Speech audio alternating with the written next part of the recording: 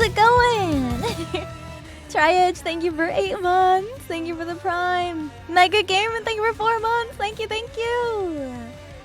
And Coach Chico, thank you for 8 months. Thank you. Hi, everyone. Hi, guys. Hello. So, as the title says, today we're gonna finish the Super Crown, or at least try to.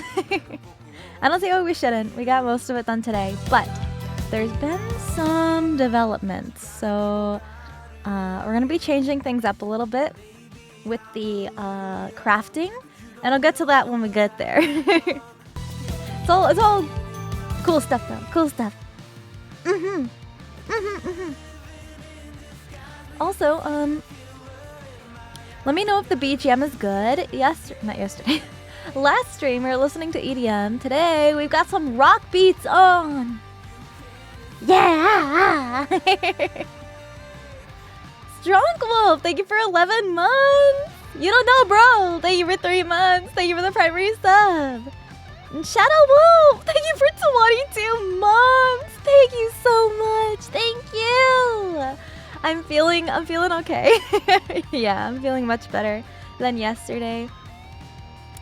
I just think that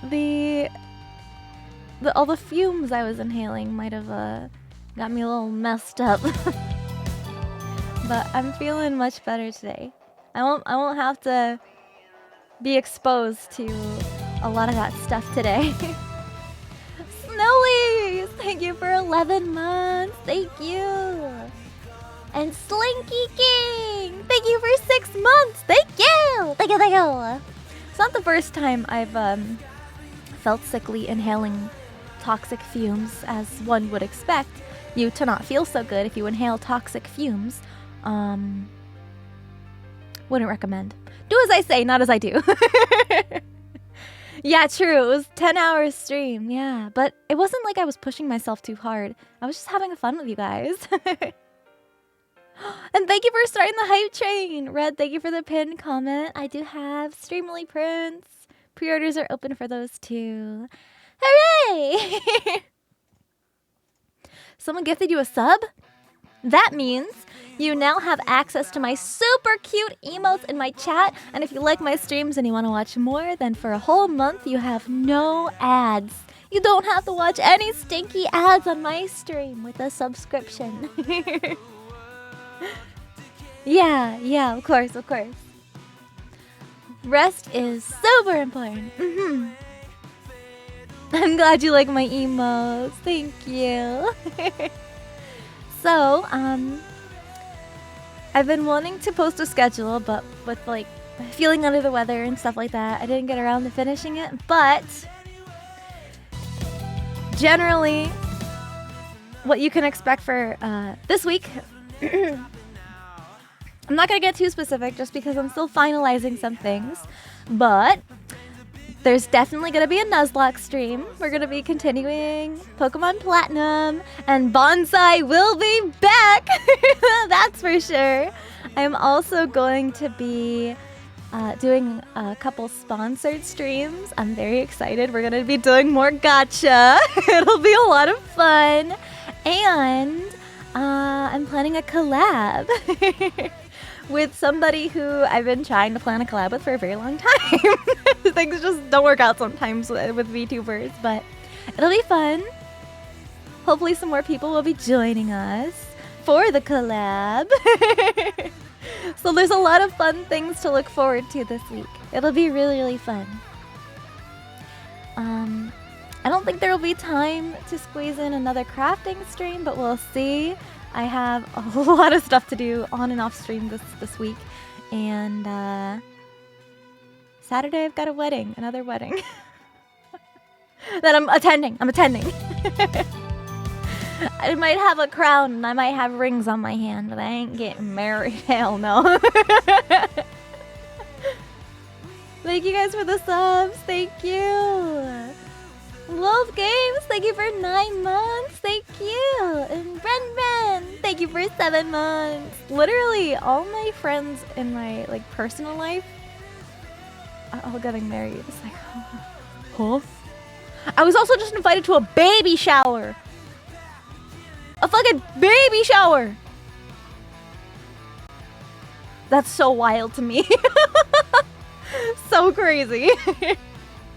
Yeah, it's like, I'm just living my best anime girl life over here. I don't need any of that stuff. I can barely take care of myself, bro. No, I'm not the daddy. Hell no. Your aunt had a baby shower? Aww, I hope it was nice. Will I attend? I would. I just don't think I'm gonna be available that day. I have to double check and get back to her about it, but unfortunately. No, it's not because of you children. I like to support, you know, my friends and stuff and be there for them. And I mean, a party's a party. But I remember the last baby shower I went to. It was kind of weird. So, like, I don't know if it's like this at all baby showers. I've only ever been to one before. And it was like, we had this piece of paper, like this worksheet. And it was like, guess what the baby will look like? Will it look more like mom or dad? How heavy will it weigh when it's born? How tall will it be? How many inches? I was like, I don't fucking know baby math. Like, I don't know how big and heavy babies usually are. And I remember, I think I wrote down, like, I don't know, 10 pounds on the worksheet, and my mom was there too. My mom was like, 10 pounds? That's a big baby. And I'm like, 10 pounds seems kind of small. I don't know how big babies are. I have no fucking idea. Like, how many inches will it be? I don't know. 1 foot, 5 inches. Like, I don't know baby math. 10 pounds is a fat baby. You were 11 pounds, Clero. Zodi was 15 and a half pounds. Zodi's like a bowling ball. Baby bowling ball.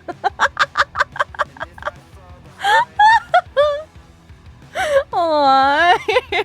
I'm sorry, I don't know much about babies. I felt kind of weird, but it was so cool. We had some cake, and we mostly just watched the mom open up presents, and that was, you know, it's like birthday parties when you're kids, you know? You have to wait for your friend to open up all the gifts and stuff, and everybody's just staring at them. But food is always good. Hi chat. How's it going? Hey! Sinder. How are you feeling? Good. Yeah. Did you get some rest? A lot. Also, I was a chubby baby when I was born. I feel like this is the case for a lot of people, but when I was younger and growing up and, I don't know, just growing up, my grandma had got my mom this long rectangular picture frame, and it had these little ovals cut out, so that way you could put in, like, school photos, you know, those tiny little wallet-sized photos, and there was a slot for like grades 1 through 12 or like something like that.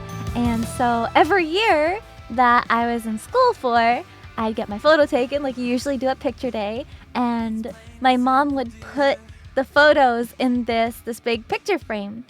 It was so funny because one year I'd be like kind of chubby, and then the photo for the next year I would have grown a little bit and like grew into my weight, so I would have thinned out. And then the year after that I was chubby again, and then the year after that I was thinner, and it kept like alternating. It's so fucking funny to look at. Yeah, picture day. Luckily the picture where I had to wear an eye patch for picture day wasn't in there, because that was kind of embarrassing. Your parents did the same thing? My grandma's also like super supportive and involved with things that I do. She's awesome.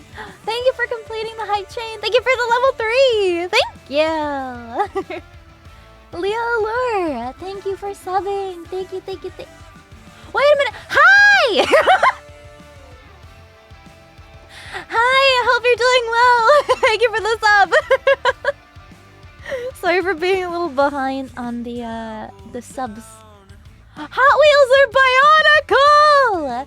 Thank you for 8 months! Thank you! Not that old of a peepee. That's,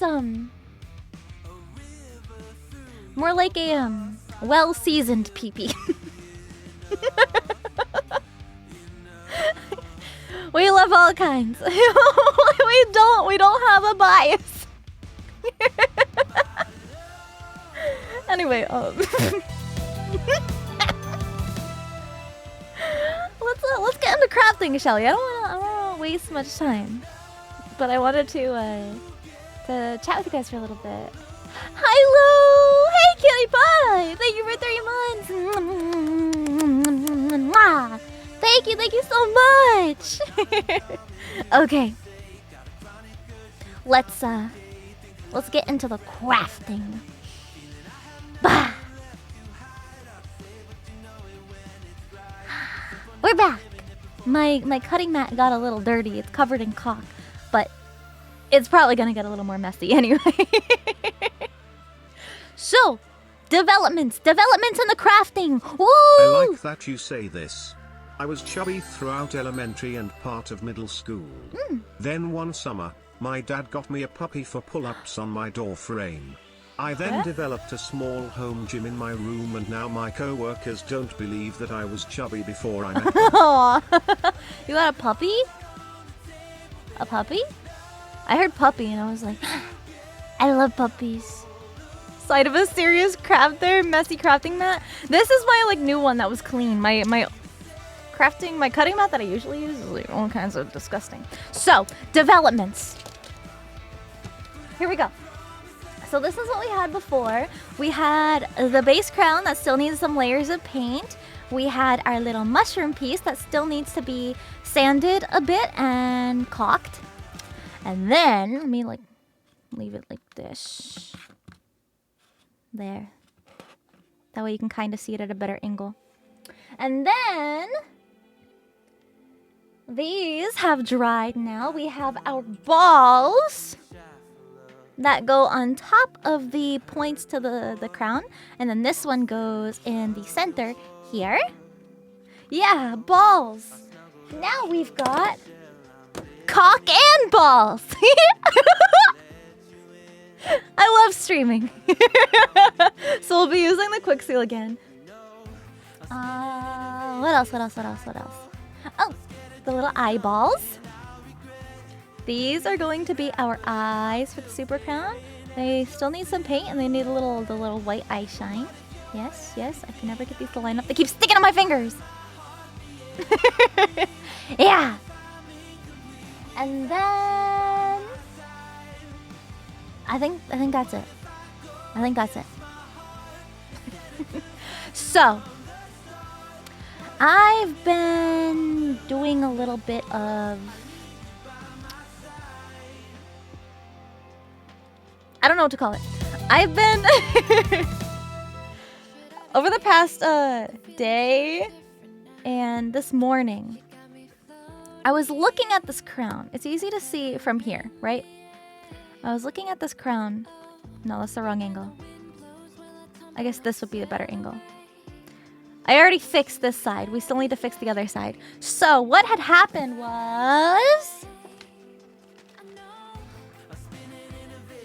my ruler. Let me get my ruler. I was looking at this crown, right? I was just looking at it. And something looked off.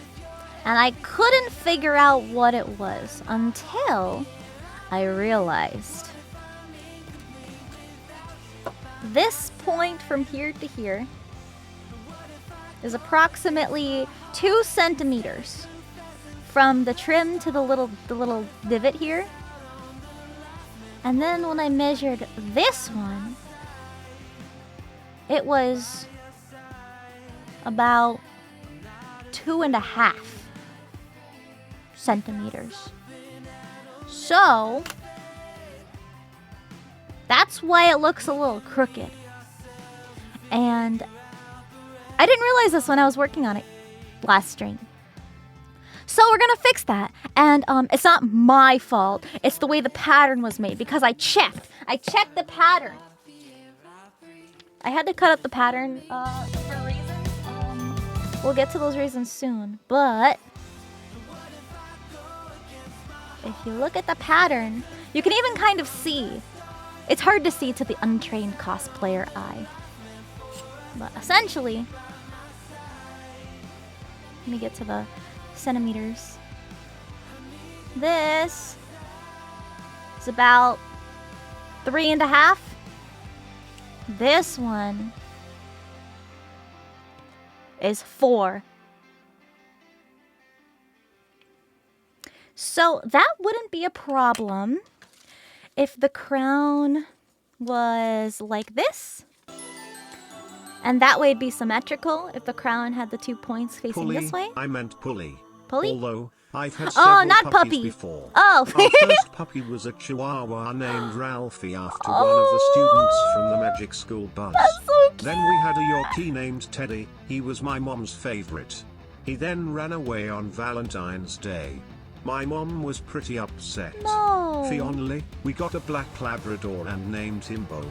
He's been with us That's for a so few years cute. now and I loved that spoiled brat. Aw. He even got his own swimming people.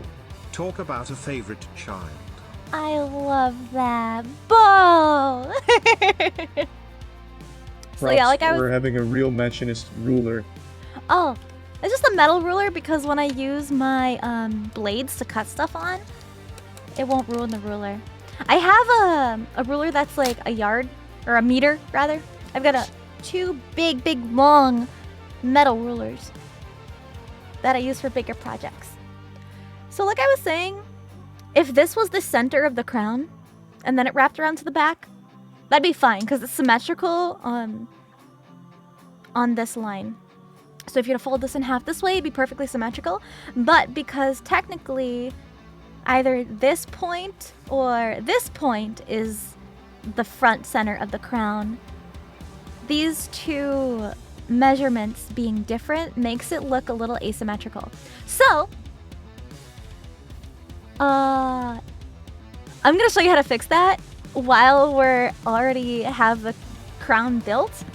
But you could easily fix this in the paper pattern process step. It'd be easier to fix it at this point in the process, but we don't have that luxury. So, we're gonna fix it now. Pretty much what I did. Oh, I'm actually gonna need the pattern still. What I did, the paint's kind of peeling in here just because the paint was sticking to itself, but we're gonna fix that too. So, this is why I cut up this pattern. So that way I could easily fit it in here and line up the angles like that. So I pretty much did that here. I already cut one of these sides, so this is the opposite side that I need to cut. So I lined it up like that. You can see that it doesn't exactly match up because there's all this space here. So what I already did is I marked with Sharpie the cut we need to make. That's also why this part of the foam here is unpainted. You can still see the white foam. That's because I cut this piece out because it was asymmetrical. So we're gonna fix it on the other side too. Okay, let me bring out my foam scissors. Snip, snip.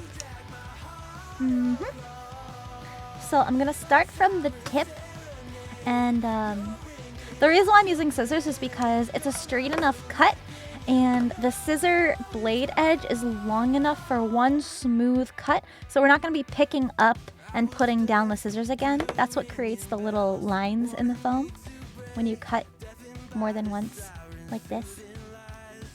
And another thing is if we tried to use a knife, we wouldn't be able to get as straight of an edge because the foam is curved already and it'd be hard to press down a ruler to get a straight edge. Additionally, we would likely crack the paint if we applied that kind of pressure to it at this stage, so we're just gonna cut it. You also want to make sure you are cutting on the inside of the line right here to get it as symmetrical as possible.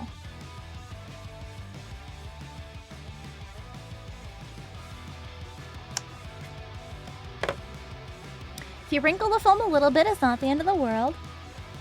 You can use a heat gun to open up, or get rid of the cracks rather.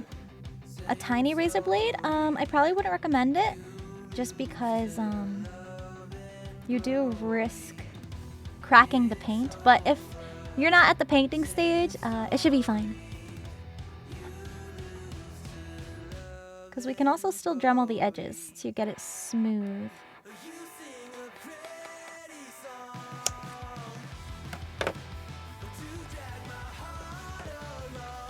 Just go in and get this tiny little piece.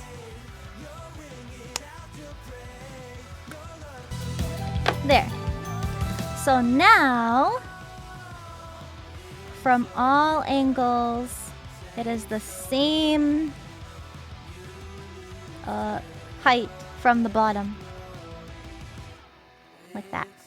So when we have our crown like this, it's symmetrical again! So yeah, I'd cut out 2 similar pieces just to make sure it's the same all the way around. Now that we did that, we can finish painting this. But I'm gonna show you the other developments that I have done with this part specifically. So we've been working on sanding down these seams and filling them with quick seal to smooth it out a little bit more. It's very hard to get a super perfect clean seam, especially with this many and this much of a complex shape. So to make things a little bit easier on us, I had a cool idea. If you think about how this crown will be made in real life, the mushroom part probably wouldn't be made out of like a metal, like a gold metal. It would be like a cushion, like a little plush cushion. So I was out running some errands today and I found this beautiful stretch performance costume spandex. Ideally, I'd probably want to scuba knit, but this will work very well. In order to get the kind of desired effect that we want, it's best to have a stretchy fabric. So this fabric is very stretchy. It's a spandex, essentially. And it's kind of hard to see, but it's kind of shiny and glittery, just like a little bit. It looks so pretty in the sun. It's so pretty. Color's near perfect too. Yeah, this color is so freaking pretty. Although this paint needed more layers, but it looks way more pastel than it is in person. This is actually a really close color match too. So, what we're going to do is stretch this fabric around the mushroom portion and have it all glued down. So that way, the seams are virtually invisible. It's okay if we have little gathers here. That's just because we're putting a rectangular piece of fabric on top of a very curved piece of fabric. So it's given that you're going to have these little puckers. However, if we keep the puckers in the curved round parts on this side, those are going to be hidden by the spikes of the crown anyway. So rather than having all your fabric bunching up in these little divots here, it'll be able to be visible. So we want the puckers to go here. But because it's a very stretchy fabric, we can also kind of stretch out the puckering just a little bit. How long have I been doing this for? About 10 years now, so I've been around. For those of you who might want to go the fabric route, just a little brief rundown of how fabric works. First of all, stretchy fabric is very hard for beginners to work with, especially when you're sewing it, just because it stretches a lot when you're trying to run it through the sewing machine. It can cause puckers in your stitches. However, because we're going to be gluing the fabric, it should be a lot easier for you to get used to the way that the fabric moves. Now, when you go to a fabric store or buy fabric online, it usually comes in yard measurements. It's not a certain amount of inches, a certain amount of feet. If you're at a fabric store, they'll be able to do the conversions for you. But typically it's sold by the yard, and the price tag will say a certain amount of money per yard. So if you look at, they're called bolts of fabric. It's either on these rectangular cardboard pieces and it's all rolled up together, or it's on this one big round roll. And normally the way it's sold is that it's doubled up. So let me refold this to show you what I mean. Pucker up Sinder 6 laugh. Great work on the crown so far. It Thank looks you. amazing. PP Gang cares for Sinder's health. Sinder 6 heart. Okay, so when you buy the fabric, it comes like this. So it's doubled up just a little bit. So if you were to buy 1 yard, it would actually be doubled up like this. That's because people usually like to have a lining, so you get like a little bit of Howdy, extra Cinder. fabric. I apologize for being late. No, don't worry about it. Thank you so much for the bits, and thank you for hanging out with me today. Thank you, Paladin. So, it's doubled up a little bit, and usually workers at fabric stores don't have a very steady hand, so it can be kind of wonky. The other side is absolutely atrocious. Hold on, let me show you this. She's like, I gave you some extra because the other side didn't line up right. So look at that cut, first of all. But then it doesn't even line up. This So she just gave me like all this extra and then started measuring from the amount of fabric I needed. So they're usually really good about that. They don't rip you off. They want to make sure you get the fabric that you need. So because it's sold by the yard, you don't have to buy exact yards. What you can do is get half a yard if you don't need that much fabric. So that's what I did. This is still way too much fabric than I need. If you kind of want to cheat the system, depending on exactly what you need. Let's say you really only need like this tiny little section right here. If you only need like the tiniest little bit, sometimes at fabric stores you can ask for a swatch of the fabric. And a swatch is just like a little sample that they'll cut off the fabric. And sometimes they'll only cut maybe this much off the fabric just so you can like get a color match. And they cut it the whole length. So it's not going to be like a little rectangle cut out of it. They have to cut the whole length to keep it nice and straight. So if they let you, and if you're lucky, you can actually ask for like maybe a 6-inch swatch. So you have plenty of material to work with here. I did that for one of my costumes, so I didn't have to really pay anything. Sometimes they'll just give you swatches for free, just because you're testing the fabric colors and the way that it moves and feels and stuff. So yeah, it depends on the fabric store, but it's worth asking if you only need a little bit. They also have, this is mostly for just cotton fabric, but if you need like a quarter of a yard, they sell little tiny fabric quarters, which is all folded up in these little squares, and it's usually with all the cotton. They organize it by fabric type in fabric stores. So if you need like the tiniest little bit, but maybe more than a 6-inch swatch, then that's also super duper cheap. Additionally, there's always sales going on. There's always a clearance section of fabric. So look there first, see if maybe you can find something that works for the project that you're doing. For my case, this fabric, usually with like a performance stretch fabric, they can be kind of expensive. This one was, I think, $17 or $18 a yard, but I only need half of a yard. And it was on sale, so I paid $6 for all of this. I love bargain shopping. I usually get really lucky at my fabric store. But the another thing with fabric stores is that they usually have coupons. So you can just go to their like online store and find coupons, and they could just scan it right at the register. You just hold up your phone and they'll just scan it right off your phone. So you can save a ton of money buying fabric, and a lot of people don't know if they're not used to shopping at fabric stores. Not just fabric stores, but craft stores, stuff like that. Even I've saved money on frames, like frames from craft stores that do framing. So like you'd be surprised with the kind of deals you can get that people may not know of. So save your money. Cyberstray, thank you for 2 months. Thank you. Storm Knight, thank you for 9 months. Thank you guys so much. DC Villains, thank you for 4 months. Thank you.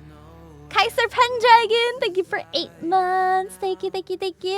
Robbie Bob, thank you for the sub. Thank you. Exon Heart, thank you for the gift sub. Thank you, everybody. I really appreciate it. The white dots, we cut those out of foam. Those are just going to be painted. I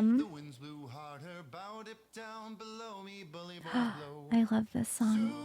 Anyway, we could cover it in fabric, but I think it'll just be easier in the long run just to paint it and then glue it on. So, this is the part that I'm most excited about. Because I have fabric, I had to get my fabric shears. So this is what my foam scissors look like. These are my fabric shears. These are very hefty. Just listen to this. Oh, they sound so cool! They're very hefty, very sharp.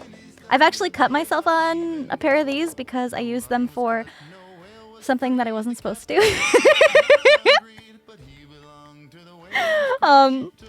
But yeah, we're gonna be using our fabric shears. Okay, so I had resharpened them because, no, not meat. I was cutting a wig because in order to properly cut hair wigs, you need very sharp scissors, and these are the sharpest scissors I had at the time. So I was point cutting. Point cutting is like if this is your hair, you kind of want to cut like this. So you open and close like this in this direction. And I was holding the hair between my fingers and I accidentally snipped my finger. So definitely don't use heavy-ass fabric shears for wigs or hair. Use the lightweight scissors that are meant to be used for hair. So another thing, one of the biggest pet peeves I have in cosplaying is wrinkles. I see so many people, so many cosplayers show up to cons, photo shoots, craftsmanship prejudging with wrinkled fabric. And your fabric can look so much cleaner, so much prettier if you just iron it really quickly. Normally what I do,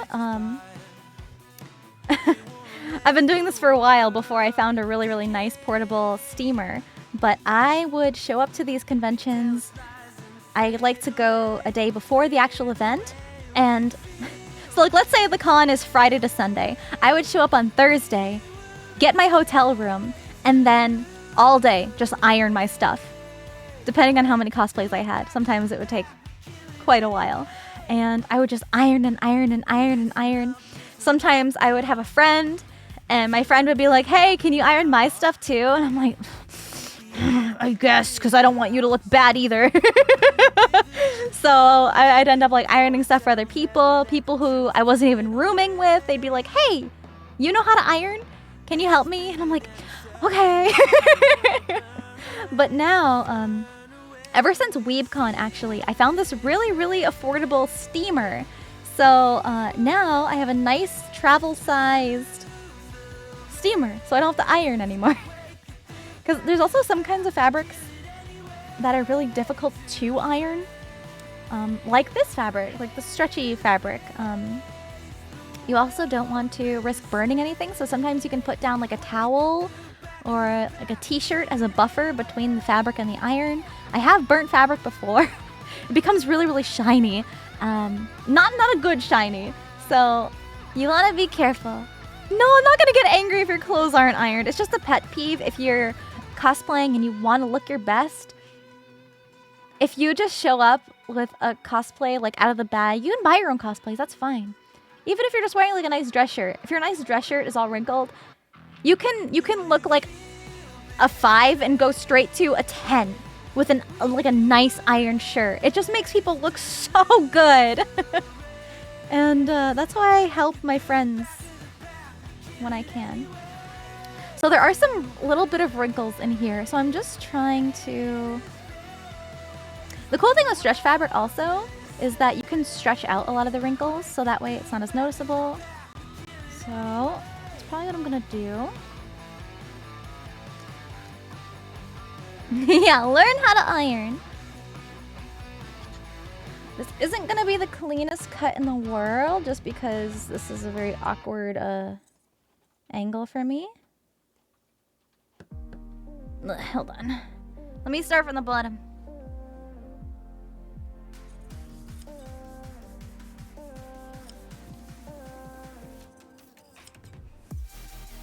There we go. These scissors need to be sharpened a little bit.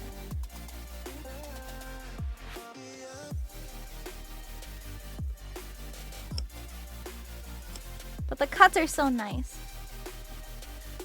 So, another thing is called fraying. Oh, you know what? Hold on. My playlist ran out. My playlist ran out last time, and I got copyright bonked for a little bit. Let's do lo-fi. So I want to make sure I change my playlist. Okay, there we go. I want to make sure I'm using stream safe music. So sorry for ending that song abruptly. What was I talking about? Fraying. So depending on the kind of fabric you're using, I don't have an example of what I'm talking about, but if you've ever cut any kind of fabric, or if like let's say you had some kind of clothing maybe rip, you'll notice these little tiny strings, for lack of a better word, coming off of your fabric. So if you were to cut the fabric, you would notice like this part right here, this would all be pulling apart, and like the weaving of the fabric would kind of be coming undone. That's called fraying. With this kind of fabric, and with most stretch fabrics, it doesn't fray. So you don't have to worry about your fabric coming undone. It's a big problem if you are sewing fabric together. If you have a fabric that's fraying and you sew, you know, seam to seam, one side to the other side like this, and you sew it, there's a chance over time that the fraying will just keep getting worse and worse and worse, and it will actually start to pull apart your seams. So you don't want that. There's other ways of dealing with fraying. There's this stuff called fray check. It's kind of like a glue that seals the edges together. There's serging. There's a serger that you can use. It's kind of like a sewing machine that wraps the edges. If you're wearing like a t-shirt or something like that, and you look on the inside of like your sleeves, and you'll notice that the seam kind of has a lot of threads wrapped around where it was sewn together. That is done by a serger. So that completely wraps the seam and encases it in thread, so that way it won't come unraveled. So technically your clothing isn't sewn together, it's serged together.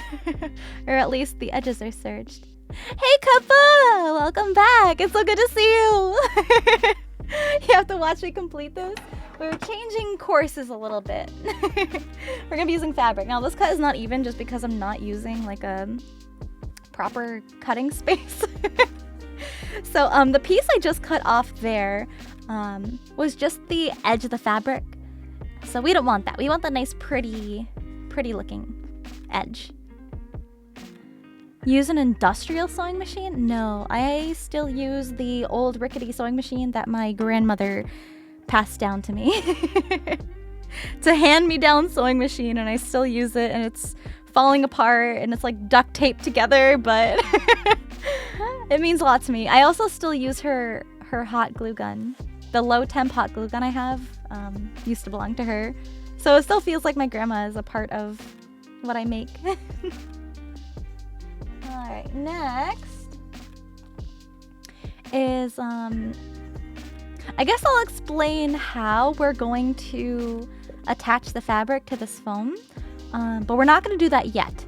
And I'll show you why. So let me just grab this. This has lasted me for so long.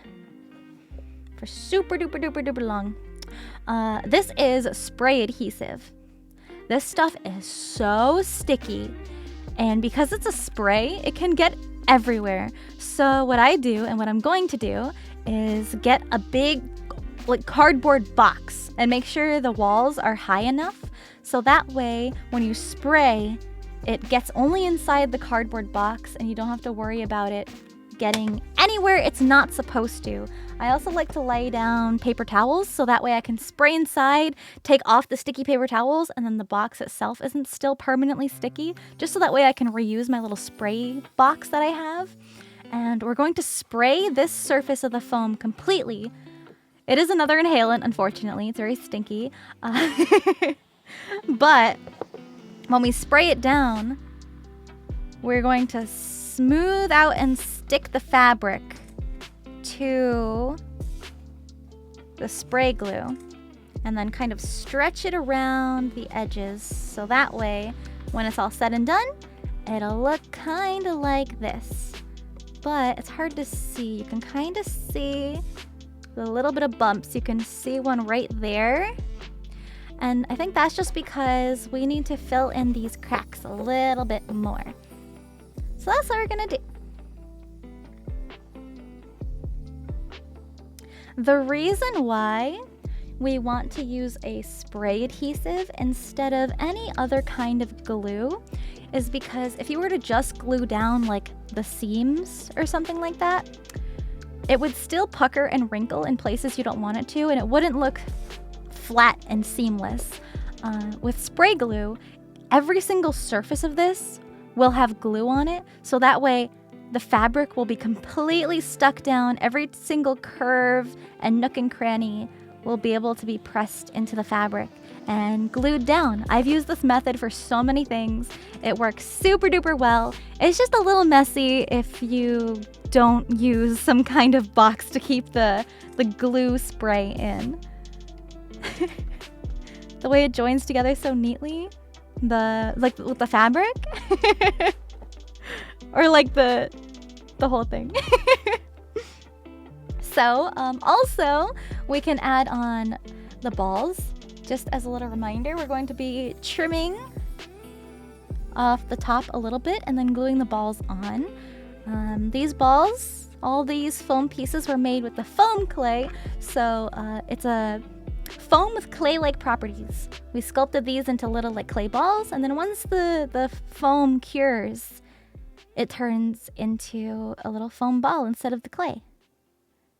Really, really cool stuff.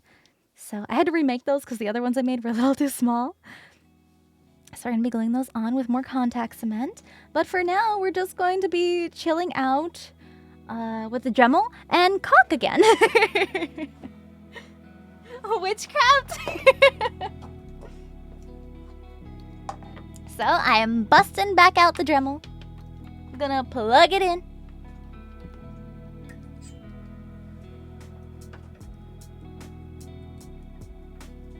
Alright. Monkey! Thank you for the 5 gift subs! Thank you, thank you, thank you! Polymer clay charms and stuff? Ooh, I didn't make charms, but I did do a lot of work with polymer clay. Actually, This is gonna sound kind of silly. My first ever cosplay was Portgas D. Ace from One Piece. He is a shirtless man, so let that sink in. And he has this necklace of beads, and he has like a little beaded necklace around this like cowboy hat that he wears. And me being the little baby beginner cosplayer, I'd never made anything ever in my life, said, I'm not gonna go buy my own, like buy beads and then string them together. No. I'm gonna sculpt them out of polymer clay, drill holes through them, paint them, and then thread them into a necklace. That shit was so fucking heavy because I used oven bake polymer clay. But that's how dedicated I've been. I've always wanted to make everything from scratch my whole life. So this is my old stinky gross, it's not stinky, it's just like really gross cutting mat that's been used many times. I'm just going to use this as kind of a surface to get a lot of the foam dust onto, so that way I don't have to wipe it off of my larger surface. It turned out pretty okay for my first ever cosplay. So what I'm going to be doing is sanding these down. You can kind of see, like right here, this piece is a little bit higher than this piece. So what we're going to be doing is just sanding it smooth so it's all one height. Because sometimes it's really hard to get the contact cement to be completely flush. So we're just going to be dremeling those down. You can really see right here, there's a pretty big gap that we need to fill. So I'm just going to be sanding down all of these, and then we're going to be filling it in, and then we can move back to painting the crown. And then by then, hopefully the quick seal will be dry enough so we can start gluing our fabric on. So just a reminder, or for those of you who weren't here for the last stream, the Dremel is a little noisy. You guys seem to like the noise of it. I can mute my mic if it's like really unbearable for some of you, but just let me know, okay? Another thing with the Dremel is that you should always keep safety in mind. So I have my clear protective goggles, and you should also wear a mask so you're not breathing in the foam dust particles. Oh my god, you're so fucking cute! Or any kind of particles that you might be breathing in when you're using a Dremel. Would it be good to fill it in on the inside? You mean like fill in something here? Not necessarily, you don't need to. Alright, let me just find where I was dremeling last, and we'll kind of continue from there. And work our way around. Need a hard hat emote? Actually, Clara made this really cute art of the Pyro Pups with hard hats. I don't know if you were like, if it was something you were gonna finish or it was just a sketch, but I'd love to show chat. I think it'd be cool to turn into an emote.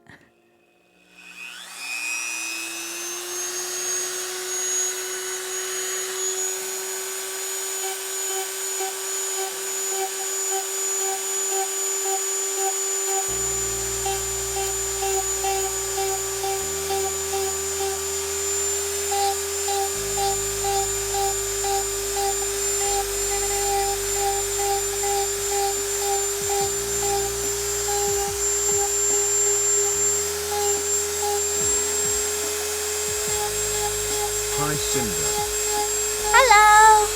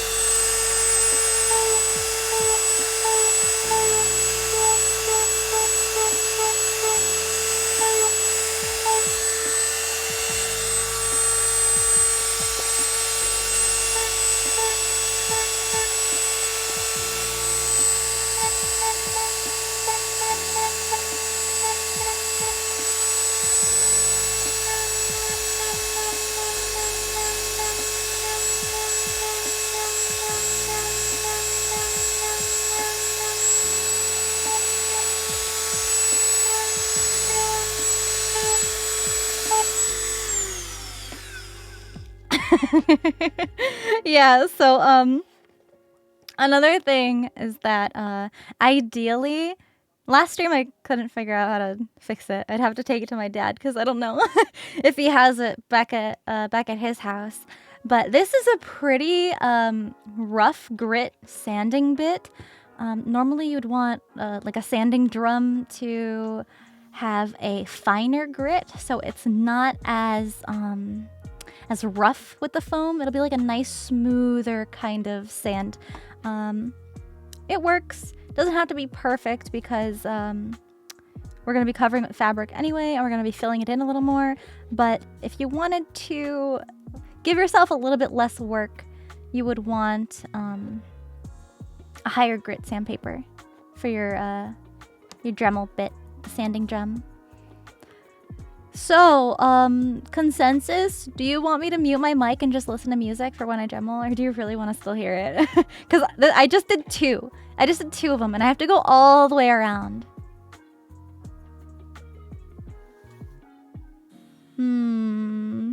You guys like it? Y'all are crazy. Okay, goose vacuum. Okay, I'll keep going. Before it gets too late and my housemates go to bed. You guys. Oh right, Sinder. Hey Ash! Thanks for the tips on making the cardboard airbrushing box Saturday. Yeah. Made one the day after and it really reduced the smell when I lacquer sprayed a prop. Nice. Just got to buy a vent fan to improve the airflow further. Cinder 6 cheer. Hell yeah, I'm so glad it worked. I'm actually using a method similar to that for spray adhesive, so I'll be doing that a little later today. But I'm so glad it worked out. Thank you. Thank you for letting me know. Okay, we keep going.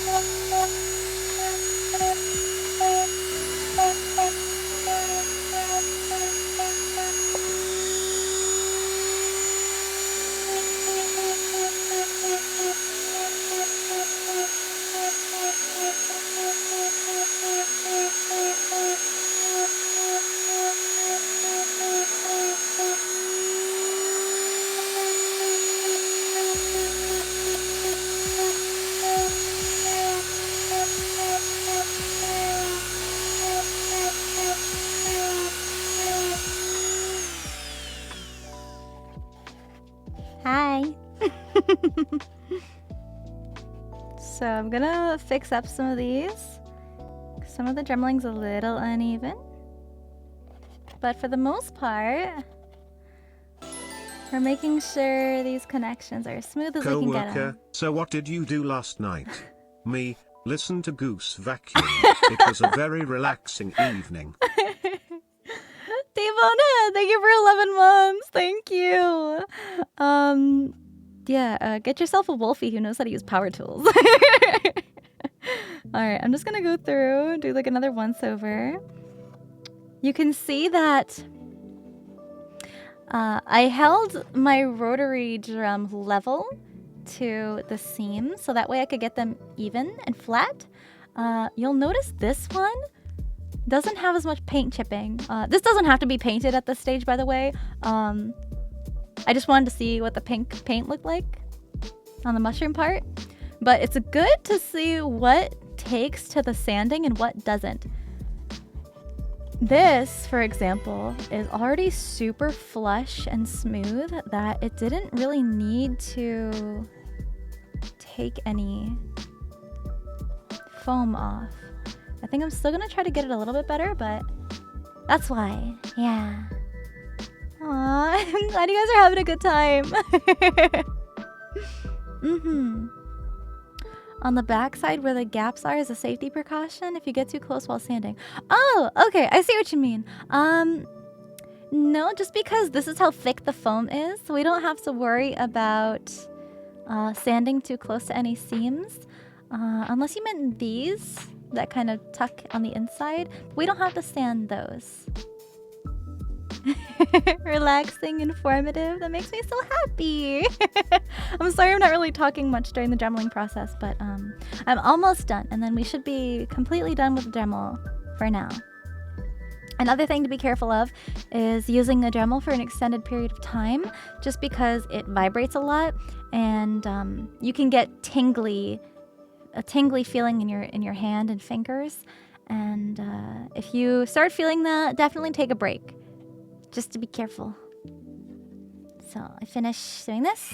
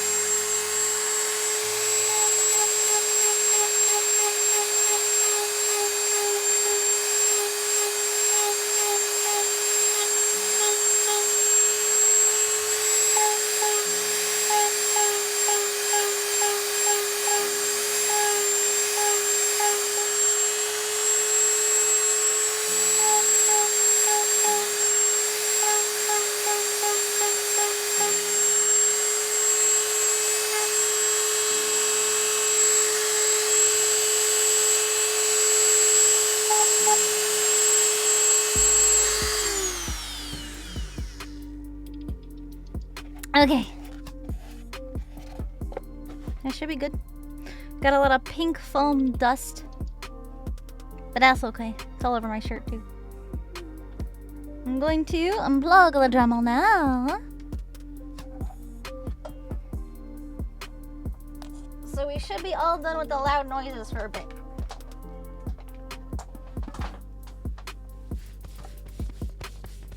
Dusty, dusty. Dusty booba.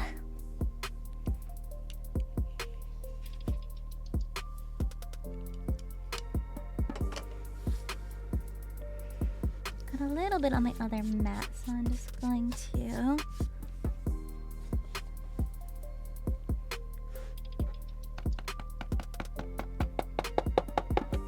Don't be sad, the Dremel's gone. No sadness.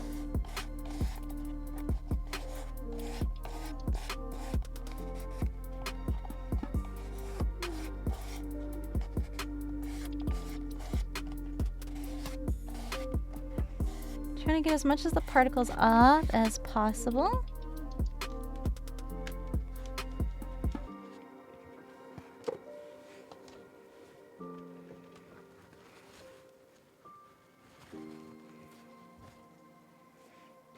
Now, bring back my cock. You wanna bite it? It's a mushroom. Also, I should probably tell you to keep in mind, it's okay if you can't get too far into the middle here, but that's okay because we're going to be covering that up anyway. So if it looks a little rough around the edges towards the middle seam here, you won't have to worry about it because we're going to be painting this and adding it to the center there. Yeah, a cock jump scare. Sorry, chat. I didn't mean to scare you like that. So, oh, hold on, I'm gonna need another paper towel.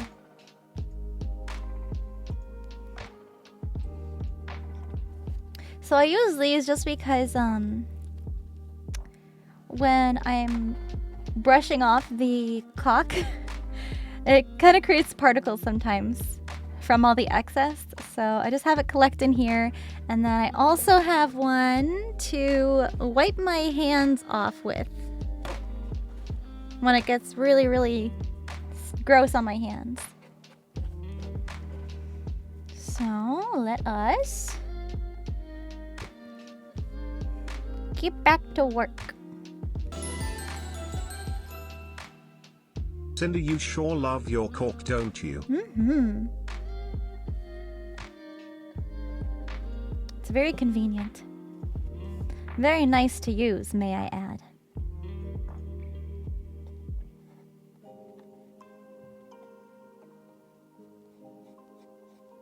So again, we're just trying to smooth out and fill in these seams.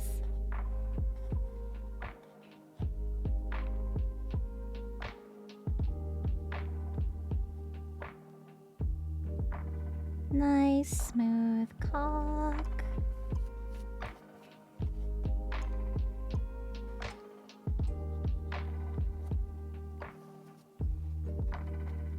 I have my cup of water here because you can smooth it out with some water.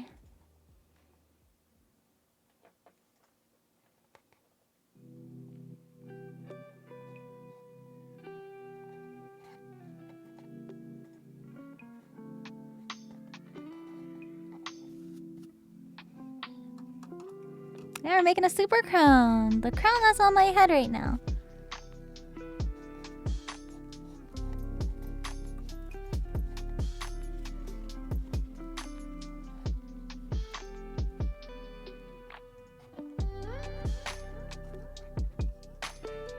So you can see that big long center seam there because we dremeled it even and now have begun to fill it in. It's going to be smooth, smooth.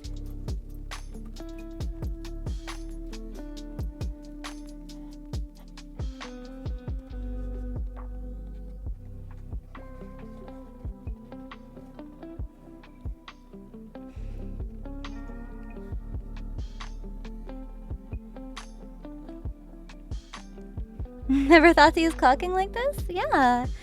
Also because it's a little bit flexible. That's why it works pretty well on foam. And it also seals in water. So you won't get like water damage. Gamersubs, thank you! Thank you so much for using my code at Gamersubs. I hope you enjoy your stuffs from Gamersubs. Your Gamersubs stuffs.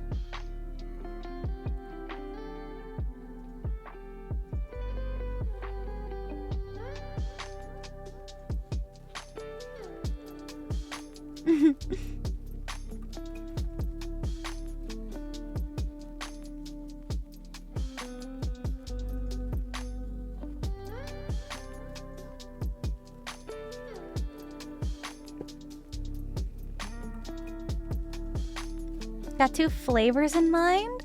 What you looking at? What flavors? Still waiting on anime thighs to come back in stock.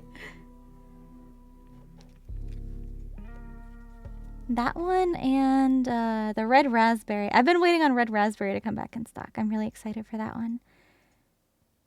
It's one of my favorites and I'm getting low, so I'm ready to restock. What flavor? It is like an orange creamsicle. Anime thigh.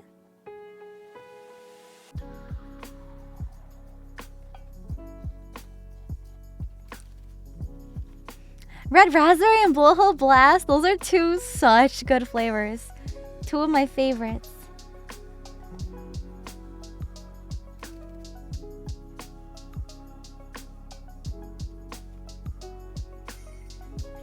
Yeah, orange creamsicle. Mm-hmm.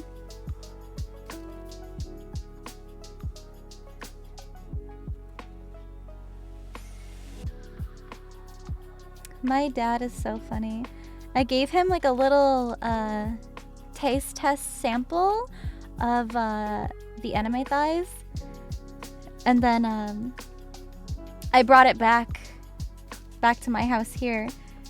And then ever since he tried that little sample that I gave him, he's like, so when are you gonna get me more of that? When am I gonna have my own tub? I'm like, Dad, I'm sorry, it's still out of stock. I can get some for you. My dad likes those anime thighs.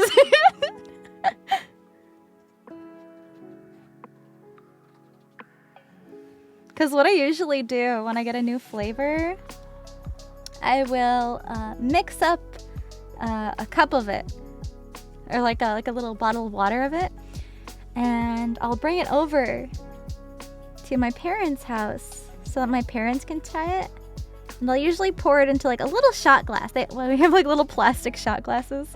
Not because they're big drinkers, but because I actually bought plastic shot glasses to use as like a part of a prop. Because they were like the perfect size for pieces of this prop that I needed. Again, using unconventional materials to make stuff with. And so I would pour some out of my water bottle into these little plastic shot glasses so they'd have like a little tiny taste of it. And because sometimes they don't really care for those flavors. But my dad seems to really like the little sample flavor I gave him of the anime thighs. Aww. Makes me happy that you guys think my dad is cool. He's like my biggest role model. Person I look up to the most.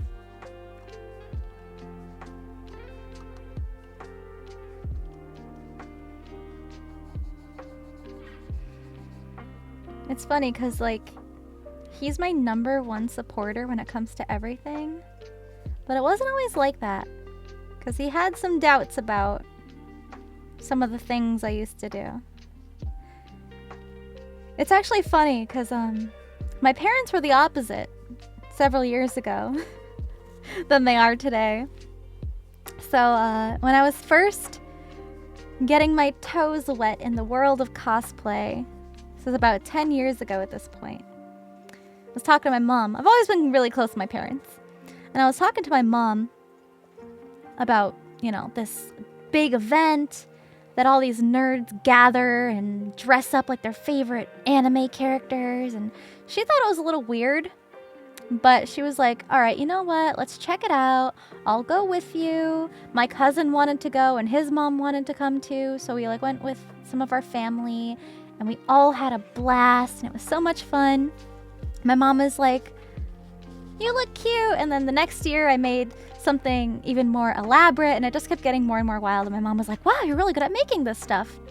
And I would often ask my dad for help because he's always been a builder. He's always been a handyman. There's like nothing he can't do. He taught me how to use the sewing machine.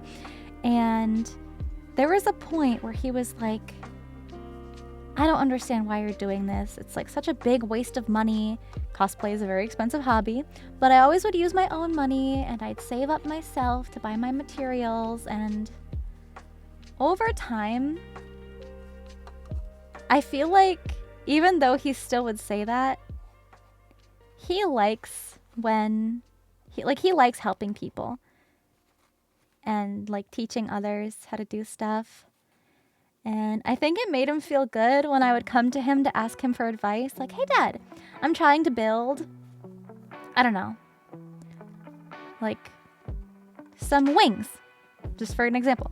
I want to build these wings. How do you think, like, what's the best way do you think I should have, like support them? Like, what material?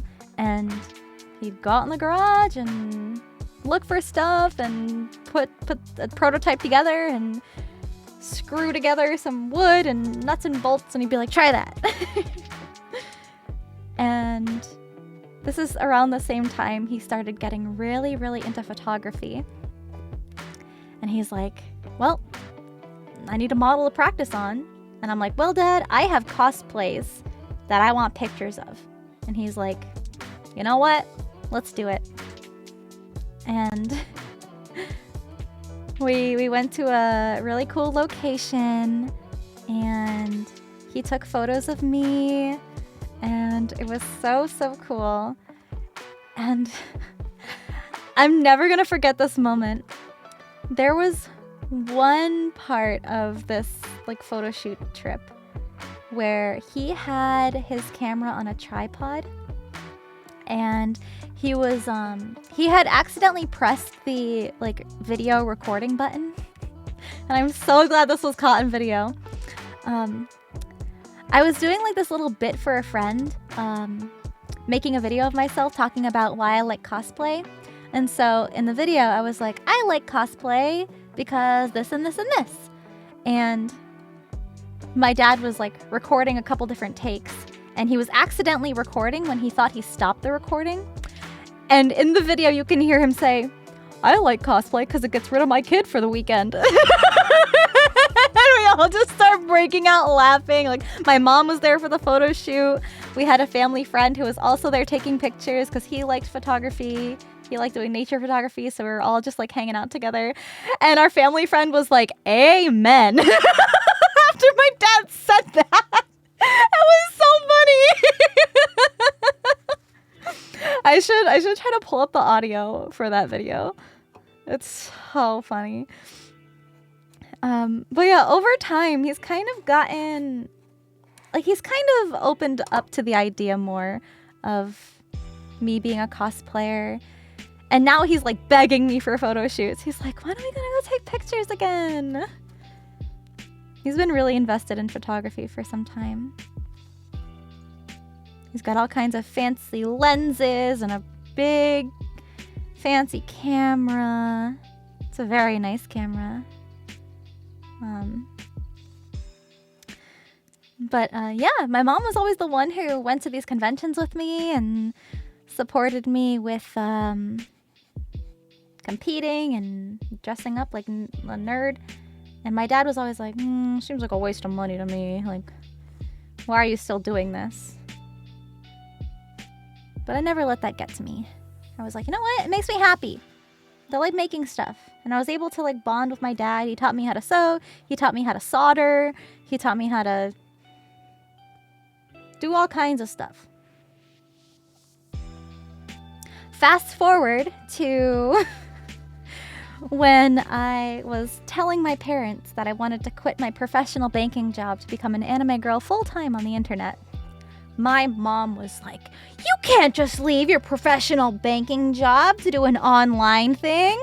What do you mean? You're not leaving your job. And my dad was like, I know you're not stupid.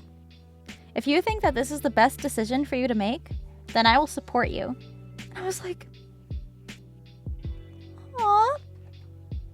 10 years ago, you were saying, like, my silly little anime hobbies were, you know, not really that worth it and just kind of like a waste of time and money. But now you're like, you know what? I've seen what you can do. You're an adult. You can make your own decisions. I will still support you no matter what. And I was like, Dad! My mom was thinking very rationally, though. She was like, what about insurance? What about healthcare and whatever other kind of stuff, adulting things that I'm going to need to take care of? And I was like, it'll be fine. It'll be fine. Yeah, retirement, exactly. But now they're both like, wow, you know what? Maybe this was a good decision that you made. You're really, really happy and you're still able to make a living, and that's really all they care about, you know. They want to make sure that I'm able to support myself, but they also want to make sure that what I'm doing makes me happy. And it should go for any kind of career. It's like what they say. You'll always hear people say, you never have to work a day in your life if you like the kind of job that you have. That's not true.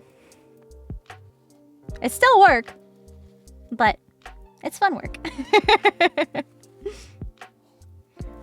Trust me, I'm super crazy busy a lot of the time, and I definitely feel that, but it's still fun.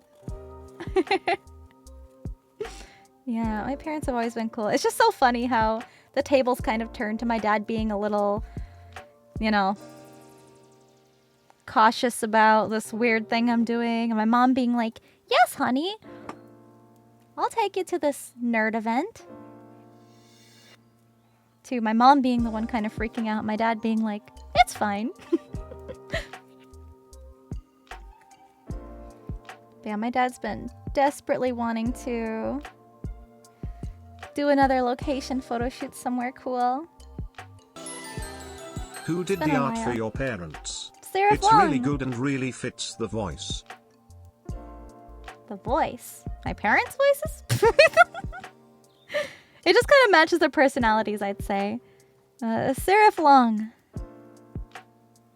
Red might actually find their Twitter and plug it in chat. But it's also, I don't know if it's still there in my credits, but he also made my PNG model when I was still just streaming as a PNG. He did that art too. So that's why I figured it would be really, really fitting for Long to draw my parents' PNGs.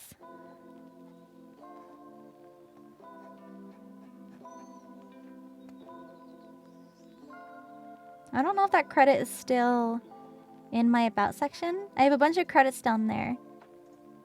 So he might still be there.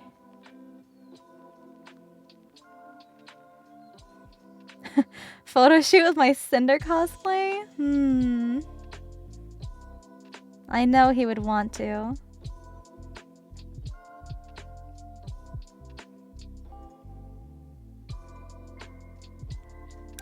I'm just unsure if I'd share those photos publicly.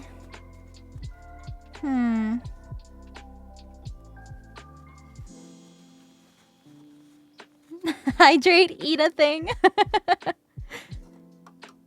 I did eat before stream, by the way. I had a burger. My housemates were cookins. I totally understand the way your dad felt about your cosplaying, because my mom was the same way. Aww. I've been cosplaying since 2010, but when I was a year or so away from college, she began to wonder when I was going to drop going to cons. But, in 2017, I finally convinced her to cosplay with me as a mom and daughter characters so she might understand, and finally, it clicked for her after seeing how people loved our cosplays. That's so now, cute. she always asks me what's next for me. I love that. I'd love to know what you guys cosplayed together. I've always wanted to get my mom involved with cosplaying with me, but she was always just like a little too shy to do that, which is fine. I also didn't really have the time to make her anything because I was always so busy making stuff for competing with. A family cosplay? Oh my goodness. I'd love that. Who knows? Maybe we'll do all of our anime avatars. I'm not sure about that, but we'll see. That'd be really cool.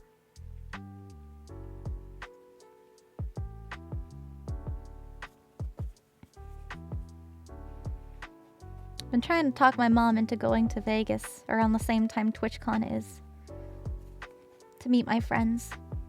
Because my mom actually went to Vegas the same time as I did when I went for Numi's birthday. She had a little birthday get-together in Vegas last year.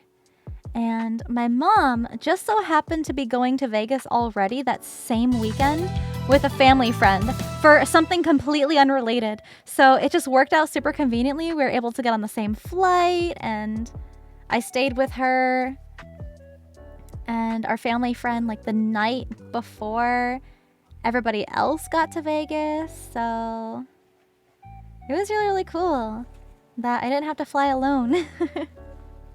Griff Maximus, thank you for the gift sub. Thank you. It's just so crazy how well that worked out. Like a nice and smooth.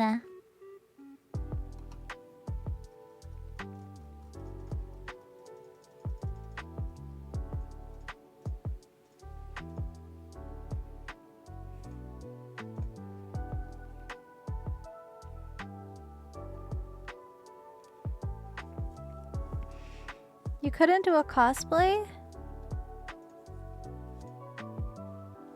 Wait, your body composition?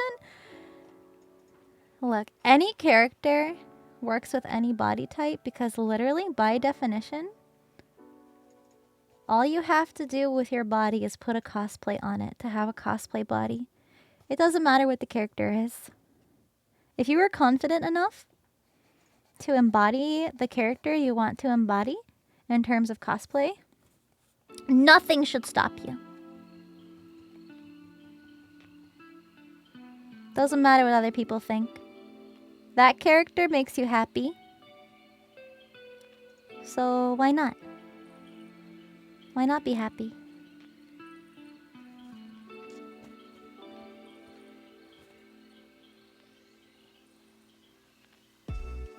I've done that. I've cosplayed characters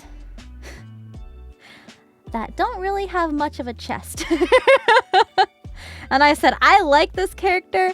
I don't care if I have boobies. I'm gonna be them with boobies. I've cosplayed male characters. I said, I don't care if they're a guy. I like them enough to want to be them.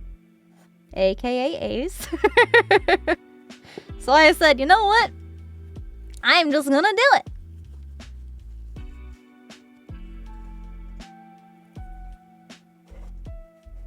Absolutely nothing wrong with that.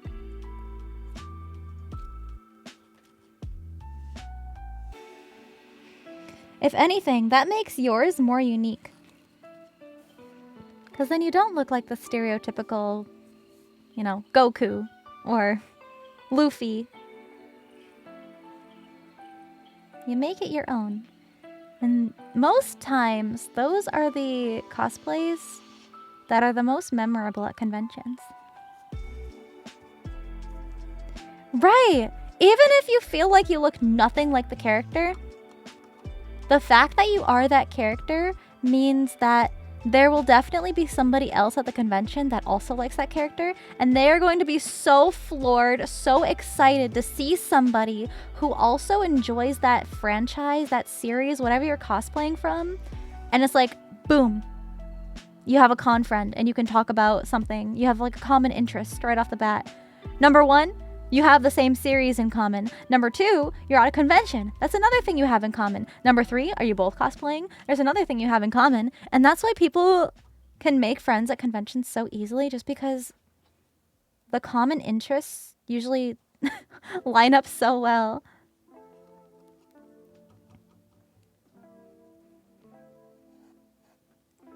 Yeah, it's in the name. As long as you're having fun in costume, that is cosplay. The only way you can do cosplay wrong is if you're not having fun. Yeah.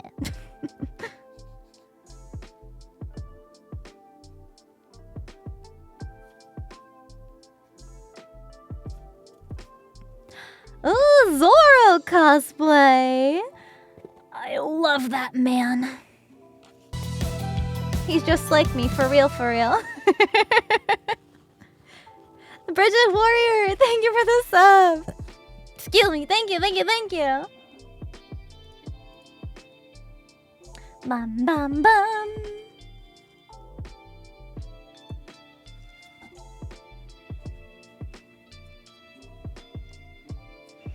Oh, just give me 1 second.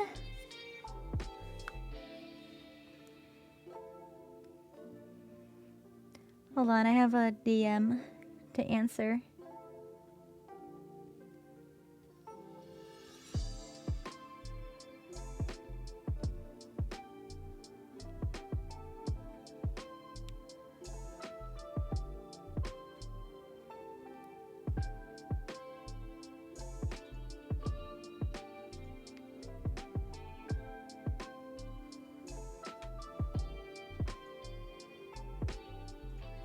Okay, sorry. We're planning collabs.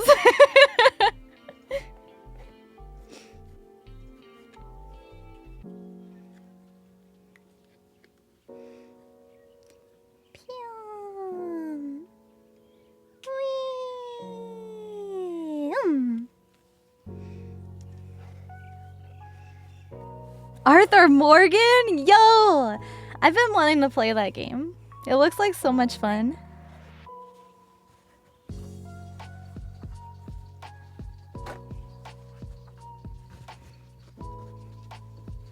Can't pick between Zoro, Frankie, and Brooke. Ooh. I can help you. I can help you decide. Are you ready? This is gonna be so easy. Alright, so we got Zoro, Frankie, and Brooke. Starting off, it's like, how experienced are you with cosplay? Have you done it before? Are you used to working with materials? Would you be finding pieces and assembling it, or would you be making it from scratch? There's a bunch of different things to keep in mind. In terms of difficulty and complexity, Zoro is a very accessible cosplay to find. You can easily buy his just straight up off the internet, and like, boom, you're done. Get a couple swords, get a few swords actually, and to me, that'd be like the easiest option. Hi Cinder, a little late, but your favorite one-eyed pyro pup is here. Hello, Cinder 6 Dawn! pyro pups, Cinder 6 pyro pup. Hope you're doing well. So the second option, Frankie. Depending on which version of Frankie you do, I mean, they're both a little bit tricky in terms of the arms. We're just gonna say it, the arms, the cyborg portions. So if you are ready to learn how to fabricate, especially from scratch, because I feel like he wouldn't be one of those characters who has like a lot of tutorials online about him. You also kind of have to be prepared to rock a Speedo. Unless you wear like, skin colored pants underneath it or something. If you don't want to have your legs exposed. And then Brooke. Do you want to be his human version? Do you want to look like a skeleton? You know, there's a bunch of different factors to keep in mind. Also, time skip or pre-time skip. So, I would decide like which versions of which character you'd want to do first, and then narrow it down from what you feel comfortable with your skill set. And, you know, if things don't work out, if you want to be Frankie and you realize, I can't really figure out how to build these arms. It's totally fine to just like leave them out, make Frankie your own, be like Kid Frankie before the accident. You know? There's a bunch of different ways to cosplay. And that was just 3 characters, and there's so many different things to keep in mind. Now you know why it's so hard for people to pick characters to cosplay.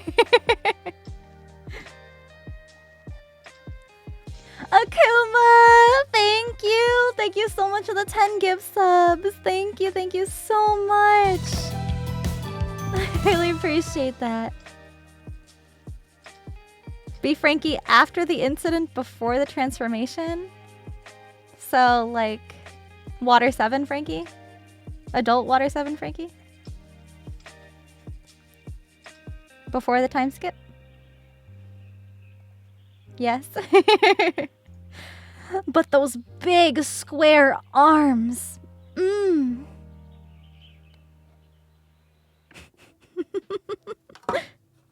almost knocked over my cup of water. Wait, no?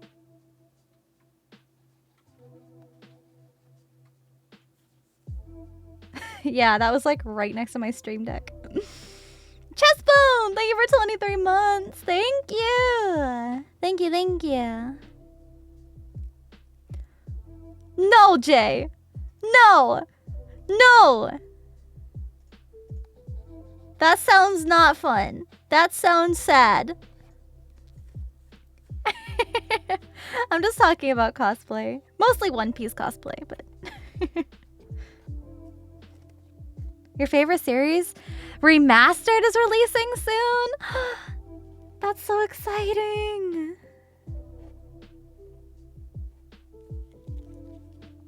People cosplay Nothing Happened Zoro? Why not C-Train Frankie? Tragic backstory, that's why. Although people cosplay Human Brook, so you know what? Free game. I fucking love One Piece. There's so many characters from One Piece that I want to cosplay.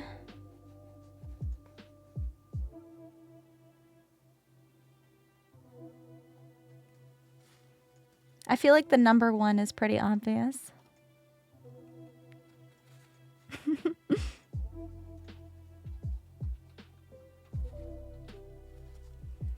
Donut Ace? No, not fucking Treble! Although maybe I will. If I ever go to a con that Alejandro's at, Sayu, I think it'd be super fucking funny to cosplay like sexy Treble. Also, that's not how you spell treble, but...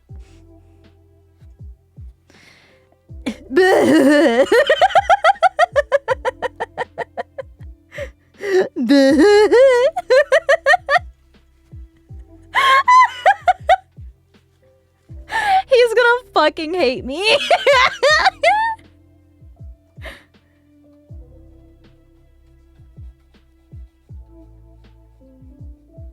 Someone clip it now.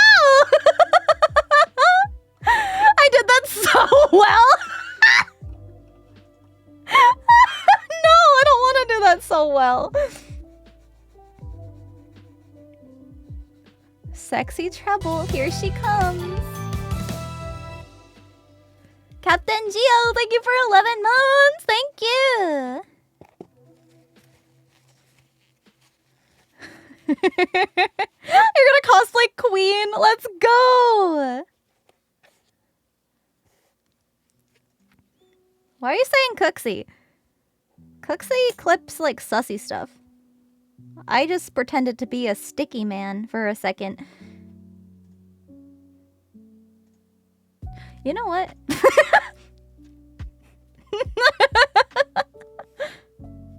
Zuma, zuma, zuma, zuma, zuma, zuma, zuma, zuma, yeah! Well, if Zodi's gonna be queen, then I have to be Yamato.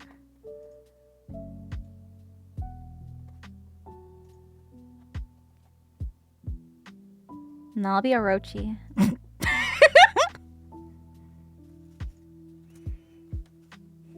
Orochi's an old, stinky, sleazy man.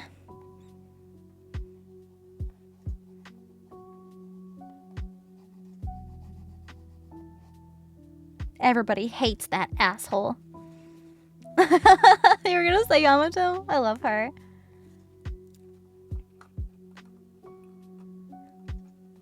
Ooh, Hawkeye. Low-key, Hawkeye? Hello.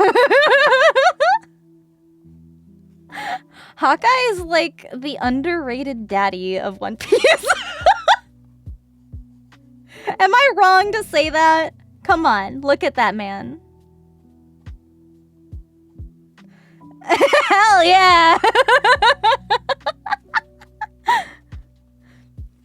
Chat, I like you. Not wrong! Underrated? No, because like I feel like, you know, people are always like into the more popular characters.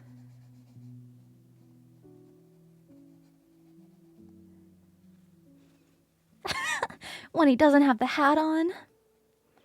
When he's sipping his tea and reading the newspaper in his castle.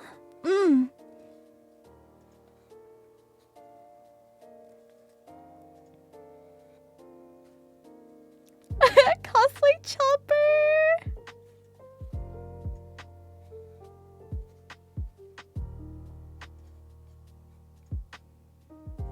Oh my god, Zodi, I don't think I told you this. I saw this cute little like plushie of Chopper at a convention, and he was wearing Buggy's outfit. I was like, that looks like something Zodi would do. Yeah. No, I swear it exists. I feel like that's an oddly specific thing.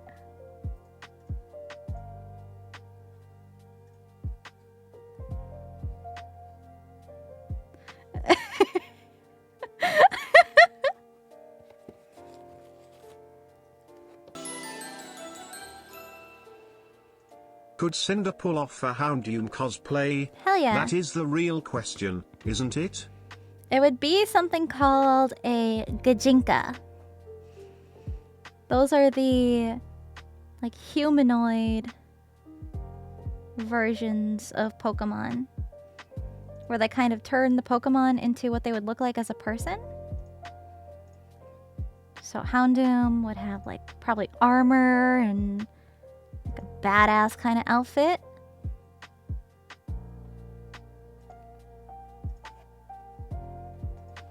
I could probably pull that off. Yeah, the horns, like metal cuffs and bracelets. If we're talking non-mainstream cosplays, I once wanted to do Choji from Naruto, the first version of him when I was younger. Oh, Choji. I love Choji. Lord of Death, thank you for the gift sub. Thank you, thank you.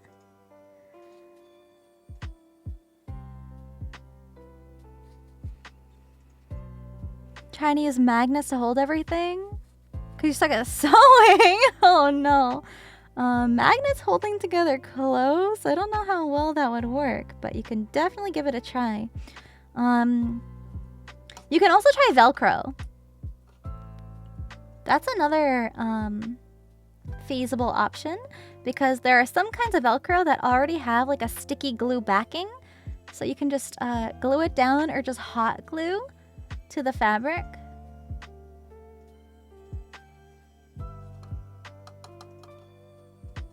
I've done that before.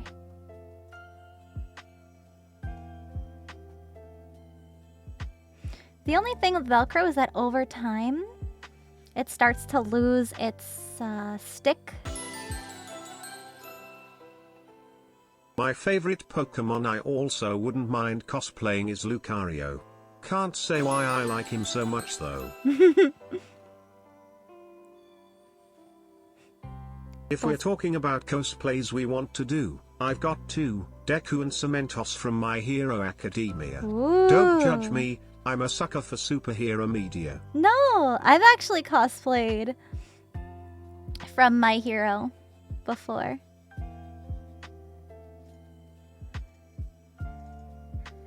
I think you guys... Yeah, Toga was one of the options for the cosplay voting, but there was one hero that I cosplayed The only too. time I've cosplayed was when I dressed up as Darth Revan from the Knights of the Old Republic games. Revan has always been my favorite Star Wars character, but that cosplay has since been destroyed by use. Aww. I still have the mask and the lightsabers though.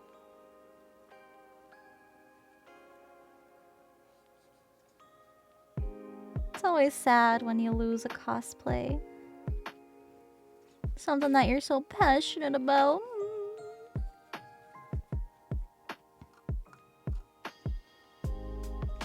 3D printing a master sword! 4 hours down, 2 more days to go. Let's go! I hope it's not gonna be a nightmare to sand after.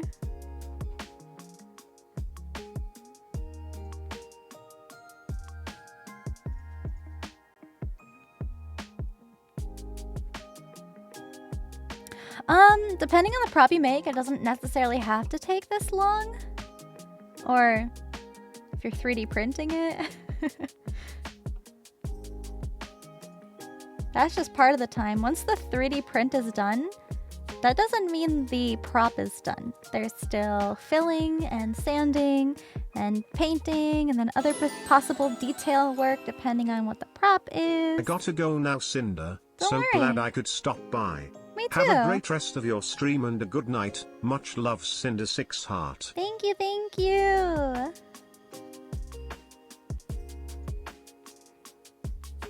Okay. Getting close to the end.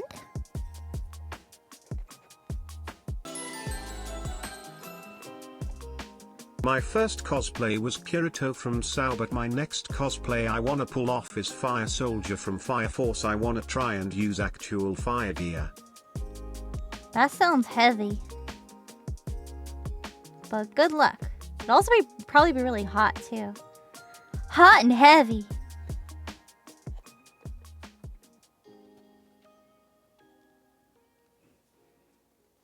I remember when SAO first came out and was super popular. Just so many Kiritos and Asunas at conventions. It was the same thing for Attack on Titan. When that first came out.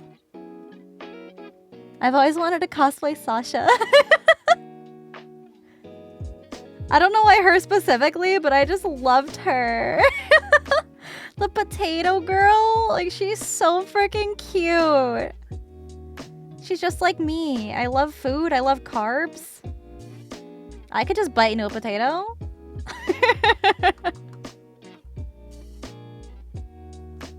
Yeah.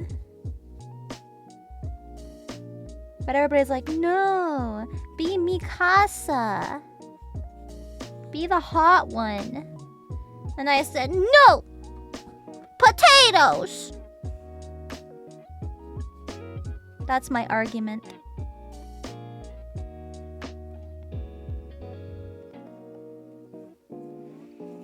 Yeah, I didn't get really too far into the series. I think I only watched the first 2 seasons. Like when they first came out.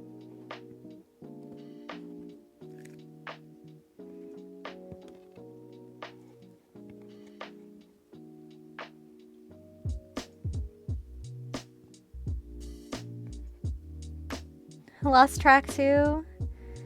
Yeah, it was like that for Attack on Titan and Fairy Tail. It's kind of lost interest.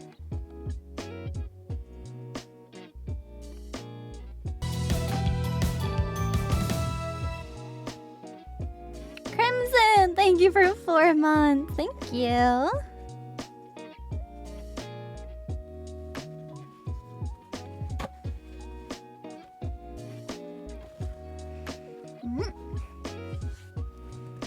I have been keeping up with Demon Slayer, though. I read the manga when it was still ongoing, because I was just so obsessed.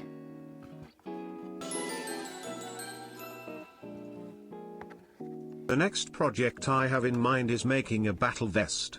For those who don't know what a battle vest is, it's usually a denim vest with rock and metal band patches, pins, and studs or spikes. I've seen those before. The first thing I know to do is add an Archspire album cover to the back.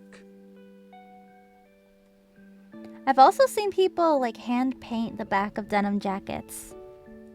And those look so cool. I've seen bleach painting on denim too. Those are so freaking cool.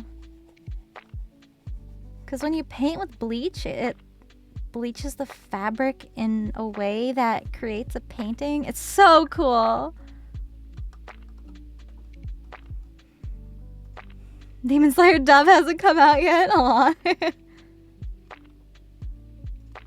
I'm too impatient. I like to watch dub if I'm working on something and I have it on in the background. But I do like subbed. I feel like it's always this huge debate. Like, it doesn't matter. Like, sub, dub, you both like watching the series. So what does it fucking matter?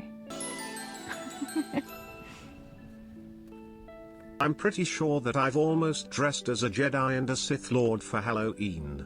Halloween. I know for certain that I've dressed as the Joker once, took inspiration from several Jokers.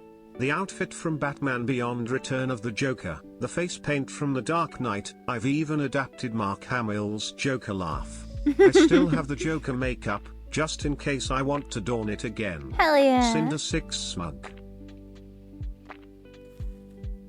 I've always loved Halloween. I love horror, I love the spooks. Definitely up my alley.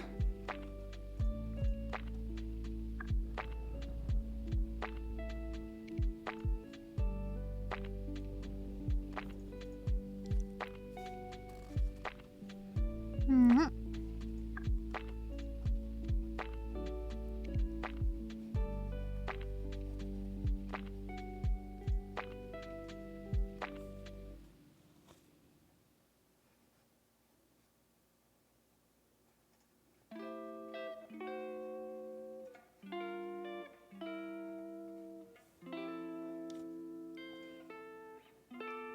Bling blong.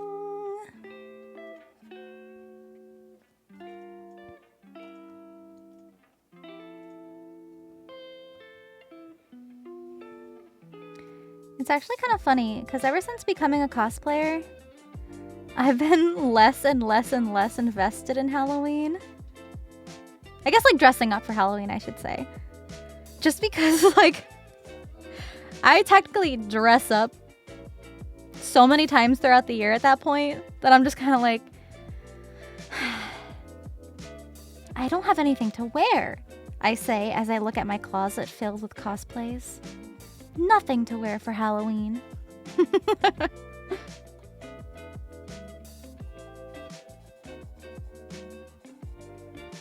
Although there are cosplays that are very much like Halloween themed.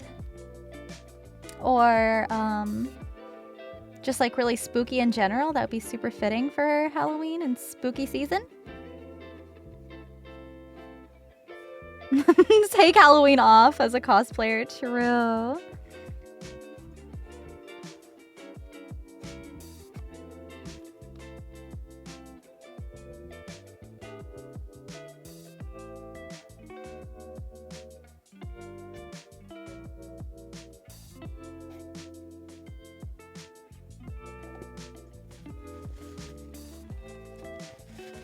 You know, I don't know if it's like Love Live or something like that. It's one of the idol shows.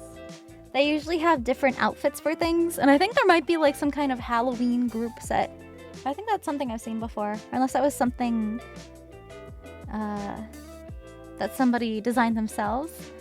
But I've always thought like those like the big idol groups that have matching outfits, like, and then these cosplayers get these big whole groups together and they're all dressing up like from the same series with all the same outfits and they're all matching and cute. It's just so freaking cute. It's so cute. I've always wanted to do idol cosplays. But I didn't really have cosplay friends.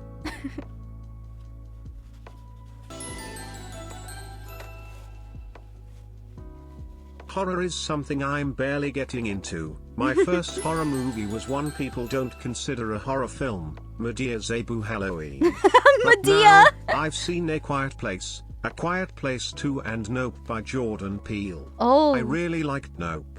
I've tried to go watch Friday the 13th, but thanks to scheduling, I didn't. I'm so invested into horror that I've written small horror stories and villains.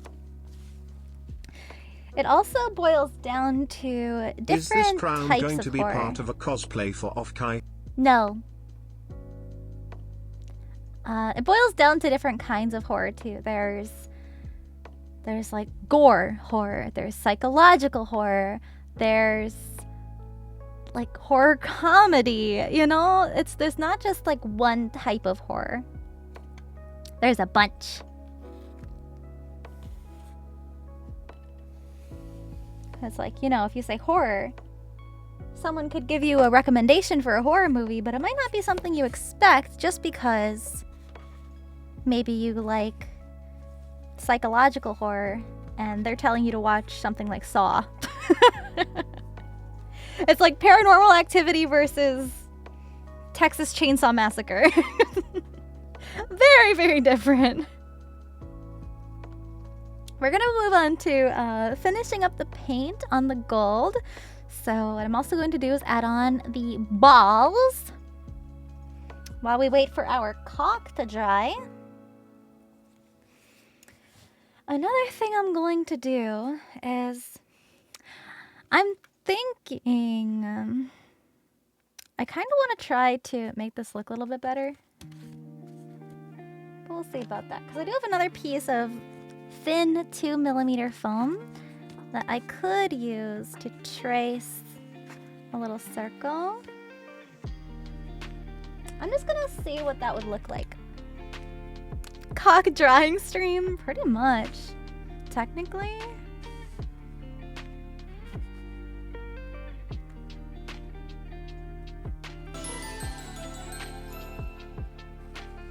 Stream has been going on for a bit and I forgot to pay my Sinder tax. I will make up for it next month. Sinder 6 There is hearts, no Sinder tax. 6 laugh. But thank you for your support. Saw's also on that list of horror movie I want to watch. Just need to find the right person to watch them with.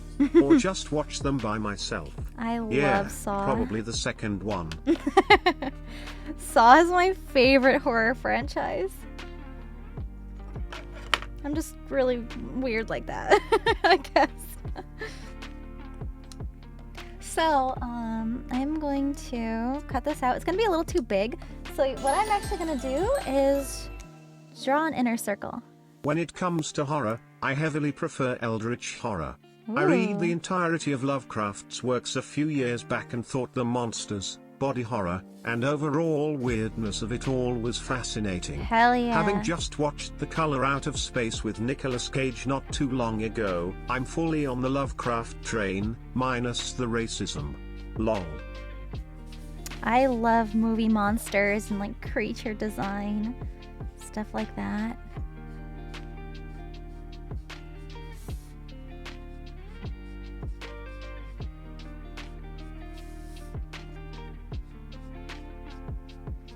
So I'm just gonna slowly work my way to make this circle a little bit smaller because we don't need it quite as big because I kind of traced around the outside of the crown and we only need it to cover a portion on the inside.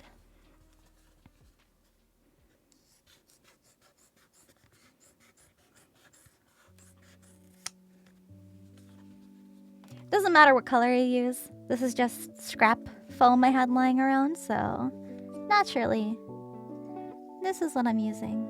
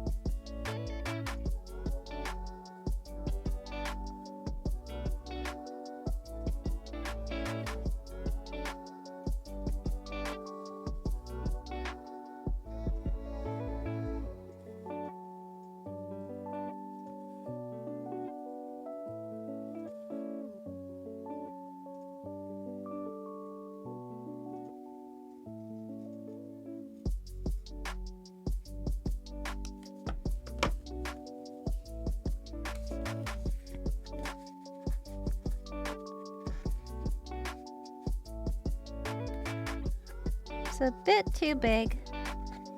So essentially what I want to do is line it up right where this foam half dowel is.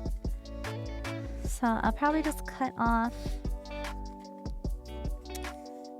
a little bit around this side of the circle.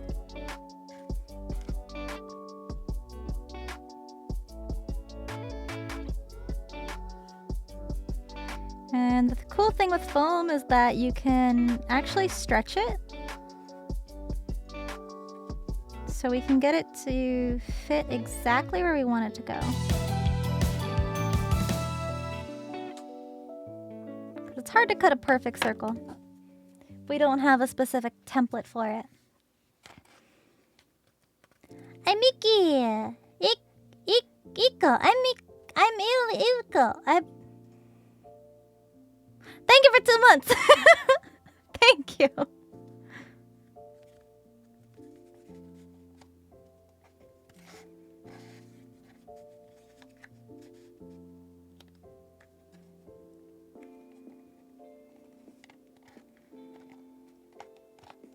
So, I think I want to do a little more.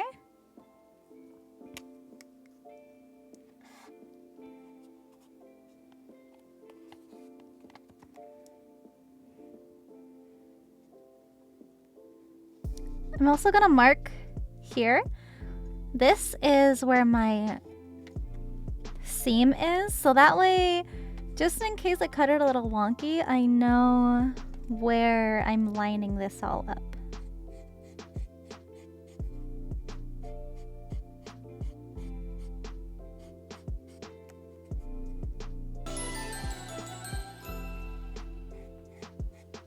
Actually, one of those stories that I mentioned that I written was actually based off of a paranormal experience of mine. Spooky. I was in bed at 11 in the middle of the night, trying to sleep, when I hear the whispers of a little boy calling out for his mother, but I could only hear it from my right ear. Those whispers slowly elevated into screams of complete and utter terror, crying out for his mother. And then, they stopped. I could not sleep for the rest of that night. It's a ghost.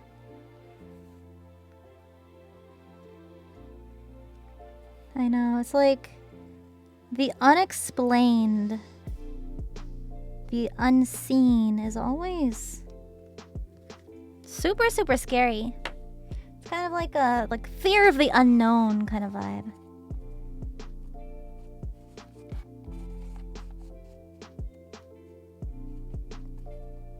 There. So I can glue down this little base here. I'm actually gonna flip it to that side. I can stretch this and glue this down. And that way we won't have these like ugly looking seams here.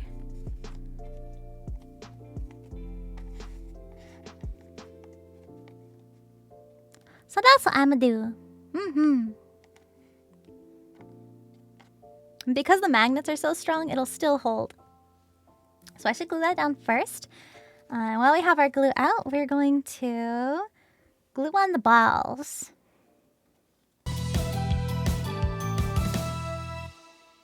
Poggies, thank you for 3 months. Thank you.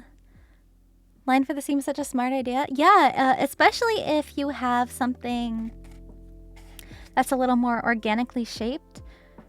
You want to mark out where everything's going to be, especially if it's a shape that could kind of be placed anywhere on here.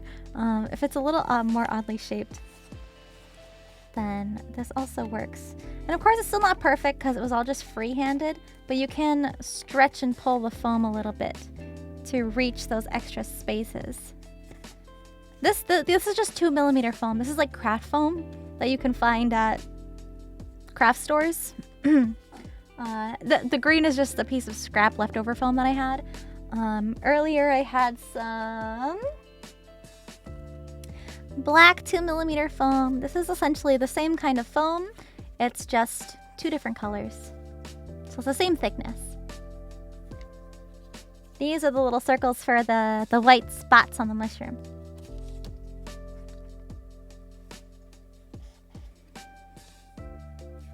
Measure twice, cut once? Not necessarily, because there's not really anything that we're measuring. If you wanted to measure, you could... Where's my ruler? Hello? There's my ruler. You know, you could say, alright, from the seam to the opposite side is this many centimeters. From this side to this side is this many centimeters. And then you could make a big X and then connect all the curves if you wanted to get exact with it. But this is going to be on the bottom. It's not really going to be seen anyway. I just like to make things look as nice as I possibly can. So for the little balls on top, I'm going to find kind of the bottom, wherever I decide I want the bottom of this ball to be, because then we're going to glue it.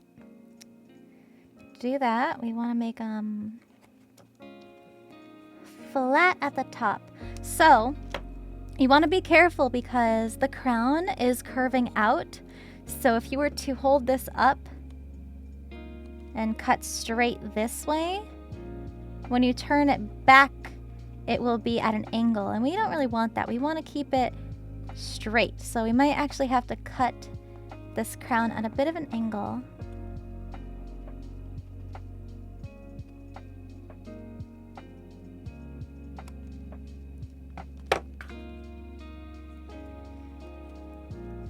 The reason why we're cutting this is so that way our balls have more of a surface area to glue onto. And even there, that's a little bit still too narrow. So let's cut a little bit more.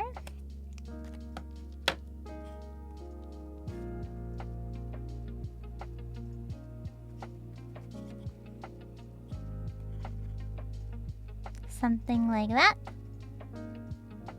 Should be good enough. So we're gonna cut about the same amount off all around. You can do this more precisely. I just tend to eyeball a lot of stuff.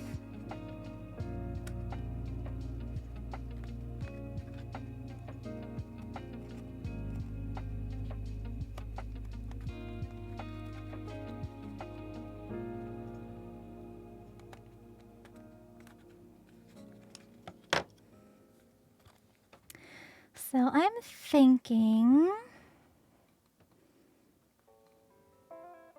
this will be the front of our crown.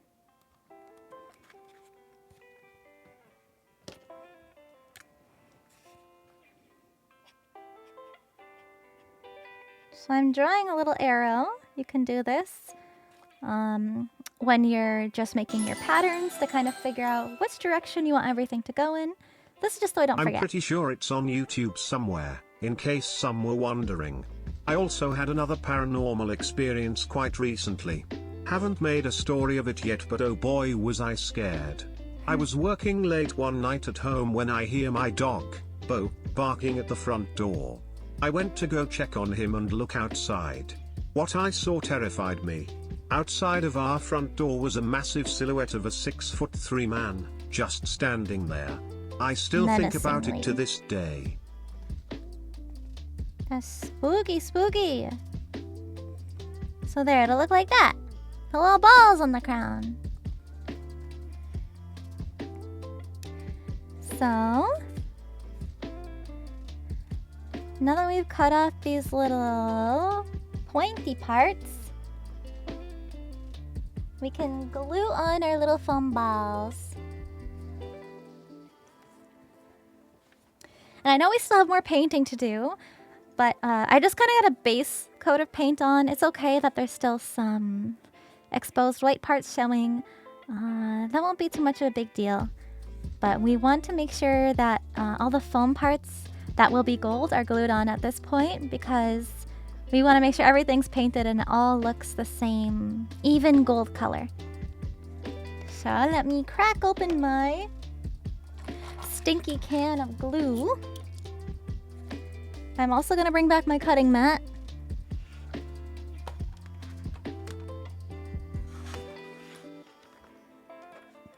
So I'm not getting glue all over my newer cutting board.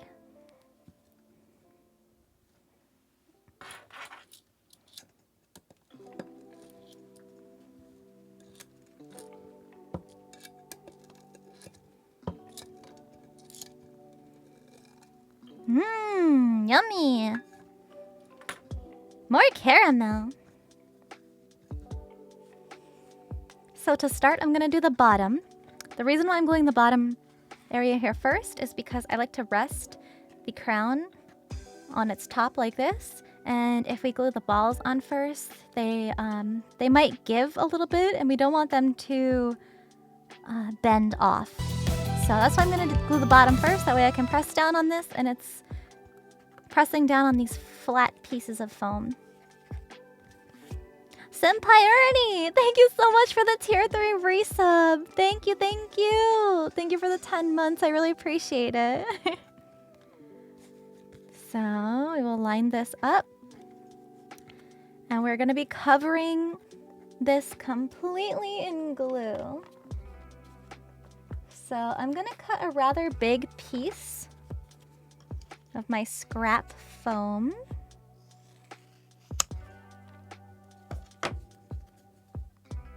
Now again, you don't want to slather this on thick.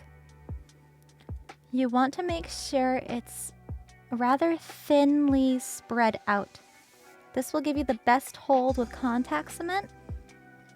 And again, with contact cement, you want to put glue on both sides of whatever you want to glue together.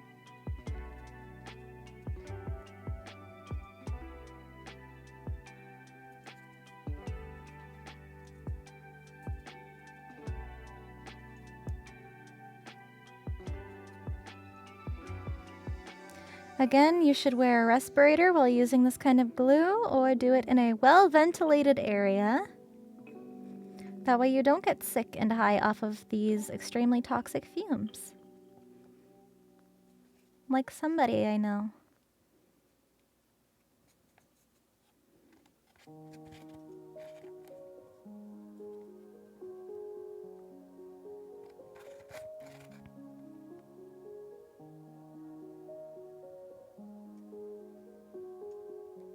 Figure with how often I use this, I'd build up kind of a tolerance to it.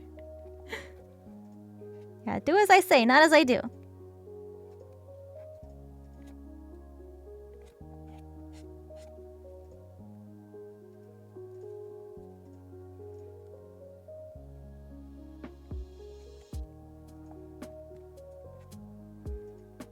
Okay. Now for the other side.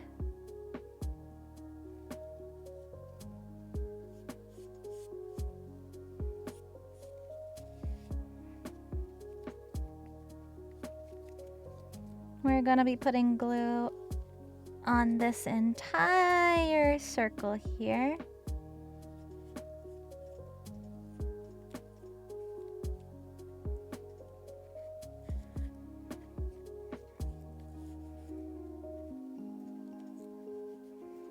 It's gonna start to warp a little bit. That's normal. That's just what happens when thin foam like this gets damp.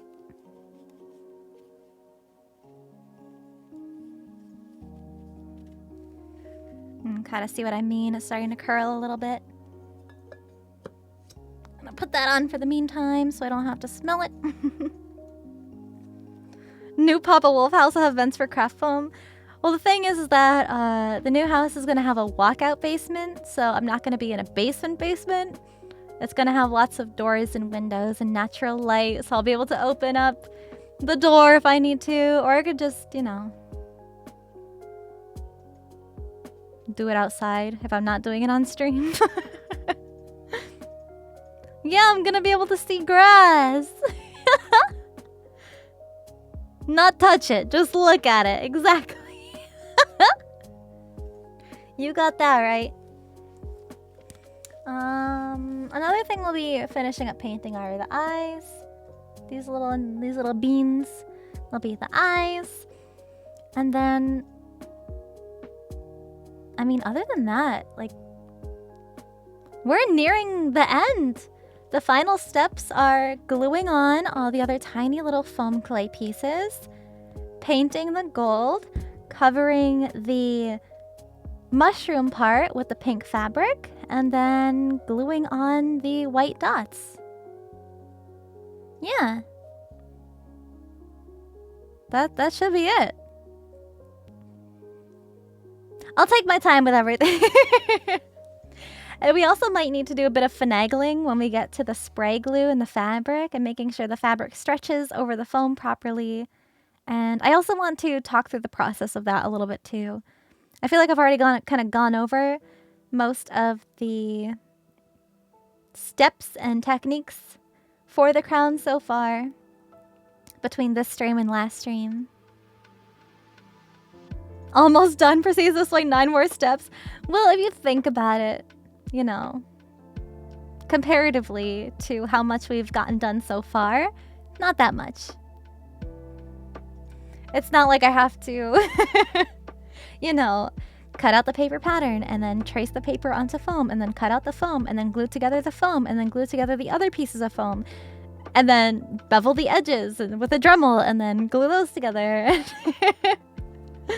We did all that stuff yesterday, or no, the day before. Yeah, 9 smaller steps.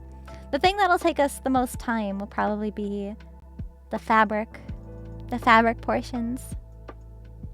Probably not another 10-hour stream today, if I can help it. Hopefully not. But we'll see. The glue is almost dry. You'll know that it's dry when it's no longer tacky. You can still kind of... Oh, this is a perfect angle. You can still kind of see where the glue has pooled a little bit. So those wet spots, we still need to wait to dry. And there's a little bit on the thinner foam. And then the magic happens. It's like pretty much an instant bond with the contact cement. It's often very hard to pry apart contact cemented seams, which is good for durability. Can I ever be patient enough for this? You can speed up the drying process with a heat gun. It's like a very high-powered hairdryer. A very dangerous tool to use. But I don't want to be using the heat gun, going back and forth with it too many times, just because I don't want to risk knocking it over and burning something or melting something, especially at this desk. If I was back at, you know, my parents' house where I normally work on stuff and I have my own kind of places to work on different things, I don't have to worry about, you know, streaming it in one little confined area. But ideally, it's also kind of dangerous to use the heat gun when I have my monitors, my stream deck, my audio interface, my iPhone for tracking, my keyboard, like my microphone, the camera, like all this stuff here. So that's why. Devil's Rose, thank you for 6 months. Thank you so much. Thank you, thank you. And Randwolf, thank you so much for the sub. Welcome. Alright. Just a little tacky. If you don't know what tacky means, this is tacky. Some of it's dry, but some of it's a little sticky to your finger. You want it to be like this. See, this is Well, not I got tacky. to get going. See you later, Cinder and chat. Take care. Thank you for hanging out today.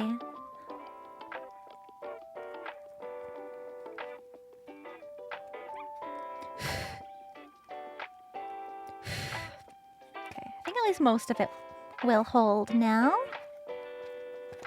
So, we're gonna line up with a little mark that we made.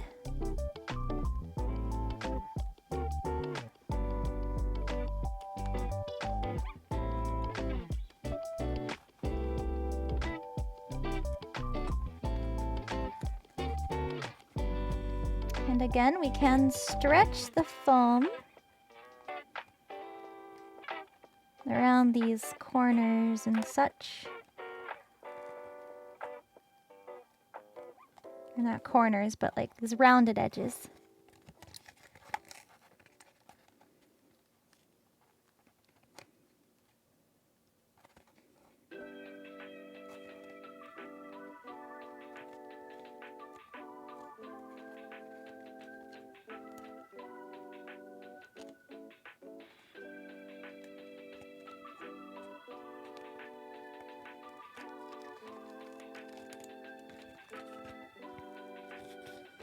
Animal Crossing music? It's just lo-fi music.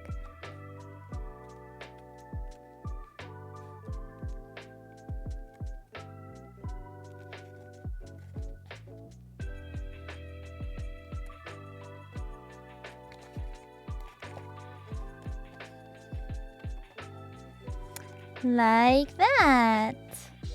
You can get an even smoother edge here because it sticks out just like the tiniest bit. You can also Dremel this to an angle if you wanted to on the bottom.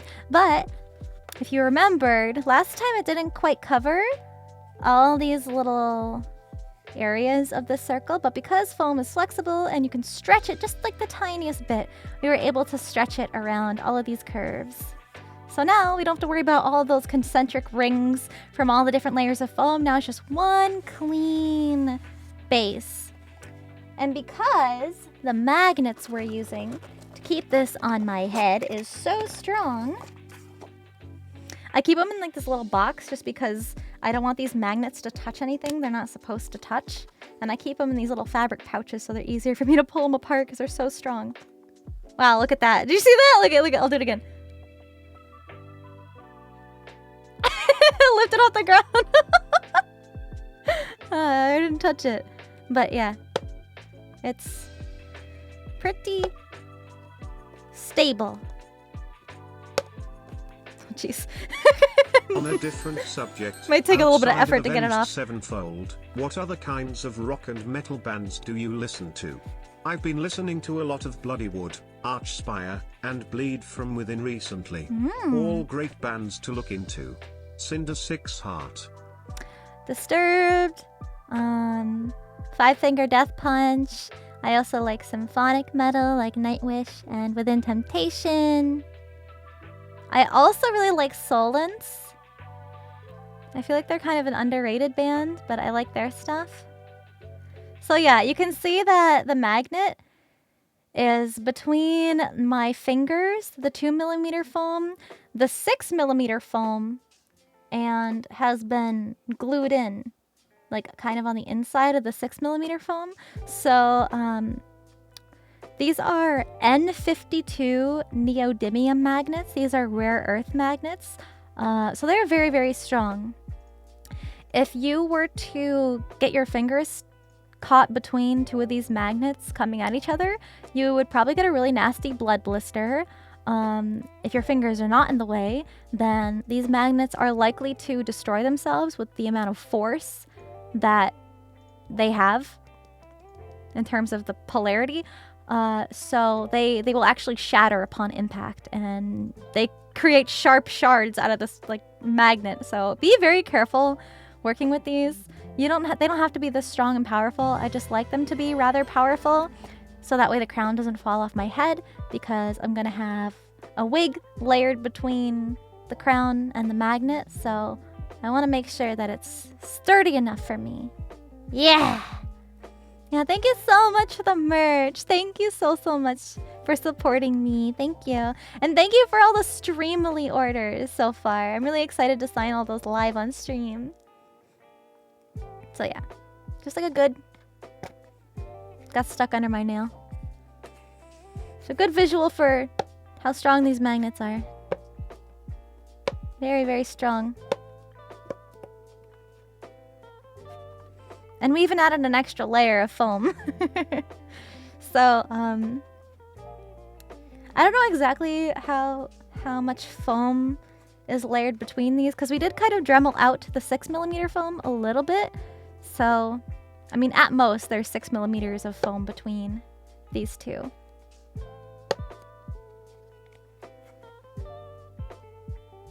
So I'm gonna put this back in my little fabric pouch that I made.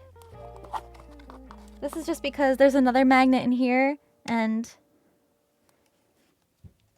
even just being this close together in fabric, I need this leverage to pull them apart, because I won't be able to get my nails underneath those magnets stuck together. And then I keep them in this tiny little box, so that way there's still like an extra layer. That way they don't stick to anything. I usually have like some kind of paper or fabric in there to reduce how sensitive the magnets are. But you can see the little divot where the magnet was. It indents the foam. Alrighty, next, let's glue on our little foam balls. I'm gonna cut another strip. I'm gonna cut a thinner strip this time, because we don't want to get too much glue on here. So it doesn't matter what side is the front or back of the crown. All that I wanted to take into consideration is the seam. Since the seam lines up on the side, you can see, because you can kind of see it. So this is where the seam is. And if this is the front of the crown, the seam is still kind of on the back side, but you could also turn it like this. So this is the front and the seam is on this side of the back. You could make it on the front if you want to, if you don't mind a visible seam right down the front. But you could also fill in this crack too with some more quick seal. So I am going to start gluing on balls. I'm gonna find the nicest looking one and put it on the front, because that's the one that'll get seen the most.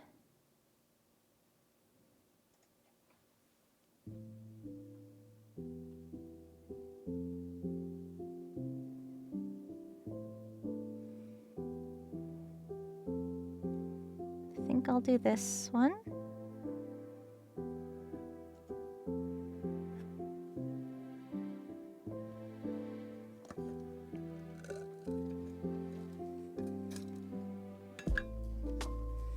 This might be a bit of a slower process because I'm going to have to hold these in my hands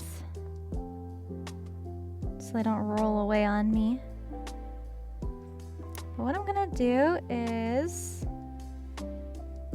kind of line them up where I want them.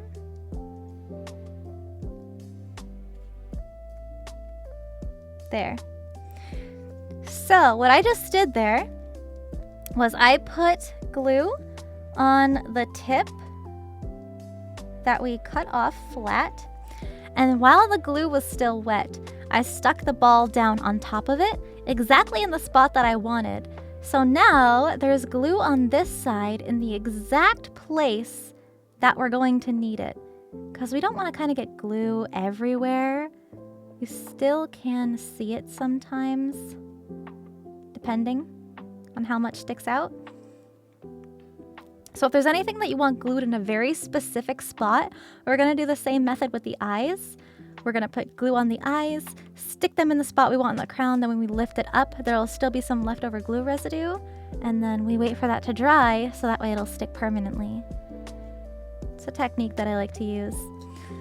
Because if you didn't really know where exactly on this ball you wanted to glue, you might glue in places that don't need it, and then you'll be able to see kind of messy glue spots. We don't want that. Proper airflow in a mask when you use the glue? You absolutely should. If you don't have a respirator, you should be using this glue in a very well ventilated area.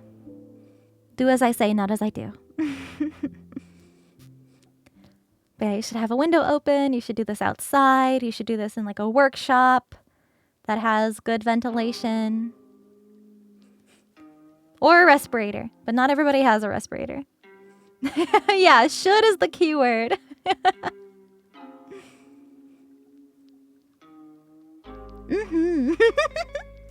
So we're just gonna wait. It's not too much glue to dry. It's already almost completely dry.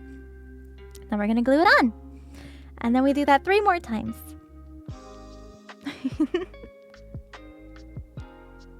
Work with the stuff a lot? So you know how stinky it is. My room's not properly vented? I work in a basement. So I have tiny little basement windows open. So no. But it's okay because not every project I have planned for these streams will be using this glue. Other projects will just have like hot glue or super glue. It's almost done drying.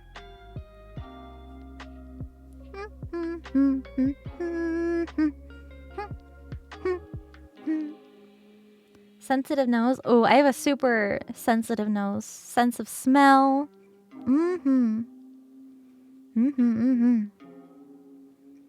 Toothpicks or wire for supporting pieces.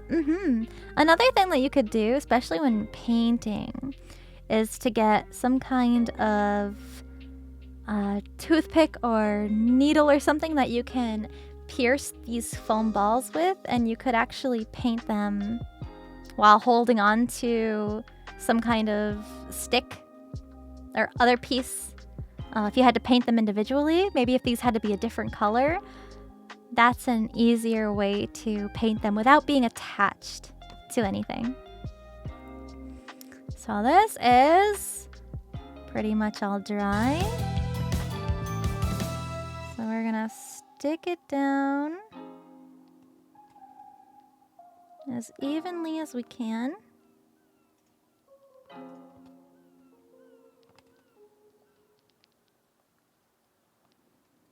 And we've got a little ball on the end of our crown.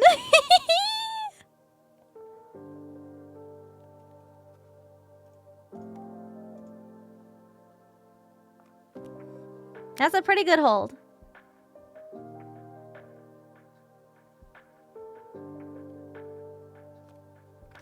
Now we can do the rest. Yeah, ball!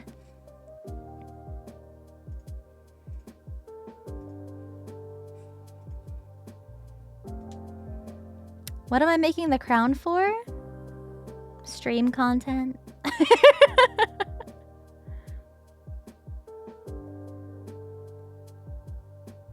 Let me see.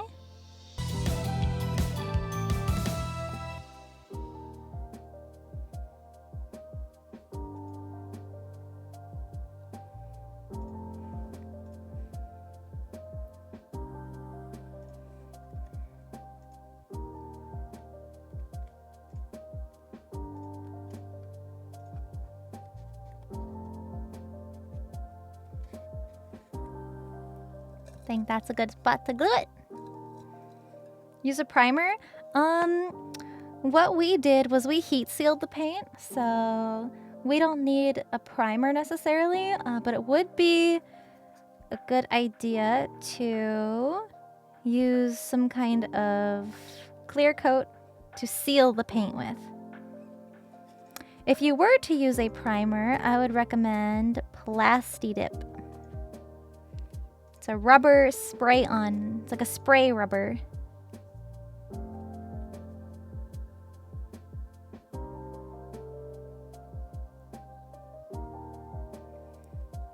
I'm just trying to thin out these glued portions here because we don't want the glue to be too thick.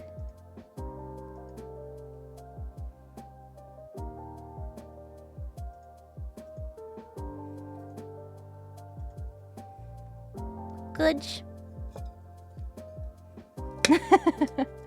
Seem like I've done this before? Only for about 10 years, yes. I have lots of experience crafting. I do it on a professional level. Anonymous, thank you so much for the gift sub. Thank you. Moby Dan, thank you for the tier 3 race sub. Thank you. Thank you for 7 months. Thank you, thank you. Yeah, I'm very experienced.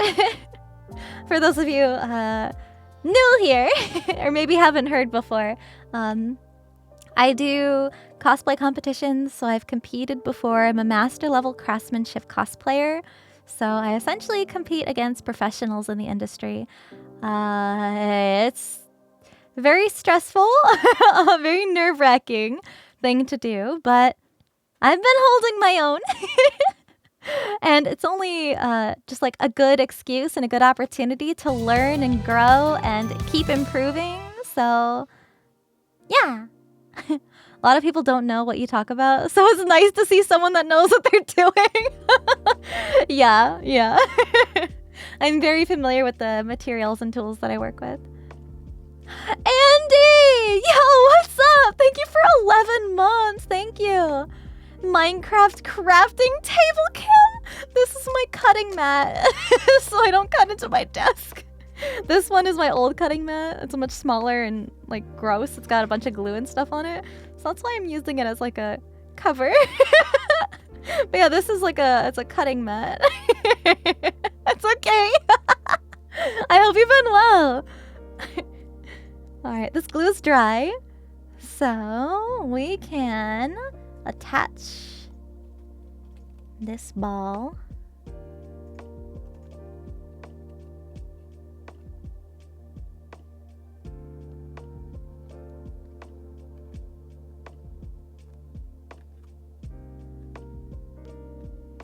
Wow. Wow.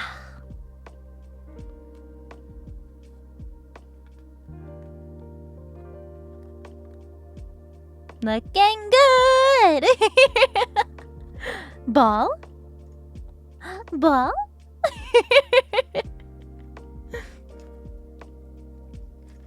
This is where it really starts to come together, huh?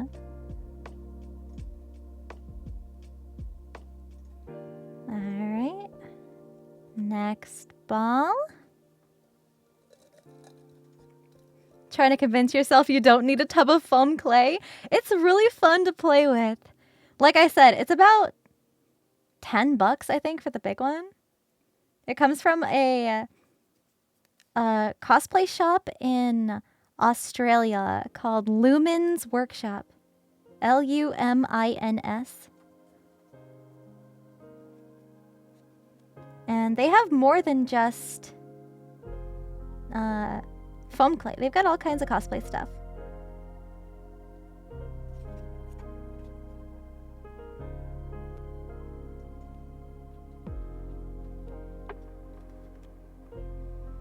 There. Smooth out the glue. Because you want a nice thin layer of glue for the strongest hold, which seems kind of counterproductive, but I promise that's how you use this glue. Don't cosplay, it just looks fun.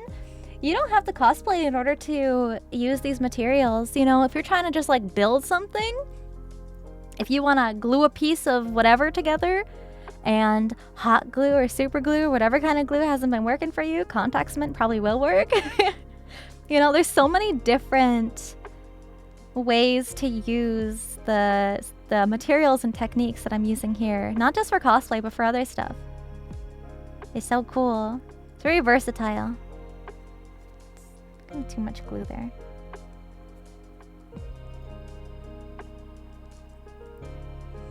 We wait for it to dry.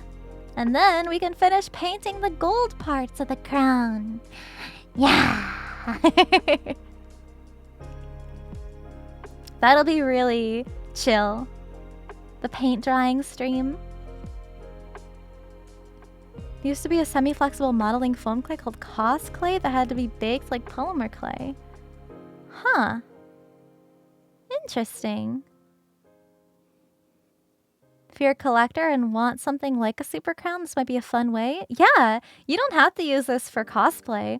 Just like if you want a cool looking thing to put on your shelf, like let's say there's this really obscure character that you absolutely love from whatever franchise it may be, and they have like a really cool sword, and you really want to buy the sword from this character. But because it's not very well known, it's not something that's been mass manufactured to buy online. So what you can do is just make it yourself and display your own work, and then it's something that you're proud of, something that you really, really like, and you can learn a bunch of different things while making it. I've learned so much, like problem solving and different kinds of skills just from experimenting with a bunch of different techniques and materials and tools and stuff. So it's 100% doable. An airbrush? I have used an airbrush to paint before, yeah, but this we're just hand brushing. I've been saying before that after we're done with the super crown, I've been thinking about making pieces of my VTuber friends' outfits and designs. So maybe we'll be doing that. There are some pieces that I would be needing an airbrush for if I decide to make certain pieces of my friends' VTubers as little cosplay pieces or props. A lot of cosplay stuff is either super expensive or looks bad. That's true. Oftentimes you can just make it yourself and it'll look way better. I had to order some things on eBay a little bit ago, and I had seen a super crown because I tend to look up cosplay related things sometimes on my Amazon, and I saw a cosplay or like a cosplay prop of a super crown, and I think it might have been 3D printed, and the quality just wasn't there. Like, it was kind of tiny and it looked very heavy, and it had this really cheap hair clip that was just hot glued on. And what have we learned about hot glue? It doesn't stick to all surfaces very well, so it would just fall off and break off, and all the reviews were awful. Just so you got signed with Mythic Talent, congrats, Sinder Sixer. Oh, well, that was a while ago, but thank you. I've been working with Mythic for some time, and their team is just super, super wonderful. I really, really am happy working with them. But thank you, Mara. Thank you, thank you. Not the hot glue. Hot glue is great for other things, but maybe just not like metal. Neon Skylex, thank you for the 2 gift subs. Thank you. Want to do cosplay? Don't have the room? That's a huge factor. I usually don't have storage space. So I have to repurpose the cosplays that I make, or I just have to get rid of them, unfortunately. Ball. 1 ball, 2 ball, 3 ball, 4 ball. Are my streams always this chill? Not when I play like scary games or watch memes, maybe. Oh, I guess memes can be pretty chill. It depends what the stream content is.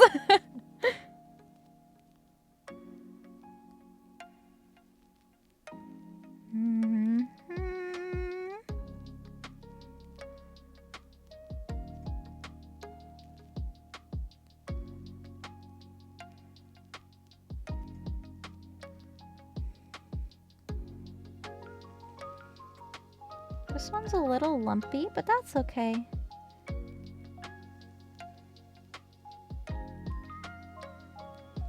We don't We don't hate. We don't hate because there's a little lumps.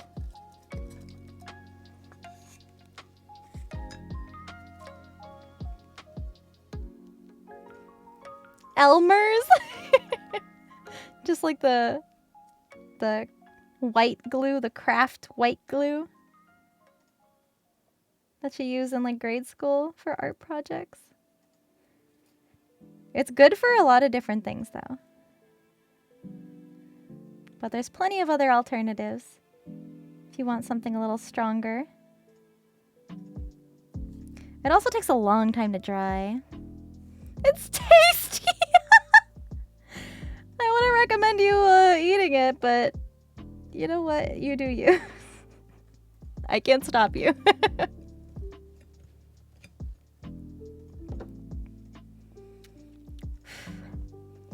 That's the last of the contact cement for a little bit now. So I'll wait for this last little foam ball to dry, and then we're gonna get to painting. Gorilla Glue? Gorilla Glue does need some drying time. Hasn't everyone eaten Elmer's glue? No? Huh?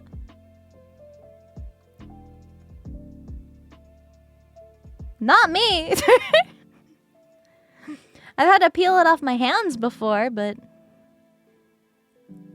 you can use a heat gun to speed up the glue drying. Yeah, of course. But I don't want to risk turning on and off my heat gun a bunch of times at my stream desk. I'd have to keep getting up and running to the other side of the room to put it down on another table. And I'd rather use that time to talk to you guys instead of running around my room. You ate paper? Jay, you okay? Why do you guys have... Why are y'all like glue tasting? Like glue connoisseurs? Like... Huh? Glue sniffers? Yeah, I have watched Hellsing. It was one of the first ones.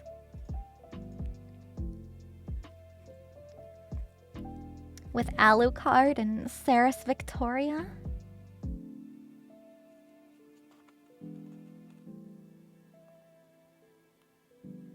Glue, glue, glue. Ta-da! Hooray! Now, we paint. Neo, thank you. Thank you for the 11 gift subs. Thank you so much. Thank you, thank you, thank you, thank you, thank you. Means a lot to me. So, I'm actually gonna do something first. So, while we have our gold paint out, we also don't want to forget to paint this little topper to our little mushroom here. But I think it might be a little too big. Oh, maybe not actually. I intentionally tried to make it a little too big. That way I could cut it flat. But I think I'll just leave it. I think I can just leave it the way it is. So we're just gonna paint it like that. This would also be a good opportunity to get some kind of skewer, for lack of a better word. A skewer. I don't really have one right now at my desk, but you know what I do have? A paintbrush. So I can just skewer this with a paintbrush, and then what we can do is paint it like this, and we won't have to worry about brushing like our fingers with it or having it roll around on us. So that's what we're gonna do. for that piece. Let me get my paint. Another thing with using a skewer, if it's a double-ended skewer, of course, this side we have a paintbrush. What you can do, yeah, skewer, that's what I'm saying. If the other end is also rather pointed, what you can do is stick it in something like styrofoam, something that'll keep it upright. That way it won't tip over and get paint everywhere. So, what I Oh my god, you're so fucking cute! Thank you. Iron skewer? Is that a Danganronpa joke?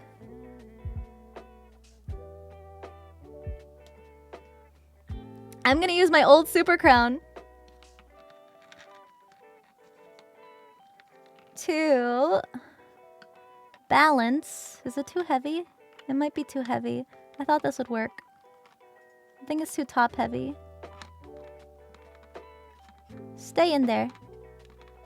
Oh! It does work! I just had to balance it right. So, we're gonna... we're gonna just leave it like that. That's how we're gonna leave that to dry. So we'll paint this piece first, and then move on to the rest of the crown.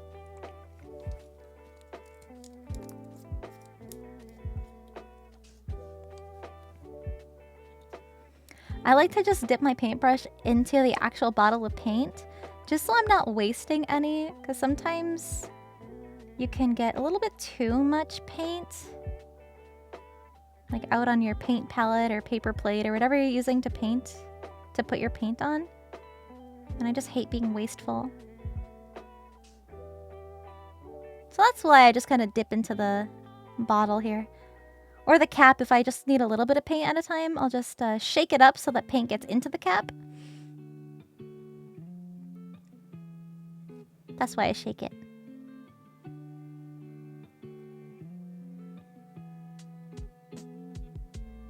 Again, this paint does look more bronzy on camera. Focus. Focus. It's not focusing. It's more of a bright gold in person, I promise. And once this is all done and completed, so when my stream ends, hopefully, I'll take a picture of it in accurate lighting. So that way I can post it on Twitter and you guys are able to see more of what it's supposed to look like in person.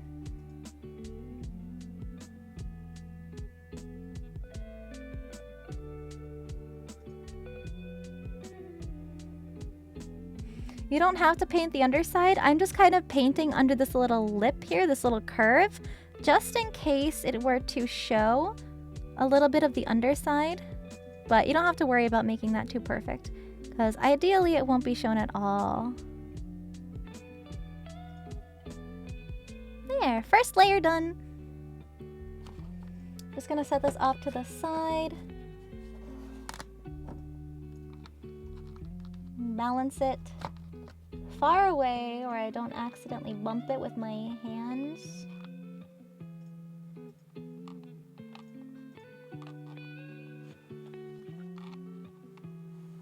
If I can get it to...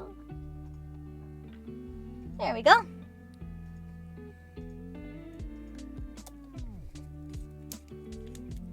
And now, my scissors. Now, let's finish painting the crown. The gold part of the crown.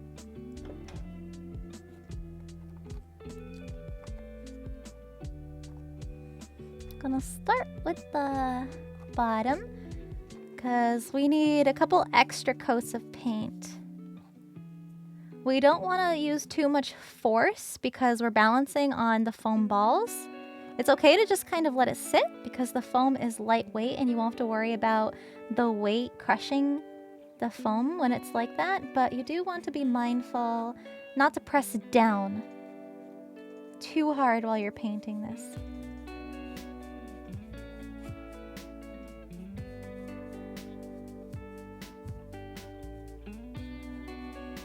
Obsession with nails. I don't know, I just always think my hands look kind of gross, so I like to have my nails done. At least for when I have them on stream. I've always been self-conscious about my hands.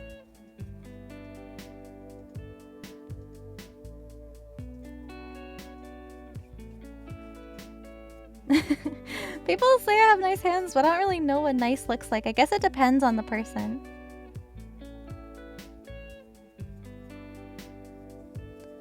Like, I don't think I'll be contracted for hand modeling or anything, but you know, they're not like witch hands, like well, maybe they are, but you know.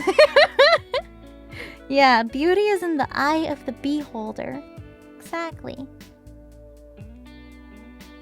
Your hands would look better in my hands. We got a Rizzer in here. Oh, the Rizzler.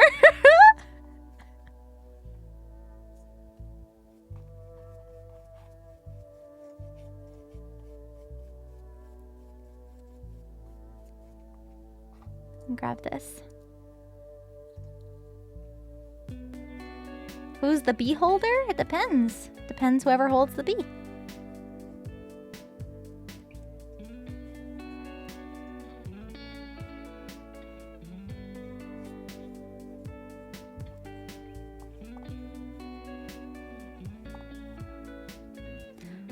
First coat of paint is on.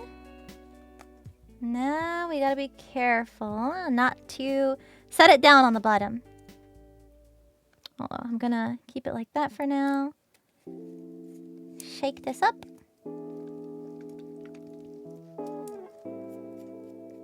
Get more paint.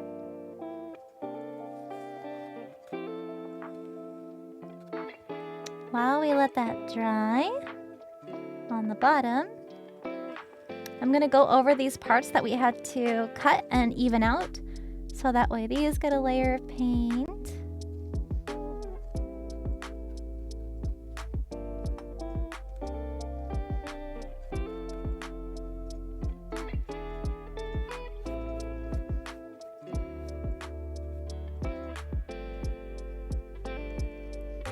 I think bees are cute. I've never been scared of bees.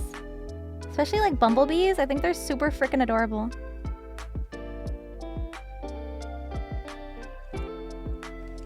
Now, you don't have to use foam clay for the balls or the rounded parts of this crown. You could just go and buy gold beads at a craft store or on Amazon or something.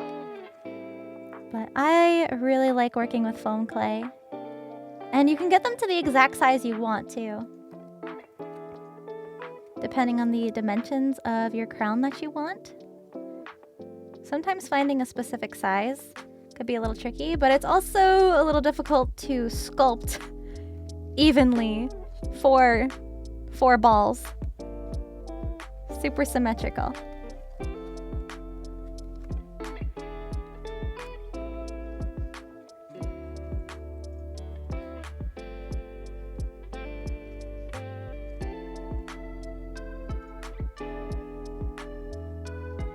So again, this is just the first coat on these foam clay pieces, so it doesn't have to look perfect like the other parts of the crown, because the base of the crown has 2 layers of paint, I believe.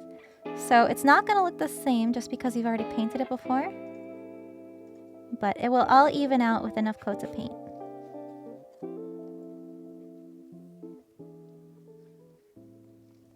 Arts and crafts? Arts and crafts! It's a pun. I love those.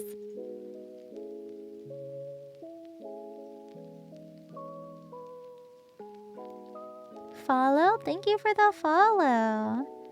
Enjoy your lurk.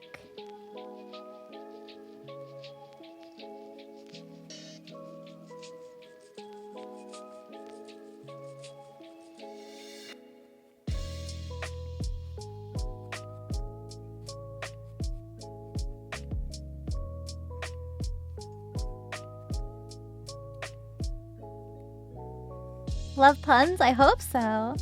My name is a pun. Some people are still figuring that out after almost a year of me being debuted.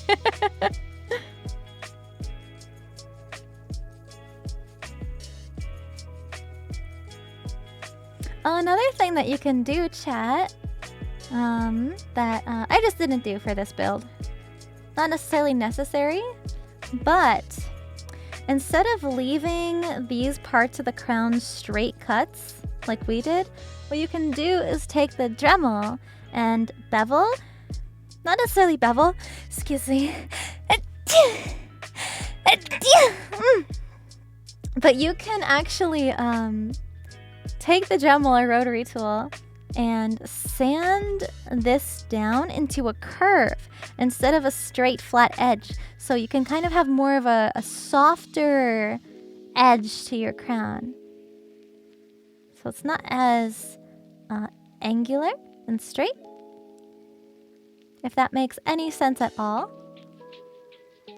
Thank you, chat. Thank you, guys.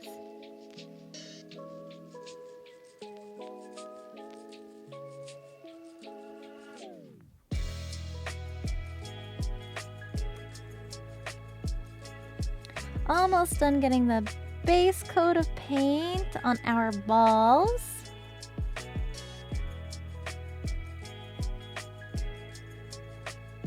How many layers? It really depends. I usually just eyeball it until I can't see, because you can see kind of, oh, right here, in the right kind of angle of lighting, it's kind of splotchy. Like up here is a little lighter, up here is, down here is a little darker. You can see more splotches on this side here. That all evens out with enough coats of paint. It's really just a matter of what you're happy with in terms of the way your paint job looks. But like I said, it really depends. As many as it takes, that's true. It also can depend on what color your base foam layer is, because we use white foam, so it's usually easier to paint, or at least the paint takes to white foam better. But you don't necessarily need to use it. Darker foam is just as fine too.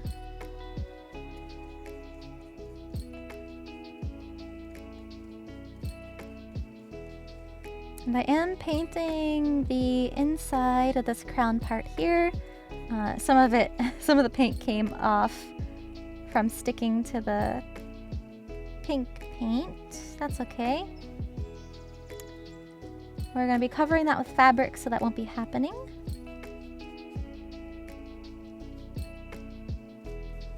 The reason we're doing this is because some of it will still be visible. We don't want just like unpainted foam, especially if it's such a different color. You know, if you're painting your crown black and you had black colored foam, then maybe it wouldn't be that big of a deal, but you'd still be able to tell based on the texture and the shine of the paint versus the foam. Like my nail shape, they're shorter than I normally like them, but I needed them kind of short in order to be crafting. Randall Joe, thank you for the Prime sub. Welcome. Thank you, thank you. Okay. Now, let me just check the bottom. Bottom layer is dry, so we can put it down now, which is perfect. So I can shake this up and get more paint. Order the date night print. Thank you. I'm so excited for the signing. So do you do any drafting and dimensioning for your builds, or do you just kinda wing it? Or does it depend? It does depend. Normally what I do, if there's pretty clear references of what I'm trying to make, I will pull the references into Adobe Illustrator, and then I'll use the anchor points to draw lines. If you know Adobe talk, then this will make sense, but if you don't, then it's kind of huh? But essentially, I will trace over the image to make my own even and clear pattern for it. And then I print it out to scale.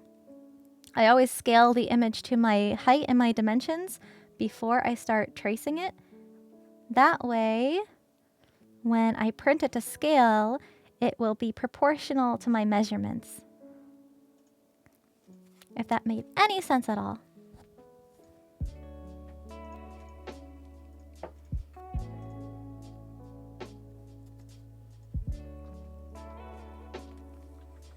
When's the signing stream? June 4th.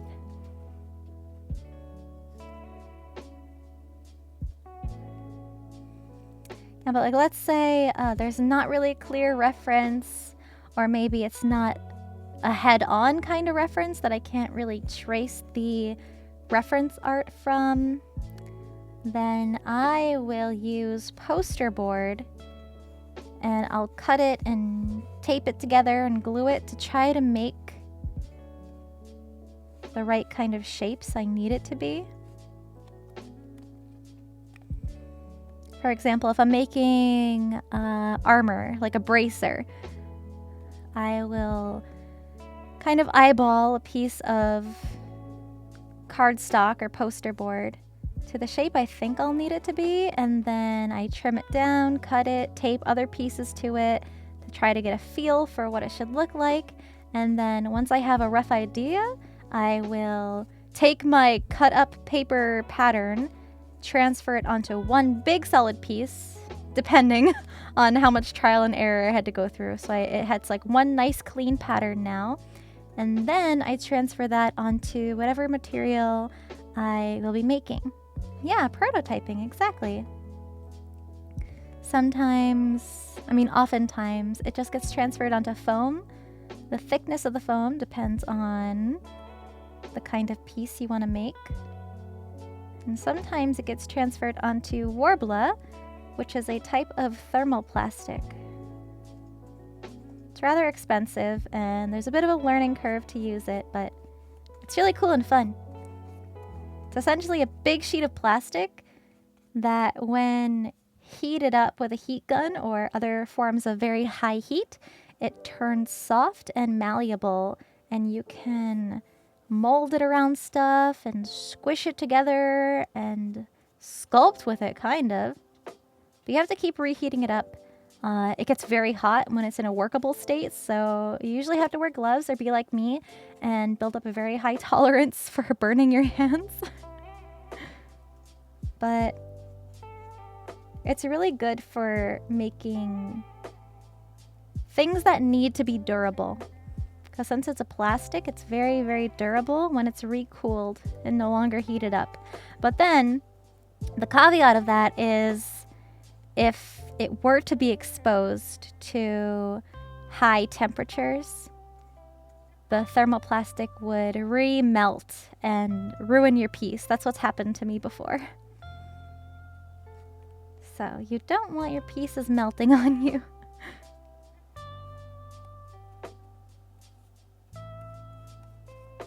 Crown looks great, thank you.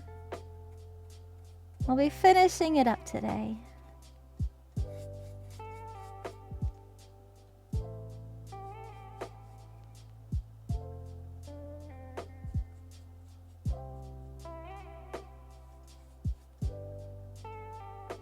It's a nice mindless painting stream. At least for right now.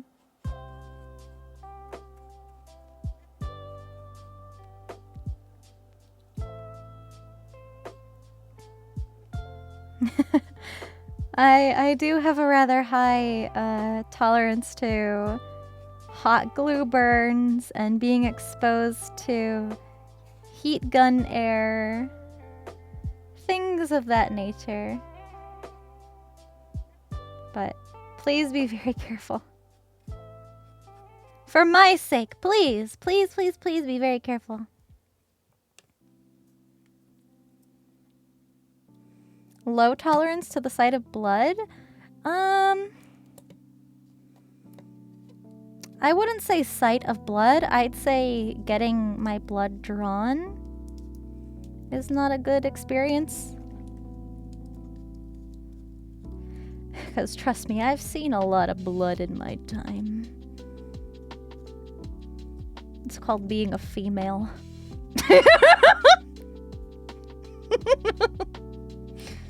It's kind of bothering me that this bottom is just pure white, so I'm just gonna put like a little base layer. Yeah, I look away when I get blood drawn too, but it's like the feeling of it and the anxiety and just like knowing what's happening. You were gonna say same.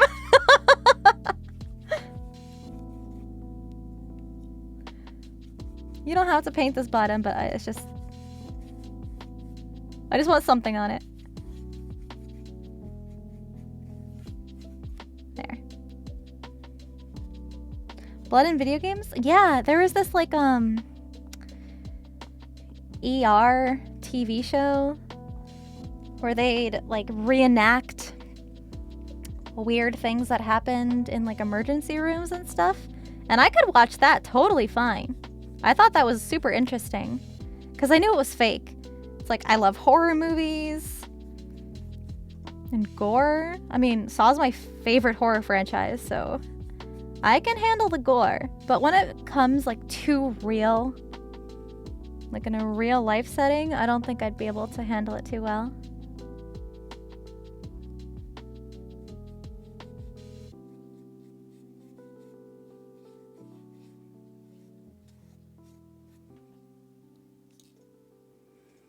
Sex sent me to the ER? Oh my goodness. I think I remember watching an episode or two of that. I think I remember there was this one. I don't remember if this was just like a weird dream that I had or if I just imagined this. But I think there was one guy that got his wee-wee stuck in like one of those park grills. You know, like those like tiny standing grills that you see at like do you know what I'm talking about at like campgrounds and stuff? I think it was a grill. I was like, why would you put it in there? The forbidden grillacy, yeah. I think it might have been on that show. Yes, but how? How? More like why? Stuck in an oven? I wonder if that might have been it. It might have been an oven. I thought it was like a little grill. My goodness. Oh, so you a freak. Sounds like he wanted a grilled wiener. You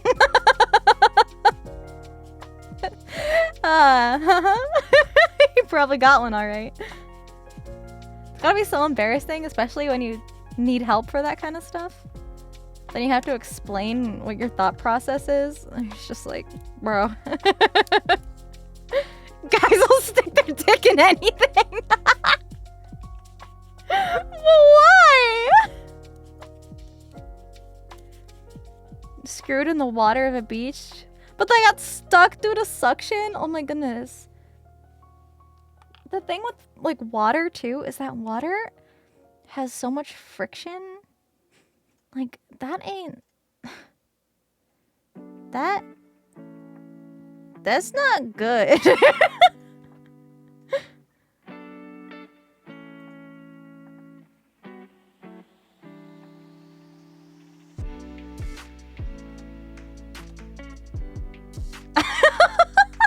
The drain of a swimming pool.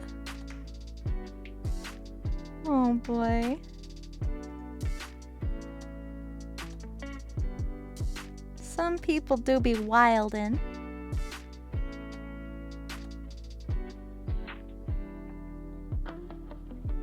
I mean, you do you. As long as you're safe.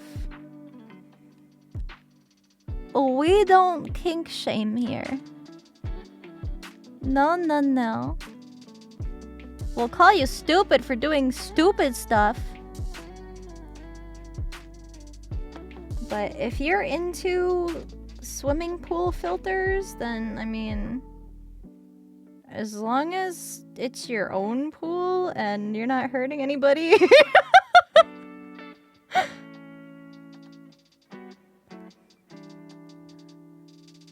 A guy dropped chicken on it. Never do anything Can you get don't want salmonella? to explain to an EMT. The best advice I was ever given. Yeah, exactly.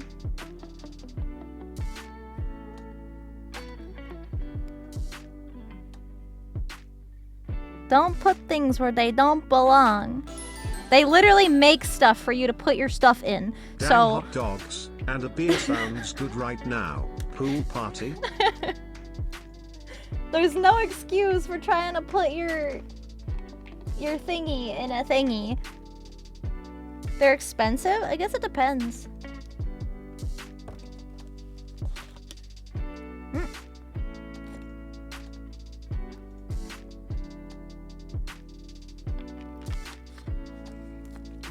Stay hydrated.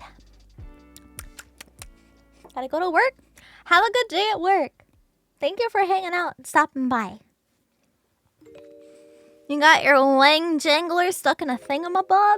That's rough, buddy.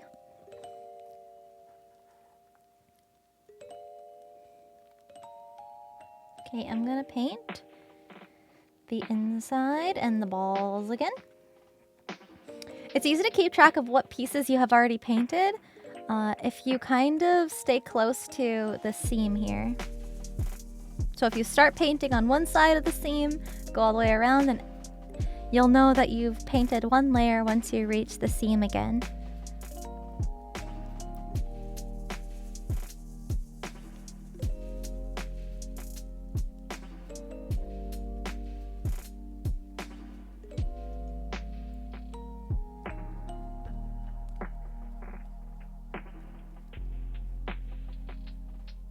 Boop, boop, boom.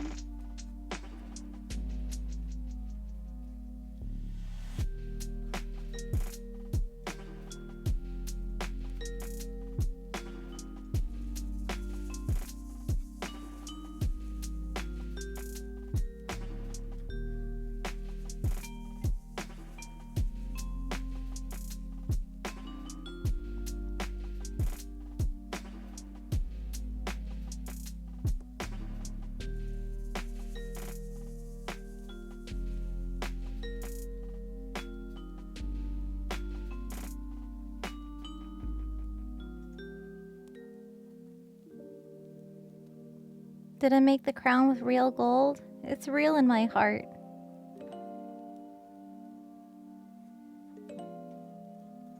That's what matters.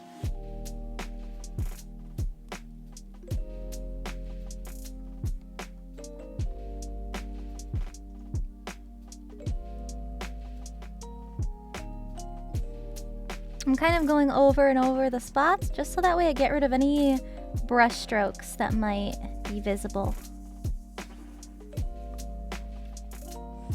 I'm actually going to clean off my brush a little bit just because there's some old paint starting to stick. And it gets a little clumpy if you're not cleaning off your brush when you're painting. And we don't want little dried clumps of paint messing up our smooth finish. Gold is heavy. It could just be like a gold foil or gold leaf on the outside, and it could have a different kind of inner structure. Sorry, I'm just like holding the crown while I'm rinsing off my brush so that way none of the paint sticks to the towel. Do I draw? I used to. Actually, in college, I mostly took art classes. It's probably like another little story. In college, I didn't know what I wanted to do in college. So I just kind of got like a really general degree. It's the kind of degree where you can just take like your core classes, like your general education kind of stuff, like math, science, English, and then just take electives. And you have free reign for what kind of electives you want to take because it's a very general basic degree. So you don't have to take specific classes for a specific degree. And I wasn't even sure if I wanted to do university or college or further my education after high school because I didn't know what I wanted to do and I didn't really want to spend all my money. So a good thing to do or keep in mind, if you're like me and you have no idea what you want to be when you grow up, go to like a smaller local school just to get the required classes out of the way, because you're going to have to do your core classes, the math, science, language, whatever, whether you're at a $5,000 a year college or a $60,000 a year college. You have to take pretty much the same classes the first couple years before you actually get into any classes that are more geared towards the field you're going into. So save your money. If you're not in college yet, save your money. That's what I did. I got into a big fight with my dad because I wanted to go to this really nice school. I wanted the college experience. And he's like, nope, you're going to save your money and go to this one specific smaller school. And I was like, fine, whatever. And it was the best decision I probably made in my life. Although it was his decision. He's just a really smart guy. Local community colleges are great. I ended up a debt-free college graduate, which is not a very common thing to say. And even after those 2 years, with an associate's degree, you can still move on to a bigger college if you want to pursue something that is more specific, that those kind of colleges can't offer to you. So, while I was taking college classes, since I didn't really have a specific field that I wanted to go into, and I already had college credits from high school because I took a lot of like AP classes that counted towards college credit. So a lot of that applied automatically, like right from the start. And so right off the bat, I was mostly just taking art classes. One, because I enjoyed art, and two, my whole life I've been told I was good at it. So that's just what I did in college. So pretty much every single semester, I just like loaded up on art classes so I could graduate as soon as possible.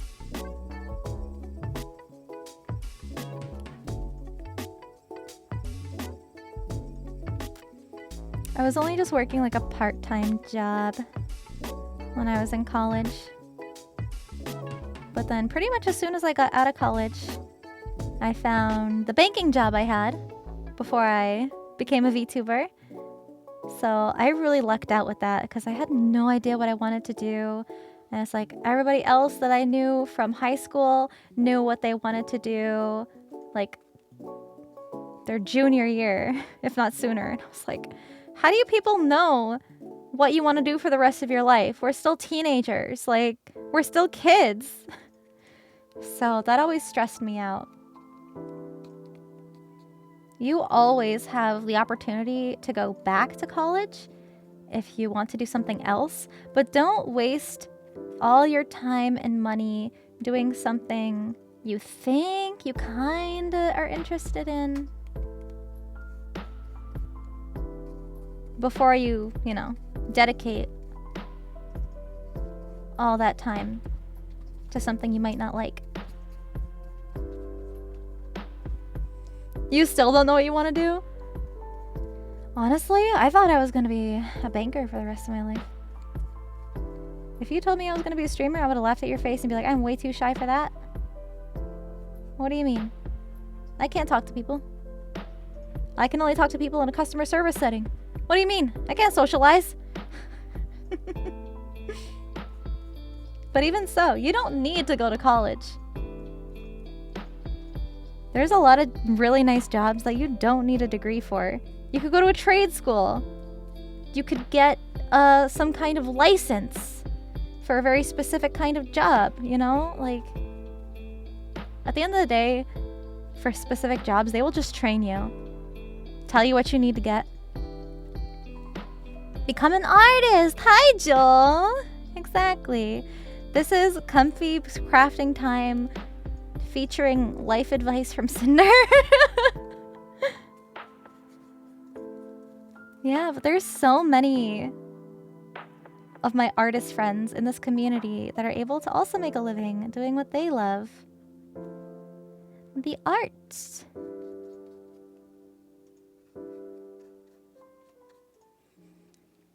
Dropped out of college to go to work because you didn't know what you want to do? Yeah, that's totally fine too. I have friends who did that. And they're still successful. Like, going to a fancy school and getting a big fancy degree isn't what makes you successful, because success is defined in so many different ways. Did you get out of bed today? Success! Did you brush your teeth? Success! Did you go outside and get some fresh air? Success!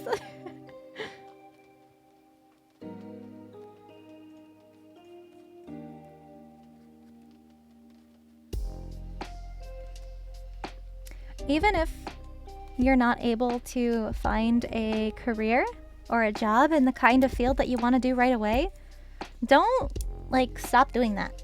You can still do it as a hobby. If you want to be an artist as your career, as your full-time job, but, you know, you still need to work a part-time job to make ends meet, so you can still do art. You can still do art. I encourage you to keep doing that. Never stop doing what you like to do.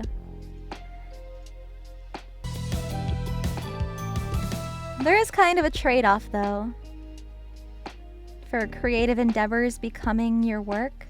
Because then, you know, like, for an example, an artist. If you're an artist, you kind of have to always be taking commissions to make money, and art takes a lot of time. And then you don't really have time for yourself to make personal art, or art that you want to make on your own time. It's usually always dedicated to commissions, so there's that trade-off too. So sometimes just keeping hobbies as hobbies is also a good idea. And that way it's like your getaway from everything. It's like your downtime, your creative downtime. A DJ, ooh! It can become less fun. Sometimes you have to commission yourself. I love that. It's the truth. And I feel like a lot of the artists that I talk to, they're always like, I wish I could do more personal art for myself. And then when I finally see them streaming or posting personal art, it makes me so happy.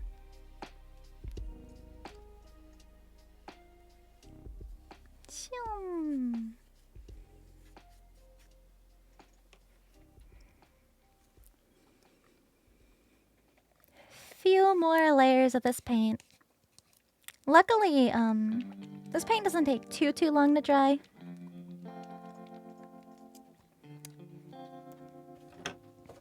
I'm also going to clean off my brush again. Clean. You can't really see it. The water's probably gross. Ooh! Glittery piss!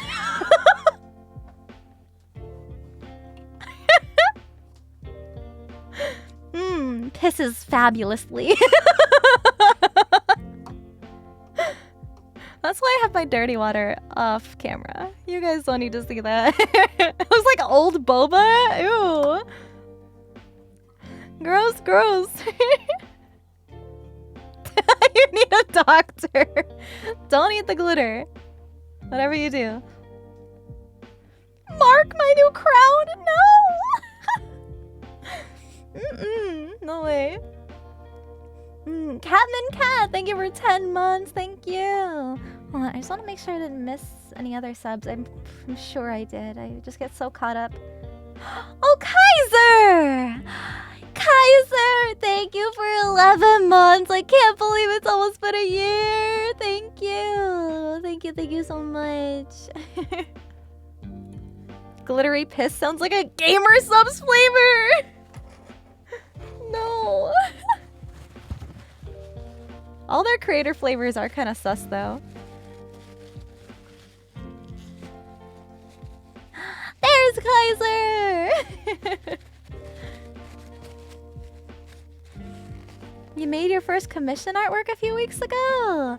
Congratulations! Who's got the first bid on Sinder's glitter piss? No, you're not bidding on that. Pre-order when? No, never. There might be a creator that wants to make a piss-themed flavor, but that is not going to be me. No, thank you.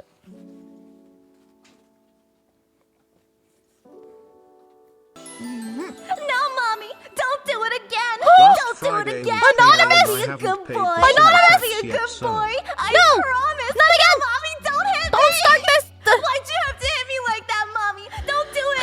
You're hurting me. Prophet, thank you for the bits. Bitch, why don't you? Why don't you just fuck off and die? Why can't you just fuck off and die? Why can't you just leave here and die? Never stick your hand in my face again, bitch! Fuck you! I don't need this shit. You stupid, sadistic, abusive fucking whore! You wanna like to see see how it feels, mommy? Here it comes, get ready to die!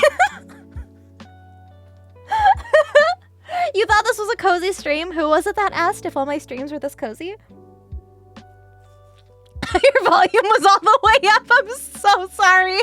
Anonymous, thank you for the bits. Thank you. Yes, that's from Down with the Sickness by Disturbed. It sure is. This is the front of the crown. Wow, look it, it's coming together. Look at it, look at it. No.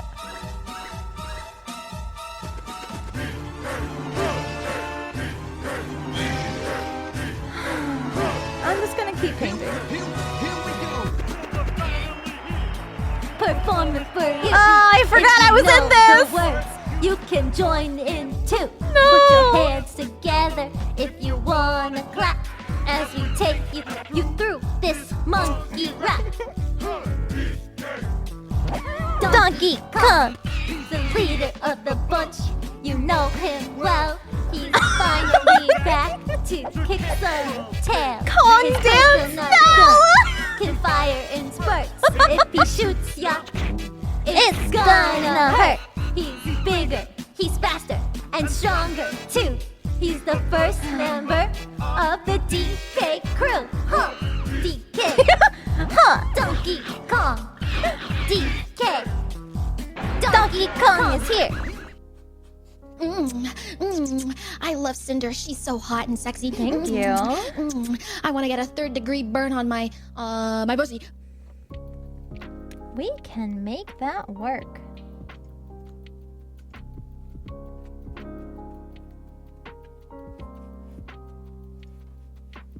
Cock jump scare! You guys! Warning! Look out! Watch out for the cock!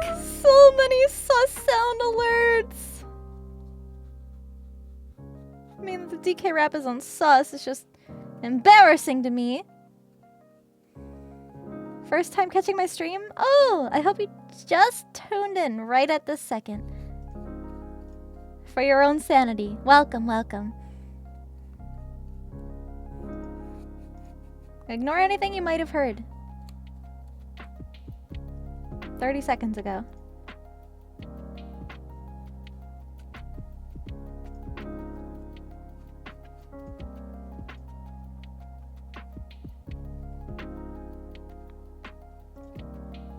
Welcome to the circus.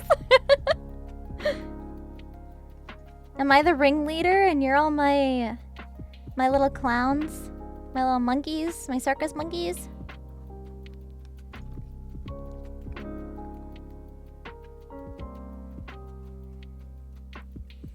There's only one clown here. Dicks! Oh no.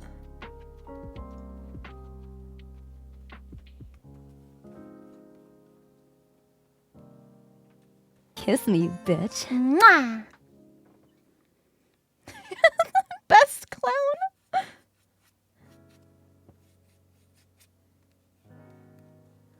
Well, if I have to be a clown, I might as well be the best, right? Right? The best clown?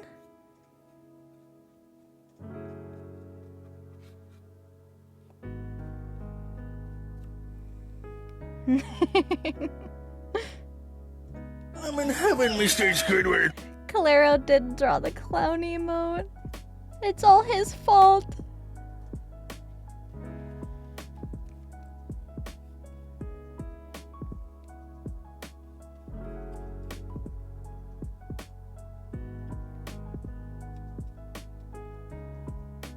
Isn't this so relaxing, chat?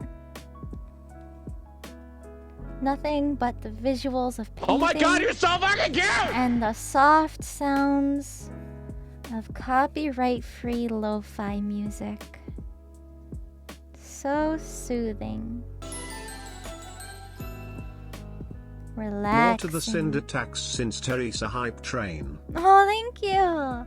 Thank you for the hype train. Thank you, chat. Thank you, thank you.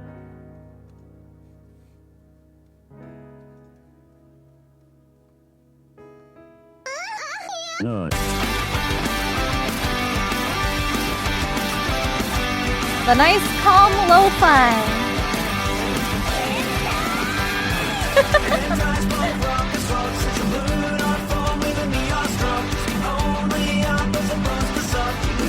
Hentai punk rock as fuck.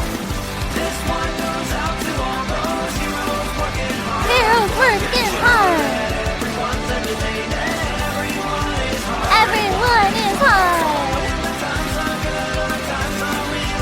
Times are really tough, and we like romance stories, like it really rough. Hentai punk rock as fuck. Hentai punk rock as fuck.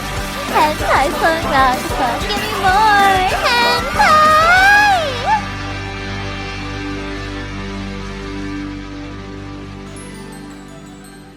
Good jams, good jams. Pay your taxing, guys. Hey. Mind of Maverick, thank you for the sub. Welcome, welcome. Victory Hollow. Oh! Thank you.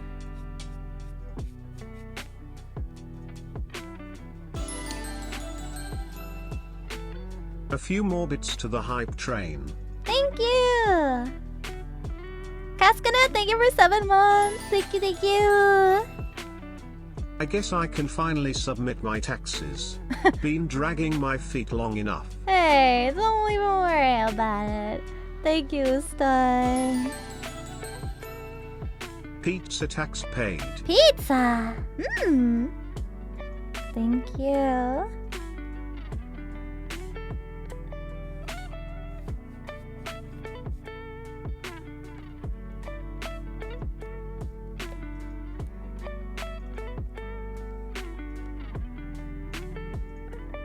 Pizza, pizza, pizza. No, mommy, don't do it again. Don't do it again. I'll be a good boy. Why are you I'll so be a good obsessed with the boy. sound of it? I can't even scream over the sound of it, over the sound of my embarrassment because my housemates are asleep. Like that, mommy. And I Don't do it. You're hurting I don't me. want them to get that Why do you have to be woken such a bitch? Why don't you fuck off and die? Why can't you just fuck off and die? Why can't you just lay stop there playing and the die? soundboard? Never stick your hand in my face again, bitch. Fuck you. I don't need this shit. You stupid, sadistic, abusive fucking whore. How would you like to see how it feels, mommy? Here it comes. Get ready to die. Oh, jeez. We should get rid of that. We should get rid of that one. Nah. Alright chat, what do you want for dinner? It is on me tonight. Oh. Dinner. Well, I already had dinner. But what about dessert? Can we get ice cream? I'm here to pay the cheese tax. Thank you. Prophet, can we get ice cream? Please. Ice cream for everybody? Please. Please. Ice cream. Please. Please. Choo choo, we Prophet, are really please. enjoying the stream, Sinder. Also hello Oma Cinder you. 6 Heart, looking forward to seeing more of these streams in the future, Cinder 6 Heart. Hell yeah. I'm glad you guys are enjoying them. I work at an ice cream store and get free ice cream, so sure. No fucking way. Holy shit. Free ice cream. Can you feel that? Ah shit. Oh Can you feel that? Oh shit. Here is the ice cream tax.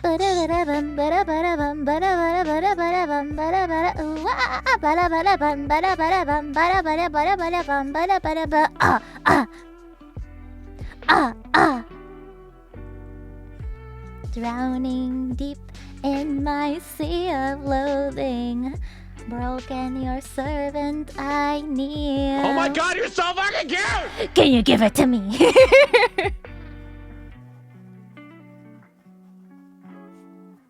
No music? I mean, I have to listen to non-copyright music right now.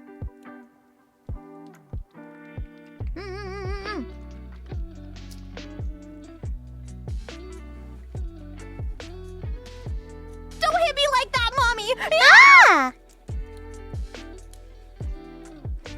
Dr. Pepper float ice cream? That sounds really good.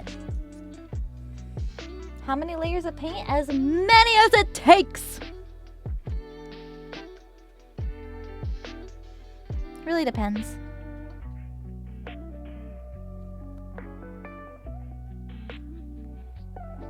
I need to be discreet with my messages when I pull some shenanigans?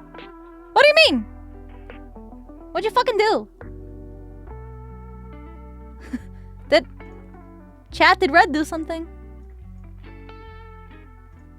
He wouldn't tell me, so I need you guys. I need to trust you guys. I Knowing trust that you. Sinder listens to Disturbed makes me more happy that I found her Sinder 6 Pyro Pup, Sinder 6 Flame, Sinder 6 Heart. Although I feel like Down with the Sickness is like one of their most popular songs. I swear, I'm not just like a, oh yeah, I listen to Disturbed. Only knows Down with the Sickness.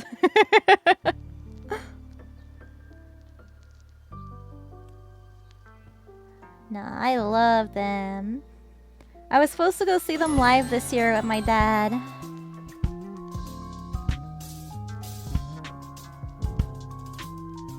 Tonight I took home Thank you for 3 all the key biddies, lime pie guys. ice cream, but right now there is chocolate peanut butter, New York cheesecake and black raspberry chocolate chip ice cream sitting in my freezer. What is... To make those rainbows in my mind when What is I playing? think of you sometime, and I wanna spend some time with you. Just the two of us. We can make it if we try. Just the two of us. Just the two of us. I'm gonna get copyrighted! Just the two of us. Red! Building castles in the sky. Just the two of us. I'm gonna get copyright You and bumped. I. Oh, is this supposed to be Squidward? It doesn't sound like him. I was so confused! That's the Squidward AI? It doesn't sound like him. You're gonna get me bunked! Now there's not gonna be a VOD, and then everybody else who wasn't here for the stream is gonna be like, she never finished the crown. What a loser. It'll be fine.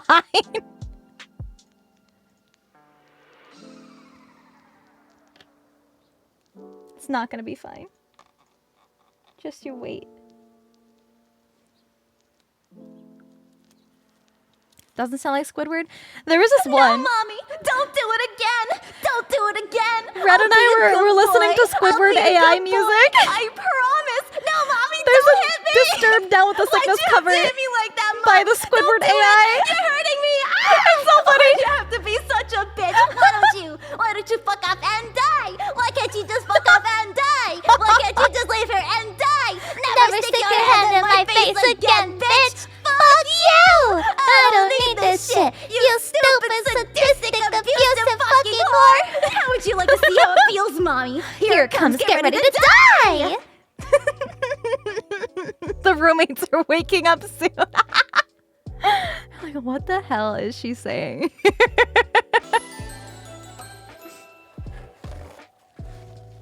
Sinder, give me an ice cream flavor request and I'll bring it next stream. Chocolate peanut butter. Please, chocolate peanut butter. Mr. Squidward! We heart can't take this!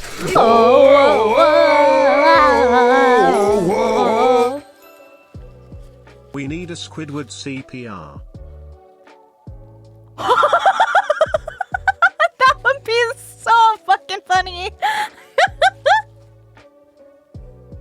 Your dick work hard like a metal. Ah!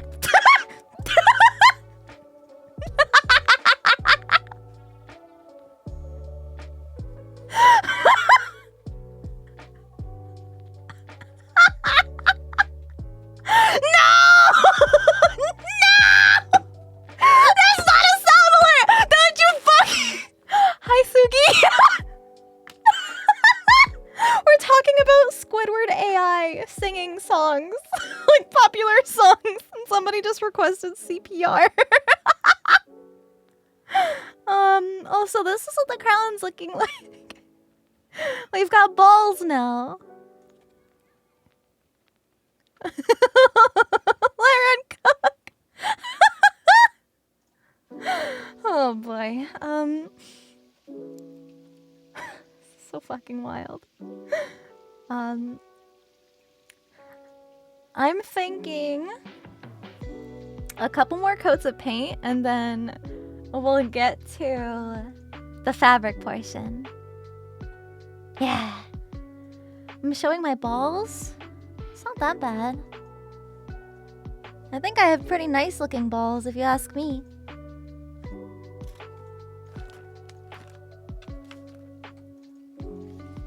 Also, for these foam circles, these are gonna be for the white spots on the mushroom. So what we're gonna do, this was not smooth. I probably bumped this. I'm gonna try to smooth this out a little. What we're going to do, or at least try to do, is heat up this foam, because when foam is heated up, you can shape it and stretch it, and when it cools, it will stay in that shape. So we're essentially trying to turn this flat piece of foam into a curve to fit around the side of our little mushroom. So we're gonna heat this up and press it down on top of this curve like this to try to get it to hold the shape. So we're gonna do that. Then at that point we can paint the circles white and then put the fabric on the pink mushroom part of the crown. So I think I'll actually do that right now while the newest layer of paint is drying. That way we can kind of do a bunch of steps all at once and go back and forth and back and forth.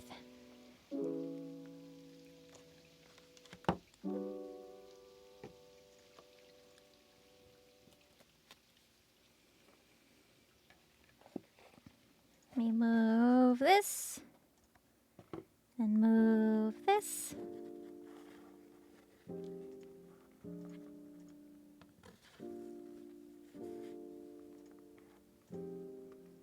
I'll be right back. Gonna go grab the heat gun.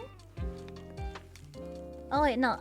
Sorry, I have my heat gun right here. I forgot I grabbed it earlier because it was cooled from the last time I used it. So I don't have to go anywhere right now. I have it.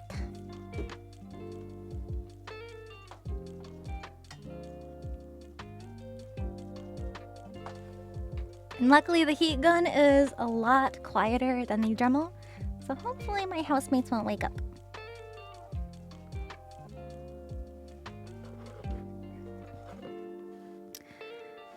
So I'm going to start by heating up one of these foam circles, and then we'll press it along the curve. Crown's looking good, thank you, Kaiser.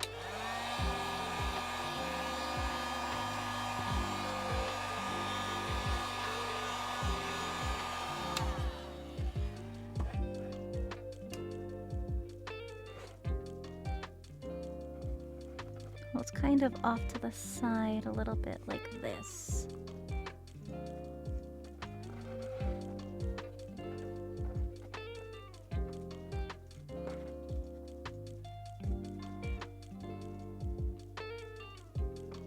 What's that? What's what? Go wild? What do you mean wild? What's... Your dick work hard like a metal. Ah!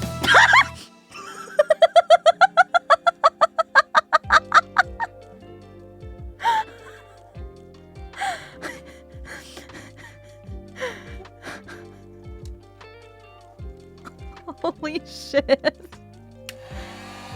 I hope the sound drowns out the sound alerts. That would be ideal. Your dick work hard like a metal. Ah! You what?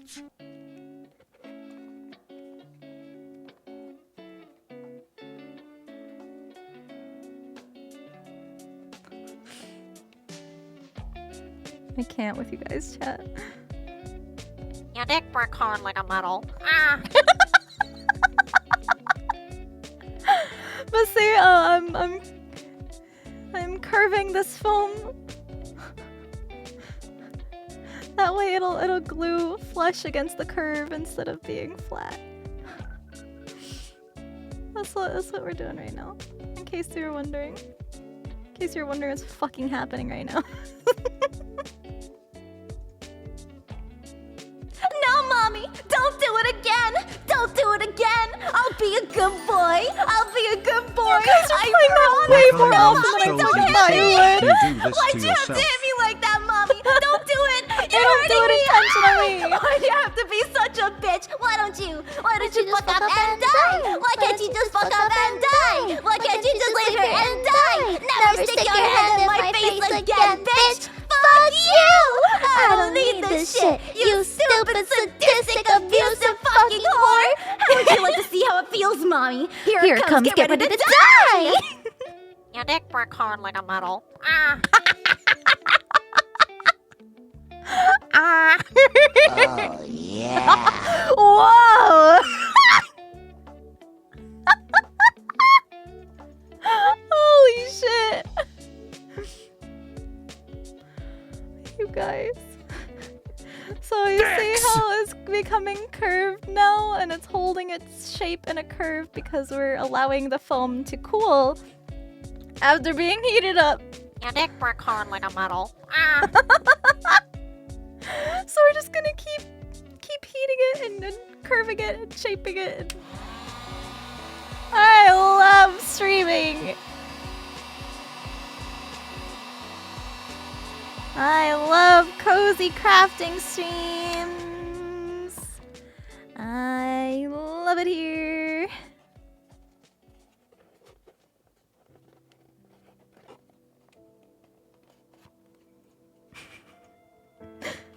I hope you're having a good day, Suki. Oh no, he's hot! Squidward, yeah?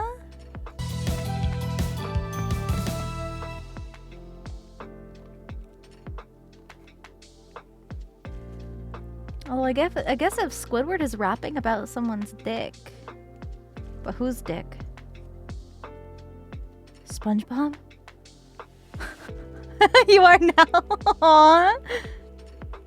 Well, this has been a hilarious and informative stream. Cinder6 laugh. Good night everyone and have fun. Cinder6 heart. Thank you. Mind of Maverick, thank you for the tier 3 sub. Thank you. Thank you so much.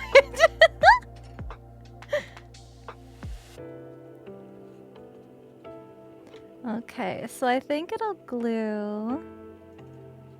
Yeah, it's like kind of off to the side a little bit, like that.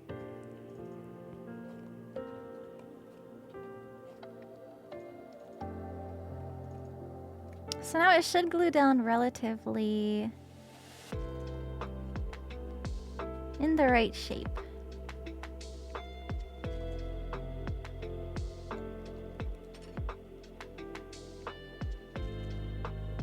Yeah. Oh, yeah.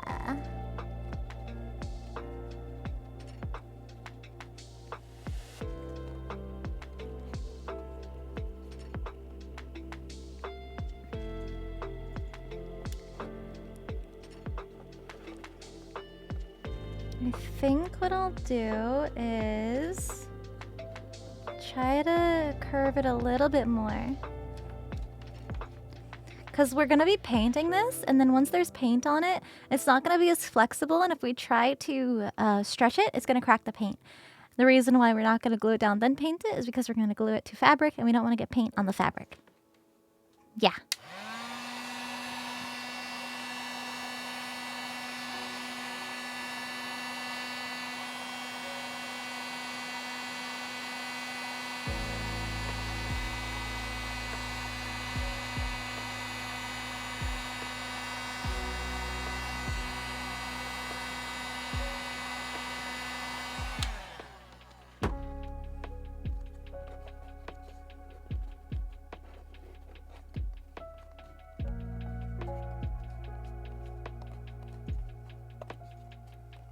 I'm gonna hold it down with my whole hand.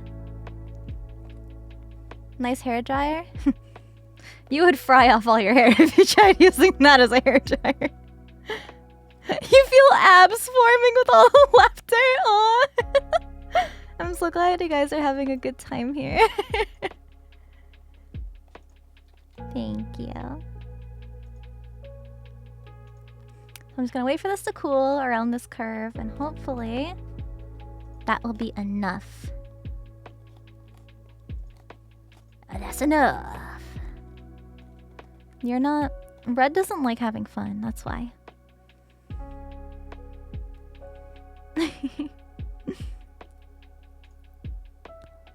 Hours of chill time, then 1 random hour of non-stop embarrassment. Chat entertains themselves. Red is plankton?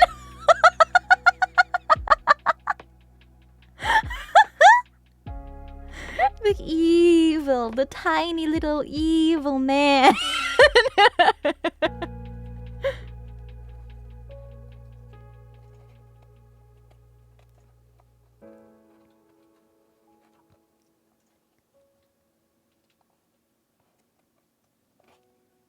Okay, I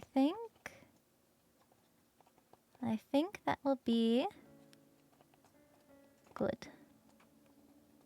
Good. A little spot on the side. And it's curved.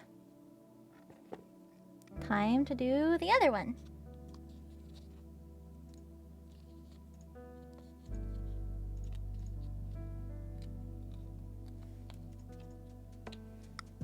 There it is.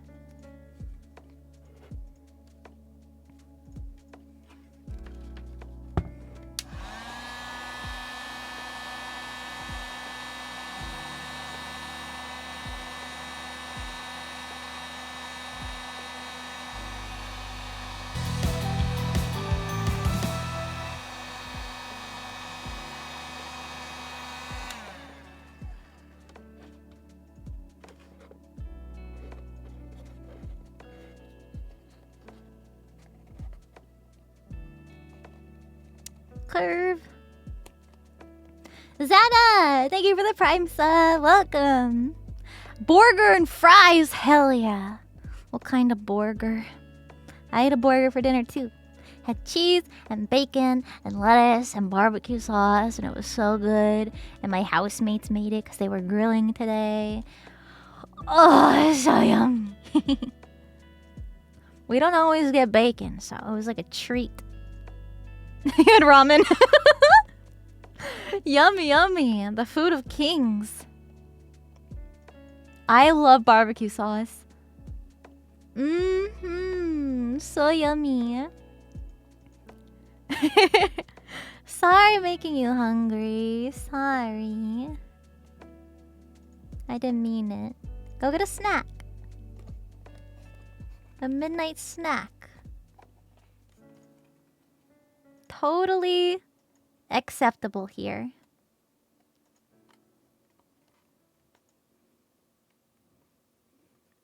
Barbecue burgers. It's such a good treat. Haven't had a meal today. I hope you've still eaten though. Snacking is okay too, but you should get a real meal.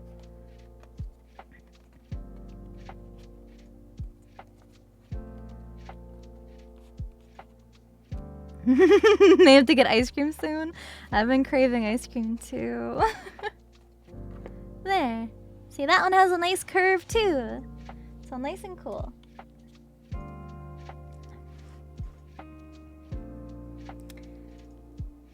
So we can also paint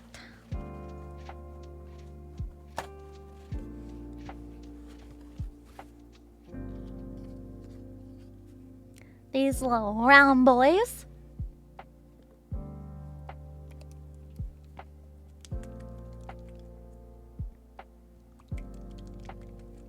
Just shaking up the paint. Just the paint you hear, nothing else.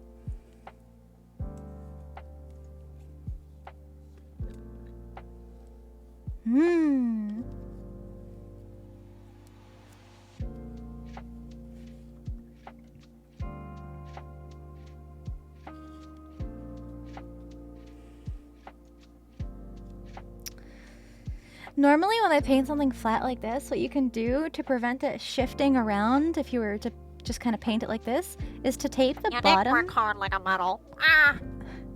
Tape the bottom of it, but because we have a curved surface, it's not really going to work out too well.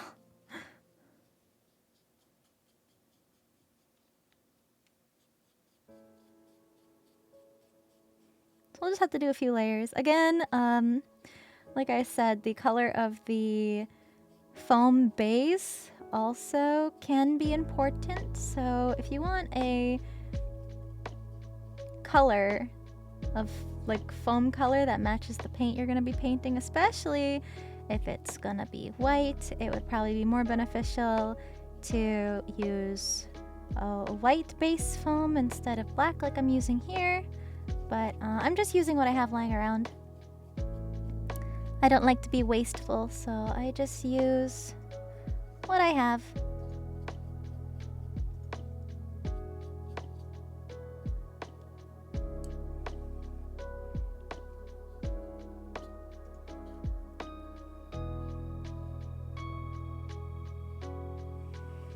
Want the art of me but can't afford it? Oh, you mean my Streamily prints? I have cheaper options in my Uwu Market merch store if you use the command merch instead. They just aren't signed. They're not going to be signed, and they're also not going to be signed live, but they are still art prints of me. Just a little bit different art.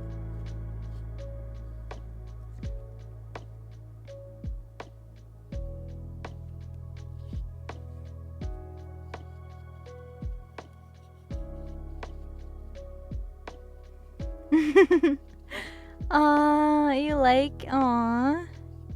I'm so glad you like my merch.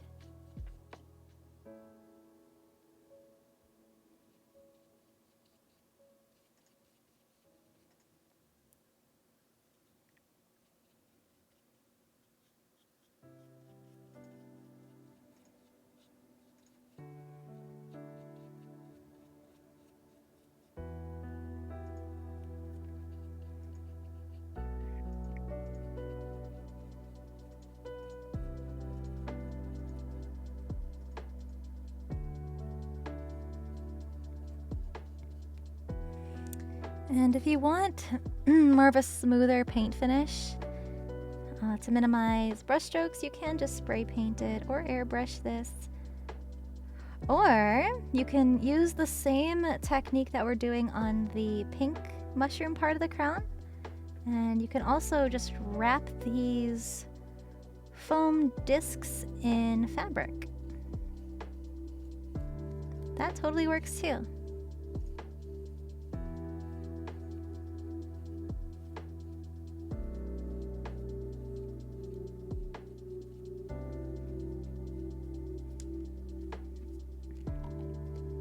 First layer of paint on. Thank you, chat. I'm gonna clean off my brush. Off camera. Ew. It looks like old milk.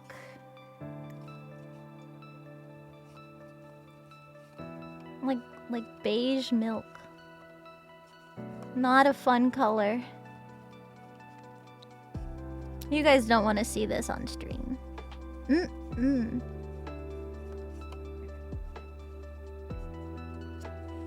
brush clean.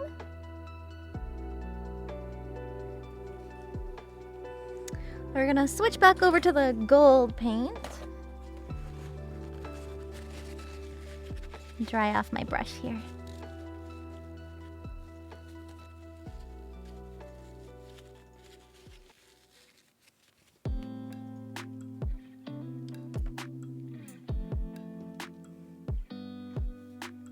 Oh, you know what, actually? I don't want to forget to paint the eyes up here. These little beans. The bean eyes.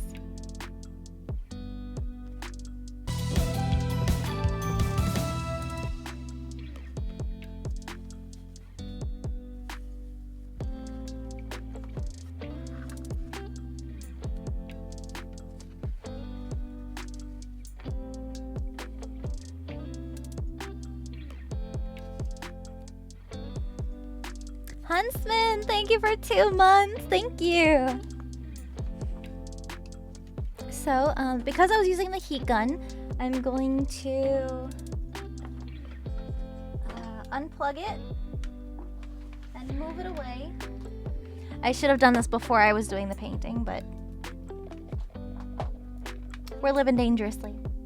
I'm gonna go put it across the room on a different table, so that way I don't accidentally bump into it and knock it over. So, I'm gonna be right back in like a couple seconds. Don't count though, and don't hold your breath. I'm not liable.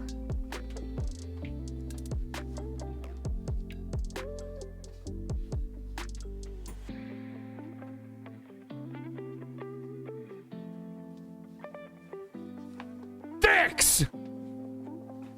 Okay. I'm back. See, that wasn't too bad, was it?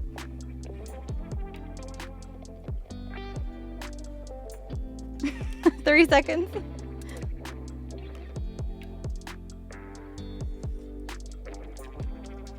Shake. You held your breath. Oh, that's on you. If you pass out, don't blame me.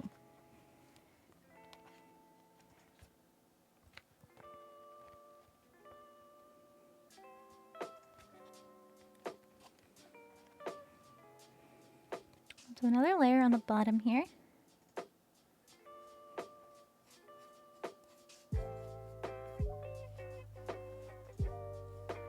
Make sure to get in all the nooks and crannies.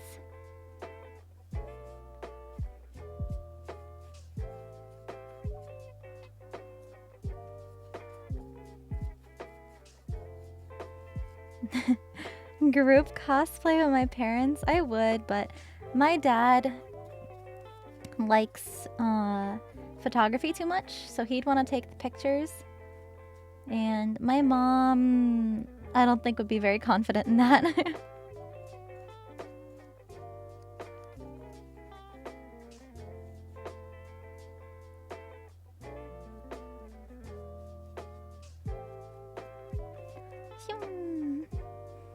Tempted to get a poster?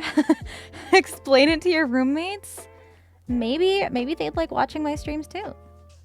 Maybe it would open them up to a whole new world of entertainment that they have no idea existed. Or you could just be like, yeah, you see that poster? Pretty hot, isn't it? And then they'd be really jealous that they don't have one. Don't do it again! Don't do it again! They'd be so jealous that you are able to enjoy streams like this. Don't hit me! And they Why'd you have to hit cannot. me like that, Mommy? Don't do it! You're hurting me! Ah! Why'd you have to be such a bitch? Why don't you fuck off and die? Why This can't is you such just a fuck good off stream. and I'm so die? happy. Why I can't am you so just happy leave her painting and my die? crown. Never stick your hand in my face again, bitch! Fuck you! I don't need this shit! You Comfy stream. stupid, sadistic, abusive Very comfy. whore. Very comfy. How would you like to see how it Very feels, chill. mommy? Here it comes. Get ready to die. Chill vibes only. SpongeBob me Bob, I'm fucking dying!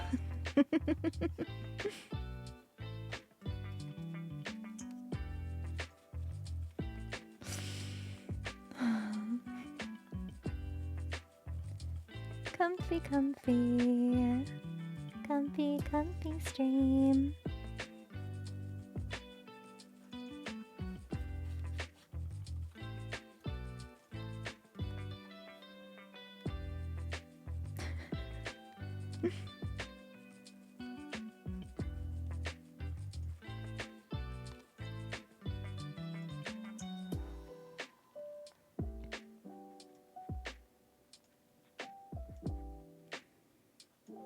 We should be almost done with the gold paint.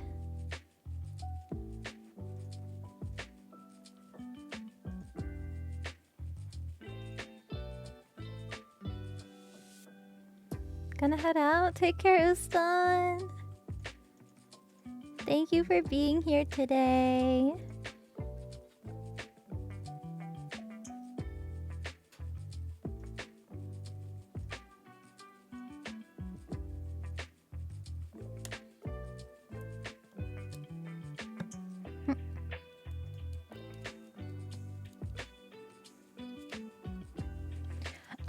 I would not use this paint in an airbrush. This is acrylic paint.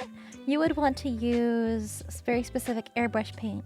The reason why is that normal acrylic paints are very thick and they will either just not work in an airbrush or they will completely clog your airbrush. So you want very, very watery paints, which are what airbrush paints are. You can get an airbrush medium, which pretty much lets you mix other kinds of paints into the medium, so that way you can put it through an airbrush. But make sure you do a little bit of research before you just put any kind of paint in an airbrush, because you don't want to damage your airbrush or clog it up too bad.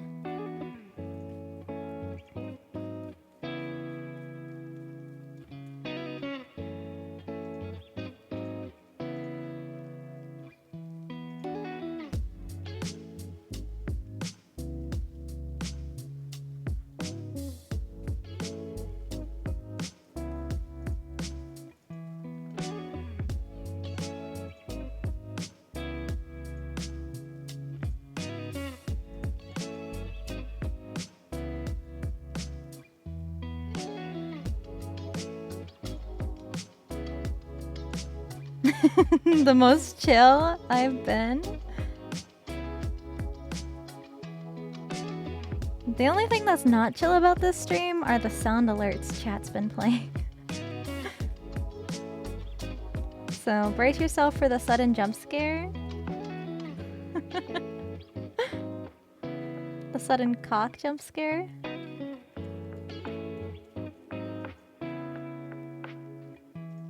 You never know when they might strike.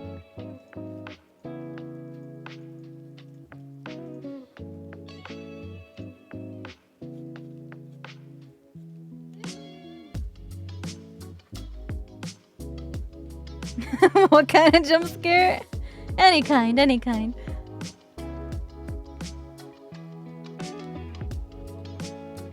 Dicks! Yeah.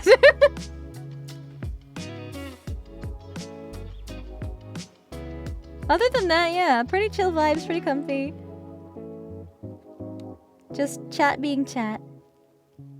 The usual.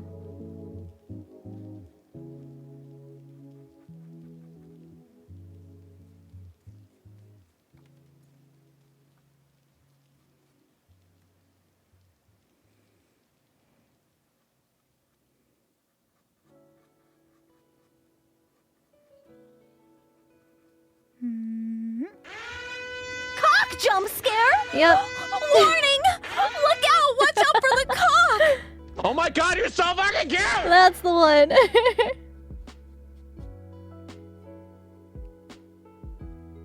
Thank you very much for all the the sound alert redeems though, guys. Thank you so much for all the bits.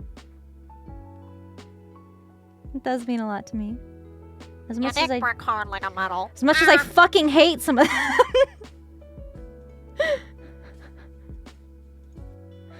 Oh my god. Wireless? Wow, you're an OG for that one. That was like my subathon. Most of y'all don't even realize I had a subathon. It was in July, 1 month after my debut. Oh my god, you're so fucking cute! Thank you.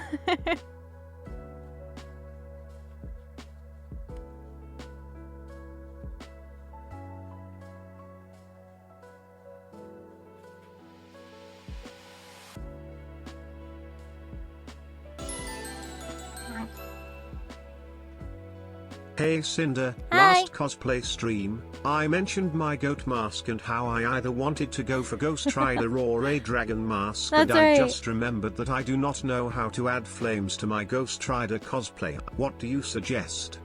What are you adding flames to? Like, where are you putting them?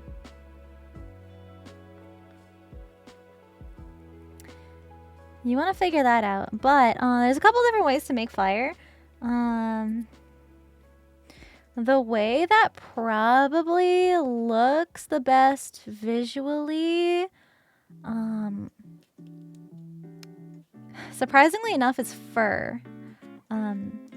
Because with fur, you can airbrush it to get it the exact color and gradient that you want. If you start off with a light base color, like a white or a yellow. And you can also style it, like even just like hairspray, you can style it into different kinds of spiky fire shapes. You can also cut it to give it different variations in length to make it look like more organic fire. And you can also shine LEDs through fur. Like it will show if your LEDs are bright enough, like even like strip LEDs. That's 100% doable too. Another thing you can use is like clear plastic that you can actually dye plastic. You need a specific kind of dye for it, but essentially it's like synthetic fabric dye. There's natural fabrics, which are like cotton and silk, and then there's synthetic that's like polyester and plastics. So you want to make sure you get a synthetic dye, and it has to be the bottles. There's like dye bottles that you can get, especially at craft stores and stuff, or online, depending on what color you need. You can also custom mix colors if you need a certain shade. But essentially, you want to boil it in a pot. I'd recommend going to the dollar store to get a cheap pot, or use a pot that is old, that you're probably not going to use again. And you fill it up with water, boil it, and then you put the dye in. And from there, you can get some old tongs or a spoon or something to stir it around with. And then you put the plastic sheets in. You can use like what is it? Kind of like the vacuform plastic, like those kind of plastic sheets. Or you can get clear Warbler. Warbler comes in clear. Warbler's a thermoplastic.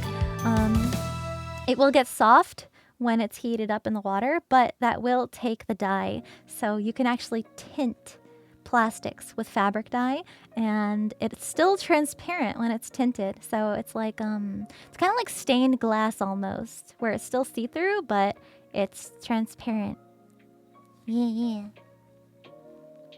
Lumslinger, thank you for the gift sub. Thank you. And Eon's a brand, thank you for 6 months. Thank you. I think, yeah, a couple more coats, but I will switch back over to the white paint now. I appreciate all of the advice. Yeah. Here's to me donating 10,000 bits to you. It's not necessary. But thank you for the biddies.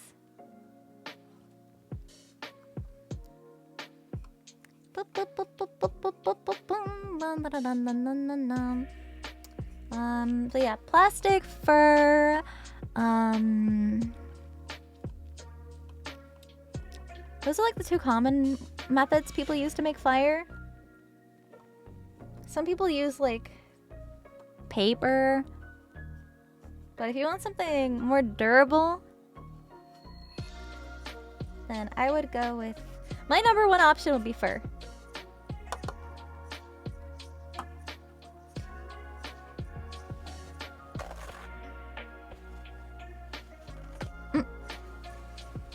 When in doubt, ask me for cosplay advice.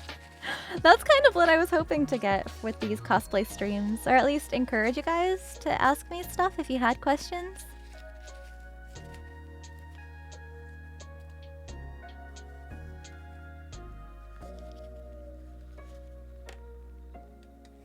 Light paint. I just have so much knowledge over the past decade I've been doing this. I might as well share it somewhere,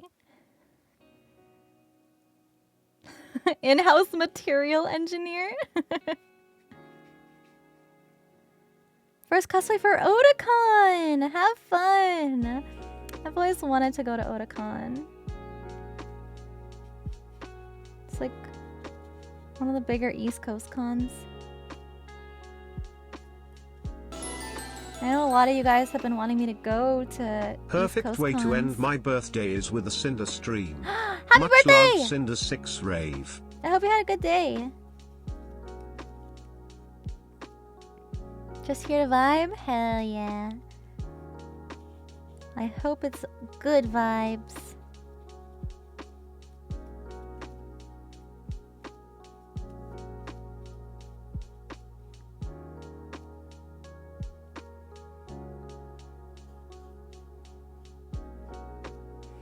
English-speaking German lady that has a lot of cosplay how-to videos? Are you talking about Kamui cosplay? We were talking about her in my last cosplay stream.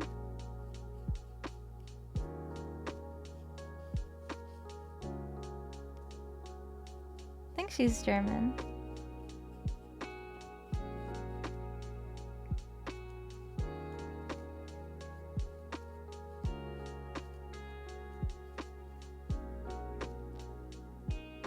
Yes? I know a lot of the well-known cosplayers in the community. I've actually used some of their advice and tips too.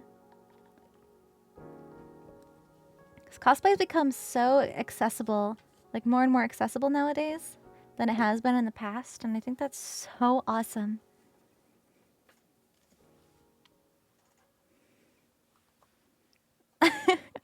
I speak like I'm over 100 years old. I don't know, I kind of have trouble. I trip over my words a lot, and I stutter and repeat myself often, and I'm not able to get my thoughts very clearly out there sometimes, but I do my best. I have done 3D printing, yeah. To be honest, pretty much every common cosplay making technique I've probably used before. I've used a 3D printer, I've made my own 3D models for 3D printing, I've sanded and painted 3D prints, done all that. Despite that, you still speak with enough wisdom for us to follow. I hope so. So, this is really funny. Every job I've ever had, I've had to train somebody to do the job. Like new hires, new employees, they would always pick me to help train them because I was always very good at what I did. I picked up things pretty quickly, and I always knew my stuff in and out. So, I guess maybe that's kind of helped me in terms of just being able to explain stuff. Because even when I first started this specific build on the last stream, I made sure to go over the materials and tools and exactly what they do. That way, before I even started crafting, you guys had a general idea of why I was using the tools I was using and what they do. what they're used for. And I feel like that can help out a lot too.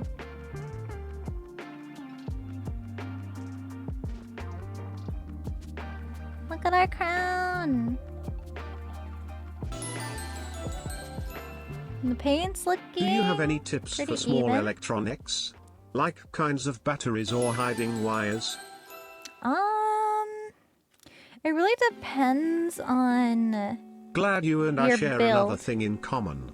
I'm gonna go ahead and get to bed. I've a got good lots night. of work tomorrow. Get some rest, Cinder, and Good you luck too, at work. chat. Thank you. Electronics.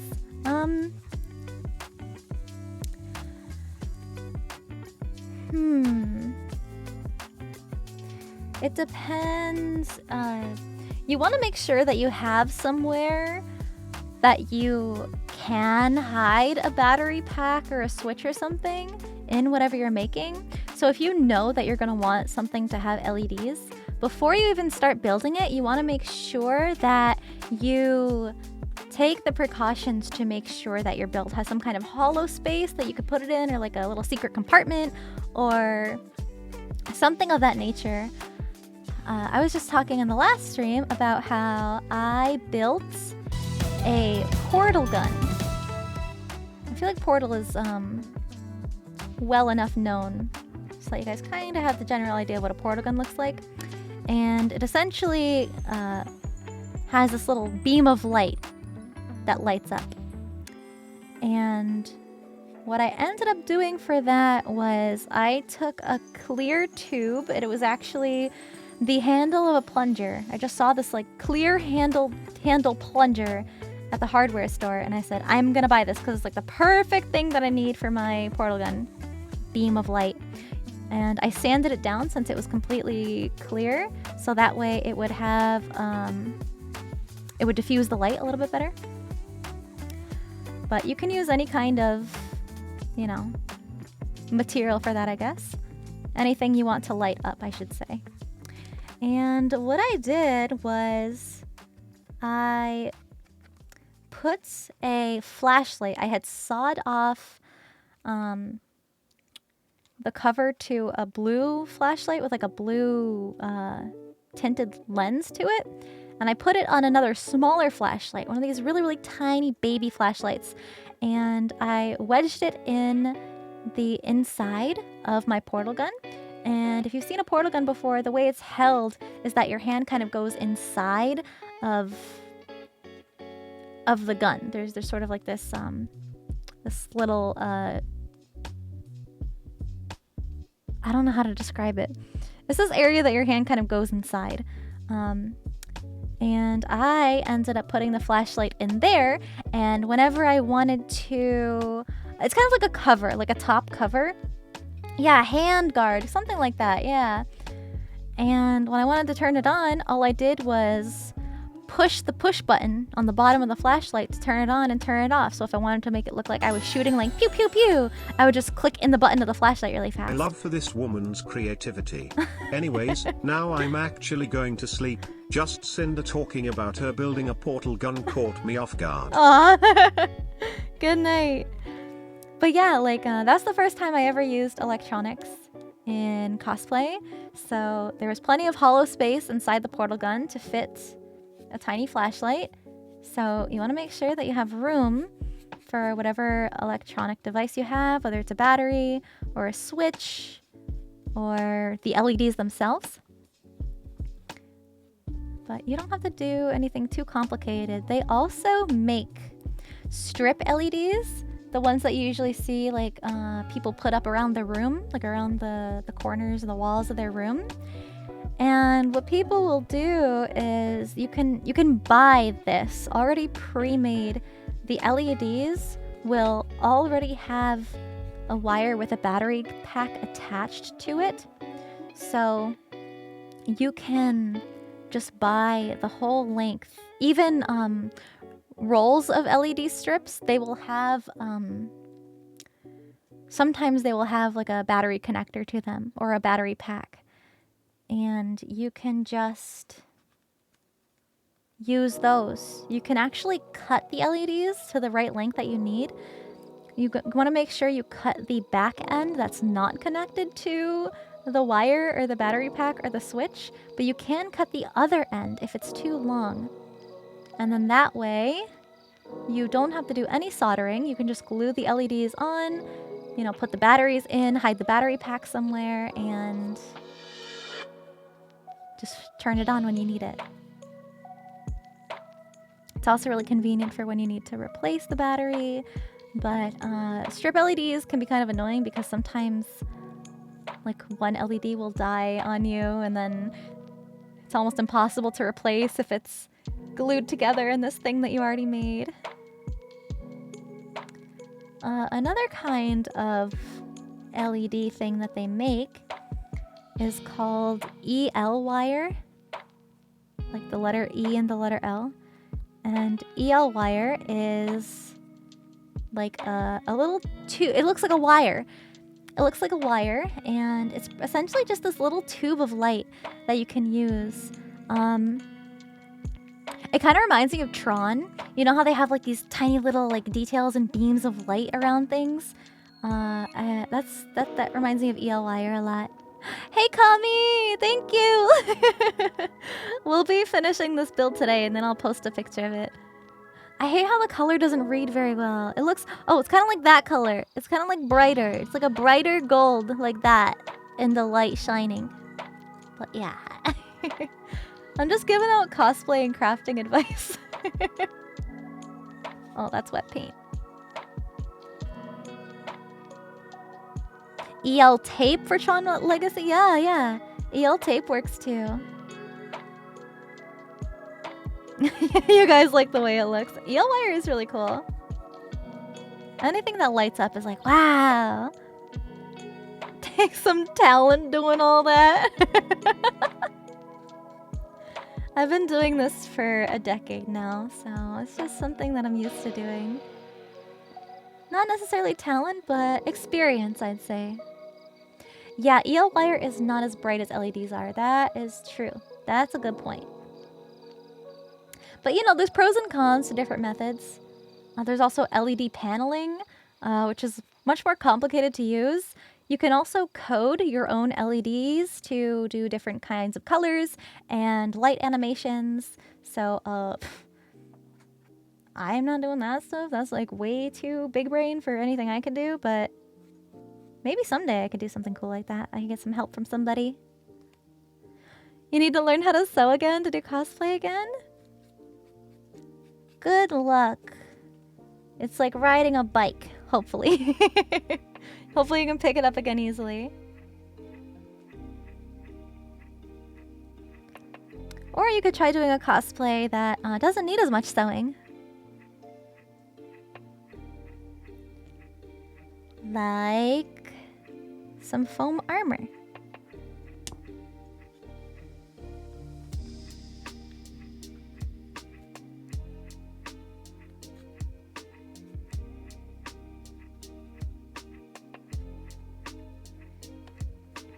Hooray!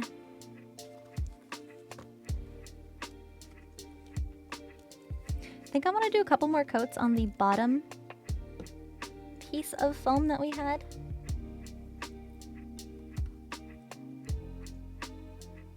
Then I think we should be more or less good. Maybe like one more little coat of paint. I'm just cleaning off my brush. I don't want to show you the nasty paint water. It's actually paint and caulk water. So we were using caulk earlier. You know what? So the color looks like milk after you've had a bowl of cereal in it. And you know how it's like dingy colored? Just use your imagination. Yeah, caulk water. Forbidden milk. Mm-hmm.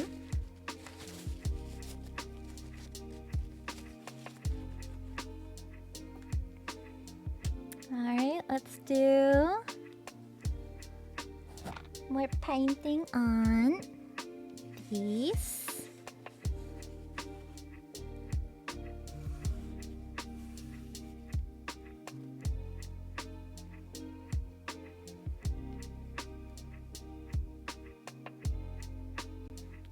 I think this one's painted enough. This little crown topper that we've got.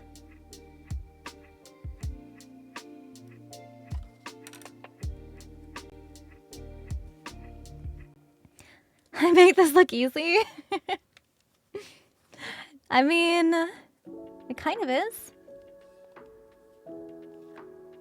It's really just cutting out pieces, gluing them together, and painting them.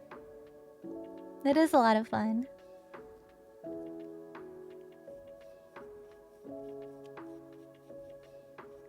It can take some time, depending on your skill level and what exactly you're making. But it's totally cool to take your time with it. Don't want to rush it and then be unhappy with the way it looks because you rushed, and then you have to end up making it again anyway because you rushed.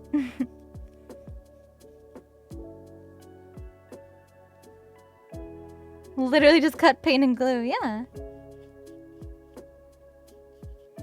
The fabric part is where it's going to get a little bit trickier, but no sewing involved, so we at least have that going for us.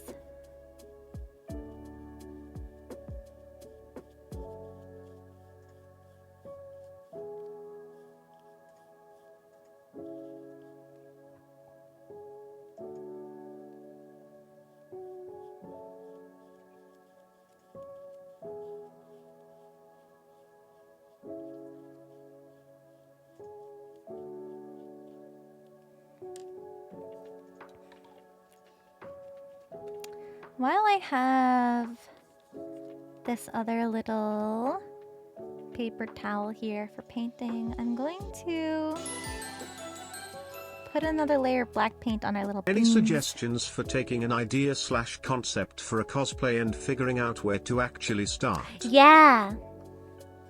So, there's actually an app, like a phone app. It's called Cost Planner. It's like cosplay planner. Cost planner. And essentially what it is that you can make a list of everything you need to buy, everything you need to make, and it can help you break down the pieces. So let's say you're cosplaying, I don't know, what's a well-known character?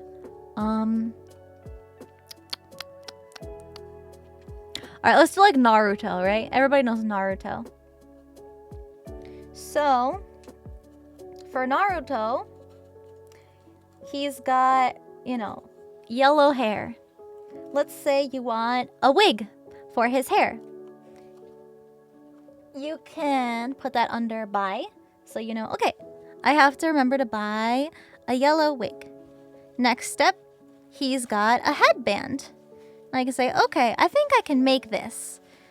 So you kind of break it down piece by piece. I like to start from the head and go all the way down to the feet.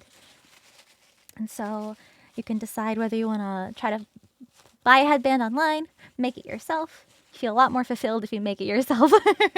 But, you know, and then at that point you can figure out what materials you need to buy to make what you need to make. And then you keep moving down, you know, shirt, pants, shoes, any other accessories or props that you might want to make.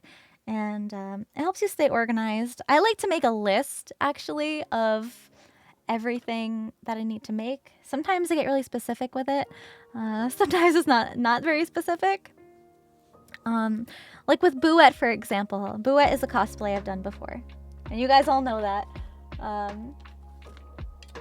But when I was figuring out Bouette, starting from the top and going down, it's like, okay, she's got the super crown. I'm gonna make the super crown. These are all the materials I need for the super crown.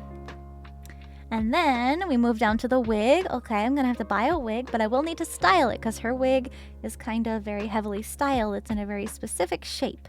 So I'm gonna need supplies to style a wig with.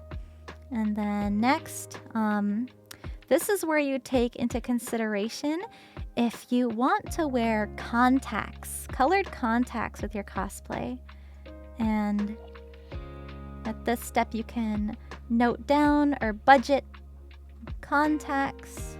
Colored contacts are relatively affordable. They're about $20 for a pair of contacts, colored contacts.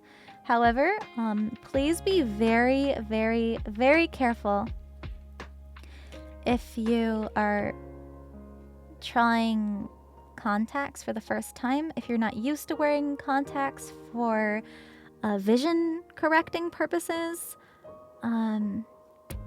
either go see an eye doctor before, or like consult an eye doctor before you get contacts, because eye shapes are all different. Or at least just make sure before buying contacts that you are buying them from an FDA approved website. Yeah, never double up on contacts, never sleep with contacts in.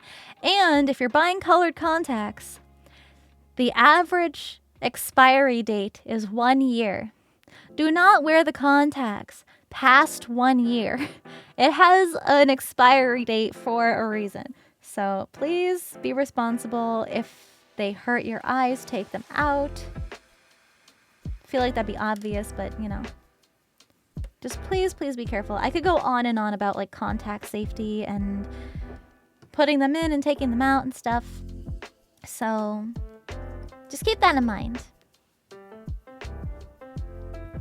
And then some characters have fangs. You can either buy or make fangs. I used to make fangs for like Halloween costumes and stuff like that. Oh yeah, there's also different size contacts. Different size diameter contacts. But yeah, if you want a cool way to make fangs, because what some people do is they use little plastic beads that you can melt down with hot water and then shape around your teeth into a point. Let it cool. That way when the plastic cools, you kind of have like these Dicks!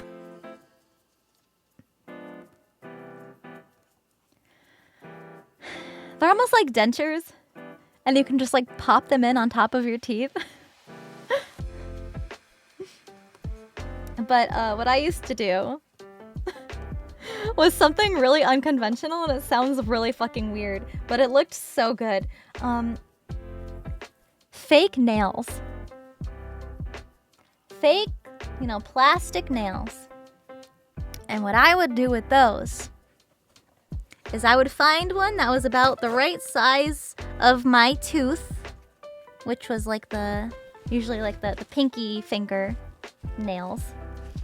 I'd cut them into a point, and then I would take clear denture adhesive, glue for dentures, and I would put that on the tip of the tooth towards like my root, and I would stick it down. You usually have to dry off your tooth first, so I just wipe it off,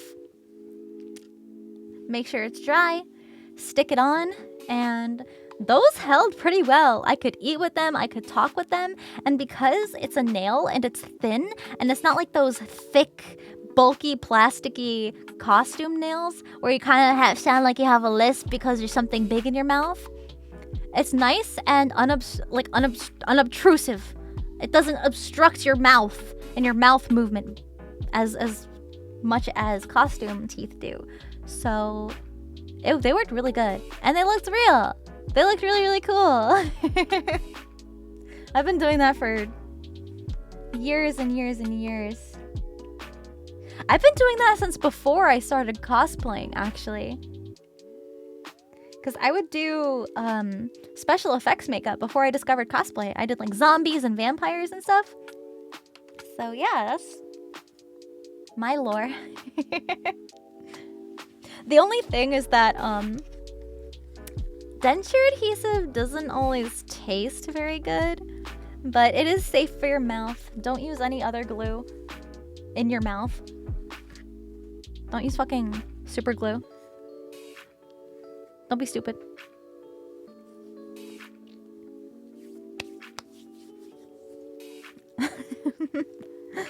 I could do that for my cosplay, but I'm going to be wearing a mask, so it won't really matter anyway.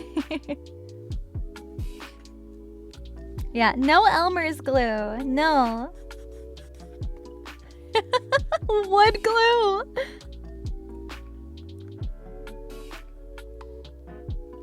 Look at it. Look at her. Look at her shine. So shiny.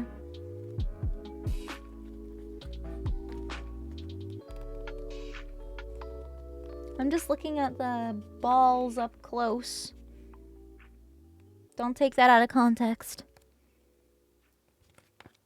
Alright, we're gonna add some more layers on the bottom. Just because it's a little streaky. And then I think we'll be good.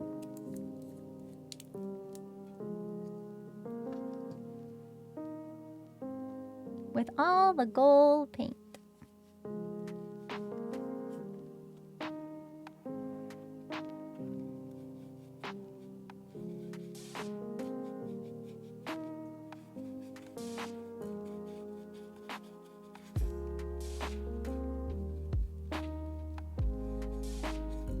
There's also this little gap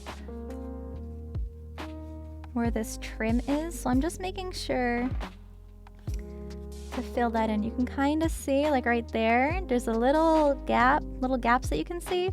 So I'm just filling that in with thicker layers of paint, so it doesn't look like there's a hole there.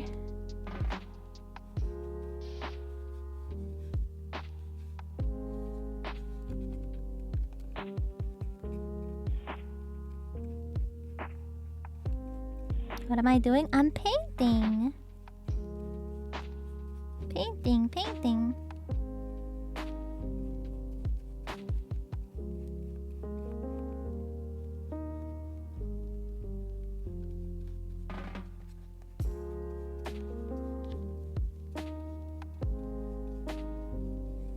Really getting in there.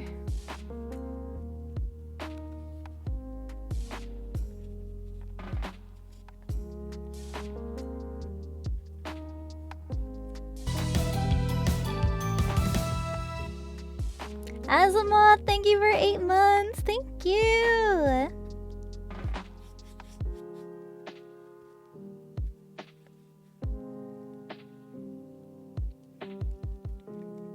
I'm glad you like the cosplay streams.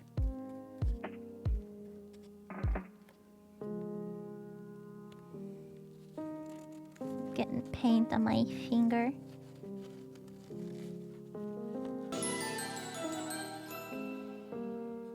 Okay, Cinder and Chatim heading out for the night. Good night. Have a great night, day everyone, stay hydrated and don't forget to, Thank as Cinder you. says, not as she does. Thank you, Dan.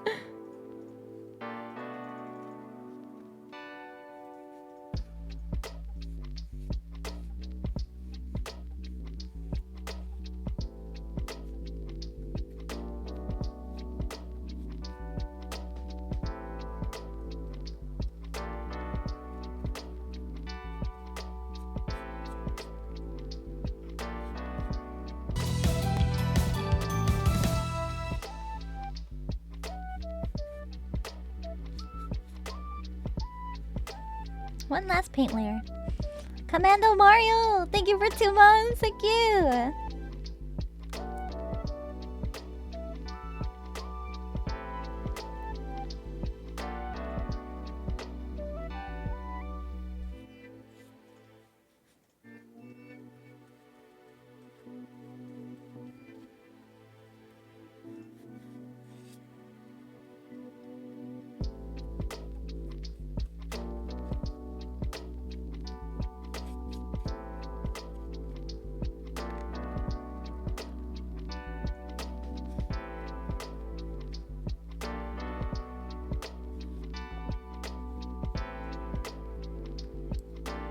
Bum bum. Bum bum.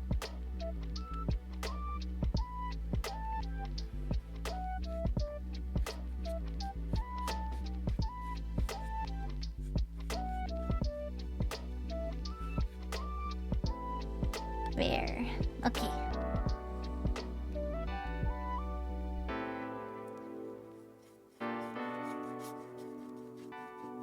Why do I need a crown if I'm already a princess? Because I felt like a new one.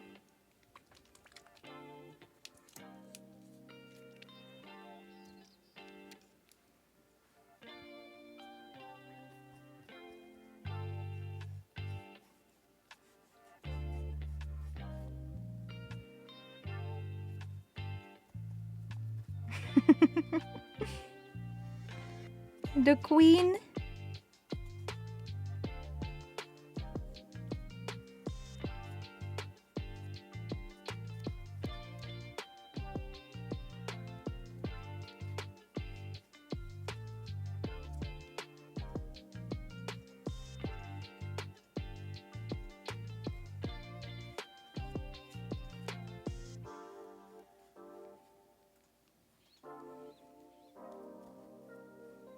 You guys make me so happy. Don't tell anyone though. Don't tell anyone. Just browsing, watching a crown being painted for 30 minutes. We're almost done with the painting.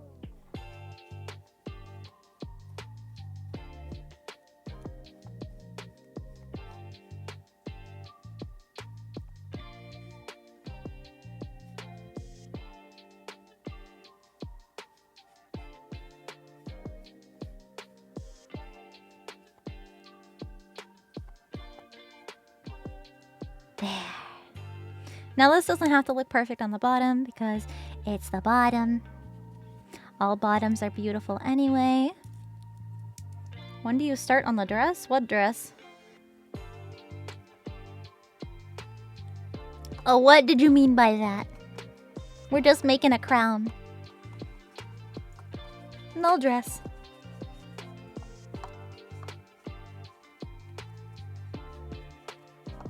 I'm cleaning my brush again.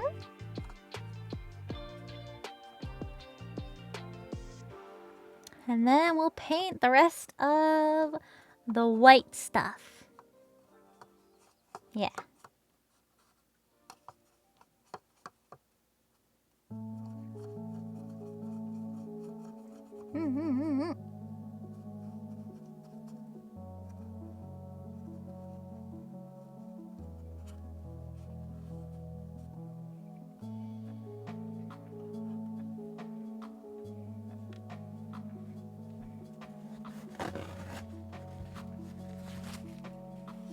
You're so sweet, Suki.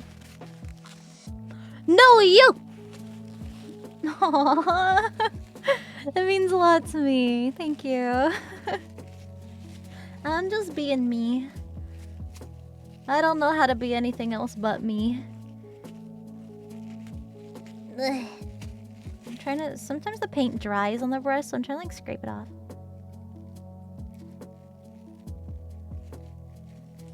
Good enough. Good enough. It's refreshing. Like the comfy crafting streams, or just being a decent person. There's more after painting the crown? Why, yes, of course there's more. We didn't even get to the really cool part yet. Aww! Oh, she's so sweet! Chat, do you think Sugi knows that I love her and I think she is so beautiful inside and outside, and that, you know, whenever you... Have you ever, like, seen something so beautiful you start crying? Yeah. Yes. Oh, yeah.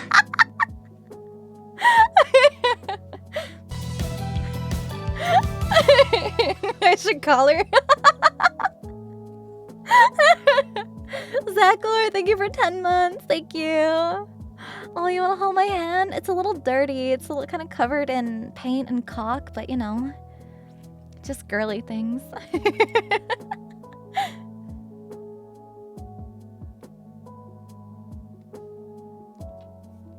because I was a dum-dum and used black foam for these white spots, we're gonna need a couple extra layers of paint.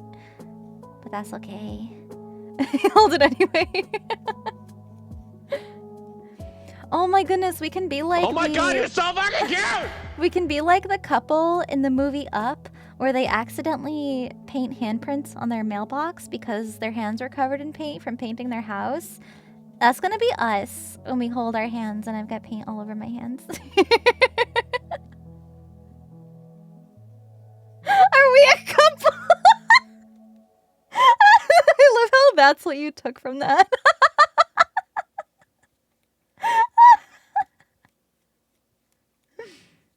I'm not denying anything. A beautiful woman wants to wife me up? Who am I to say no? I'm on my knees.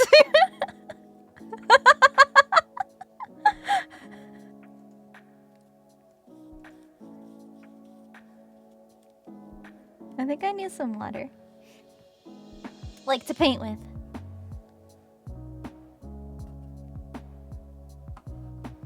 Because it's getting a little dry. Jealous? This is just what it's like being a VTuber. You get all the ladies. Because I'm so thirsty. Wow, really calling me out. I'm so exposed right now. I can't even hide because I have a hand cam on. Where am I to go? Where am I? What am I to do? What to do? You need to have your priorities straight.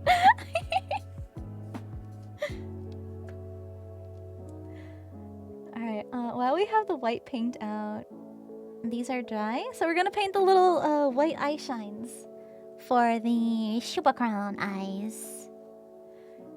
No bitches? Cause you're not a VTuber? No bitches? Hmm? I'm cleaning off my brush. In case you're asking, this water is vile color. It's disgusting. It is the most atrocious thing I've ever seen. So I'm not gonna show you. Okay? Okay. Serotonin content? I'm not gonna taste it. Y'all are nasty. Hell no.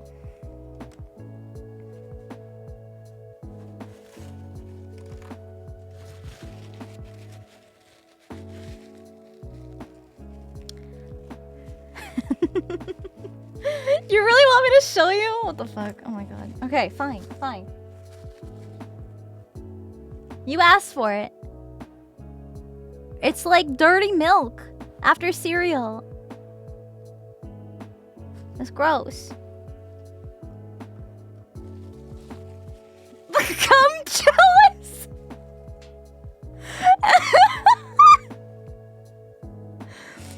I'm not drinking that. I'm not looking to get sick again. Sugi! Girl, now she's sliding into my DMs. Oh, she's so cute. I can't really type because like keyboard's like way over in this corner and I can't reach it.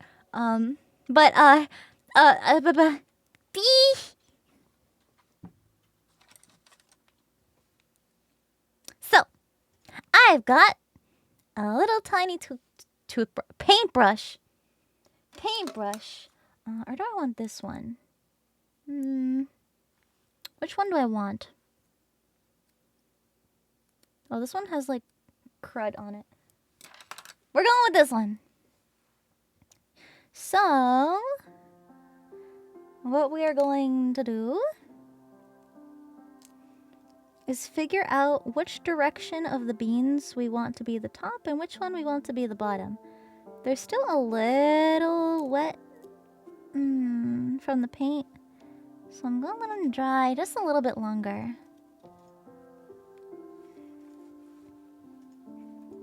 These are the last couple pieces we have to paint, and then all we have to do is cover our pink mushroom piece. It's all been sanded and filled in. All the little seams that we made from putting the foam together.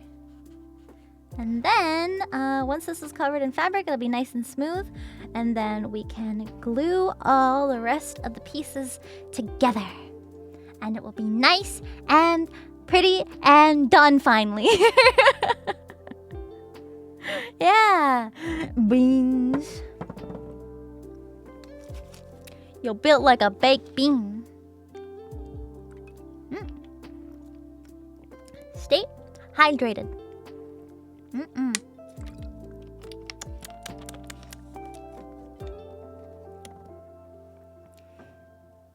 Alright, so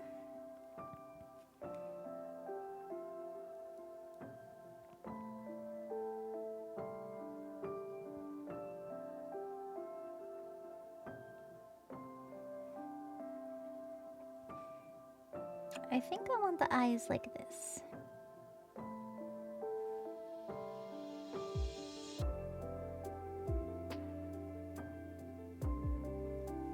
Looking at me like that.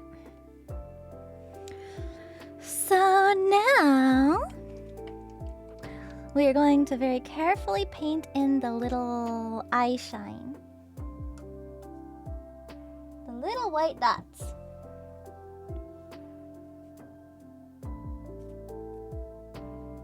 I'm going to consult my past creation. Looks like the eye dots are in the middle, but like the slightest bit off to the side. And that's kind of how they look in the reference art too. So I'm gonna do my best to make it look the same. Yeah, we're essentially making this, but like a little bit better. So... guys, like I said, we can have more crafting streams later if you guys have been enjoying these and you want more.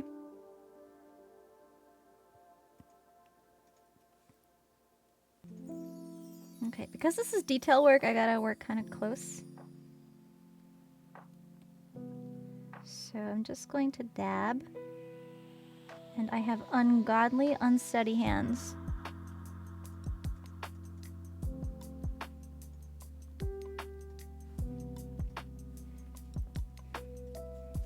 Let me see if you can kind of see what I'm trying to do here. Trying to dab little dots without flicking my bean around.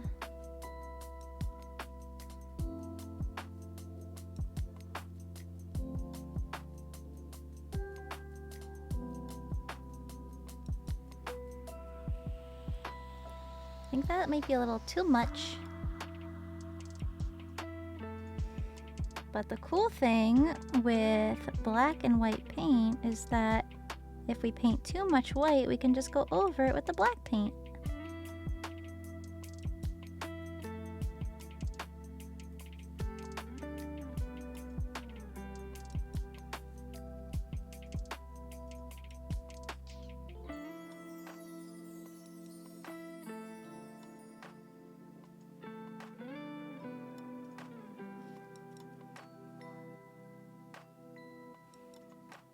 I think I made that too big.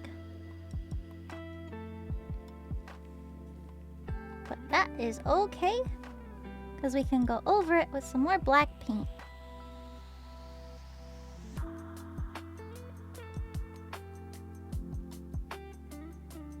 So it's okay if you have unsteady hands like me.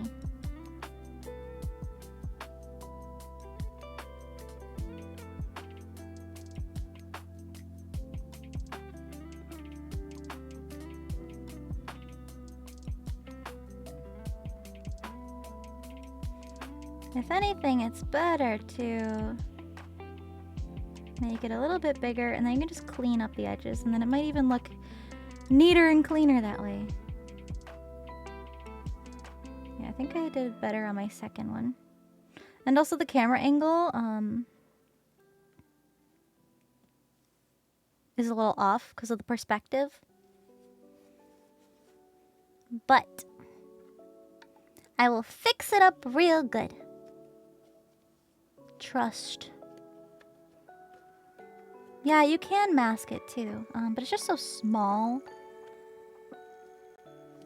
that sometimes it's just easier to freehand it. That paper looking cute with the eyes. A little crooked, me. There. There's the little eyes, the little beans. I just made them more crooked. There we go. Kind of. Perspective is throwing it off on the camera. You get it, you get it. Oh my. You get it! You get the idea. There, that's better.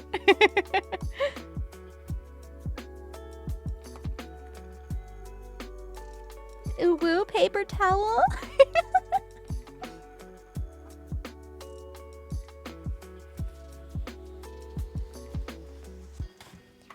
Mr. Paper Towel.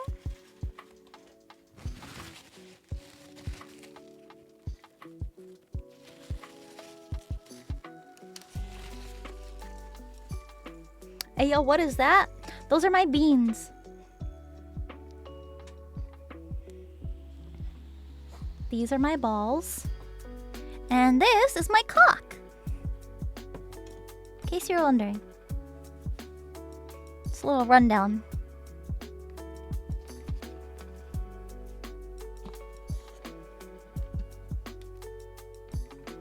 Thank you. Okay, we're gonna put another layer of white paint on the circles.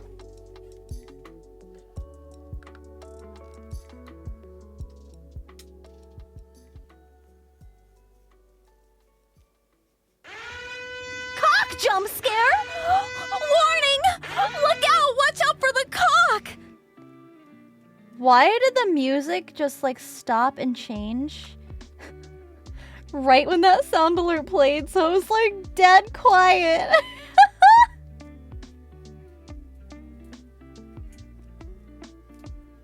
Oh my goodness.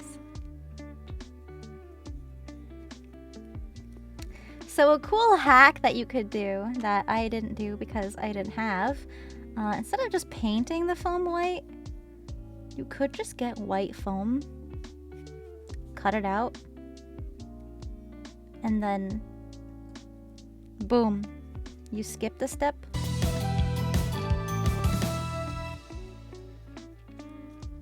But me? Nah. I like to make things 10 times harder for myself, and I like to feel suffering. That's just what we do. Final! Thank you for 24 months! Thank you so much. 2 years. 2 whole years. That's so crazy. Clap, clap, clappies. Thank you for sticking around for all this time. Thank you so much. Thank you. Literally been here since the beginning. The beginning of the beginning. It really has been that long, yeah. June was my debut, and then June 2 years ago was my first PNG stream. It's so crazy to think about.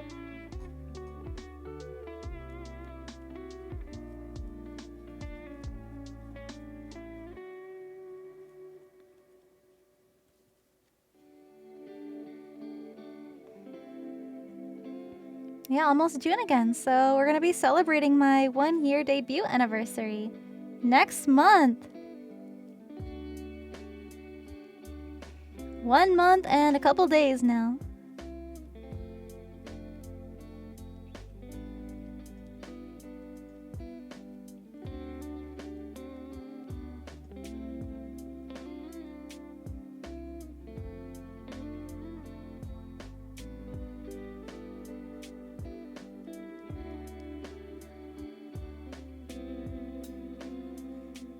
There. Oh, I think I missed a spot.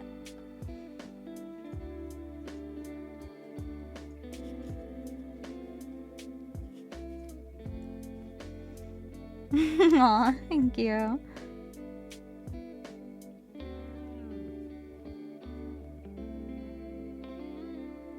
It's so crazy to think that, you know, people come and go and change is inevitable, but it's really cool to still see some people who have stuck around for so long.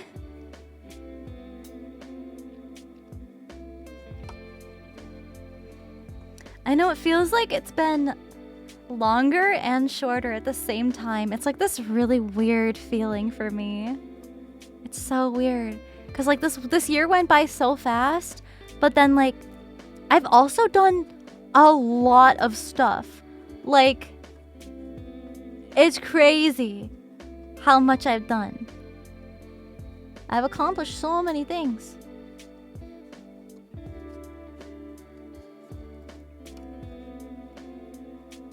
And there's even more cool things coming.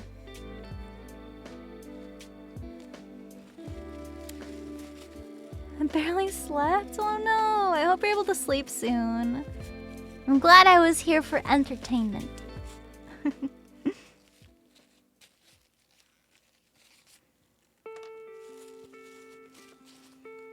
gonna wait for those to dry. Crown is all dry.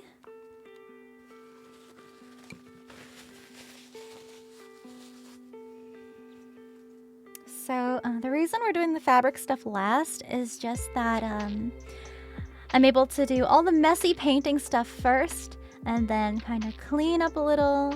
That way none of the paint gets on the fabric. Because that'll just be a pain to try to work around. Hi, I'm doing good. Welcome in, you guys. We are going to be finishing up the super crown today. Heading out. Have a good night. Welcome in and welcome out.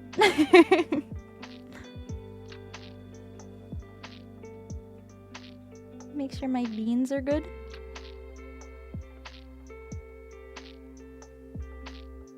It was a very thin coat of paint, so.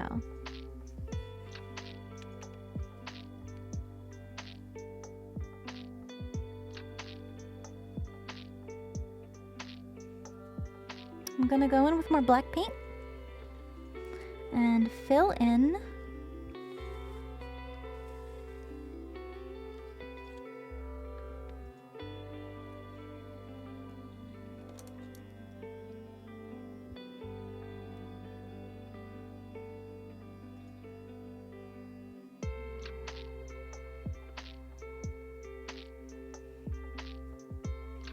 Let me look at my other one.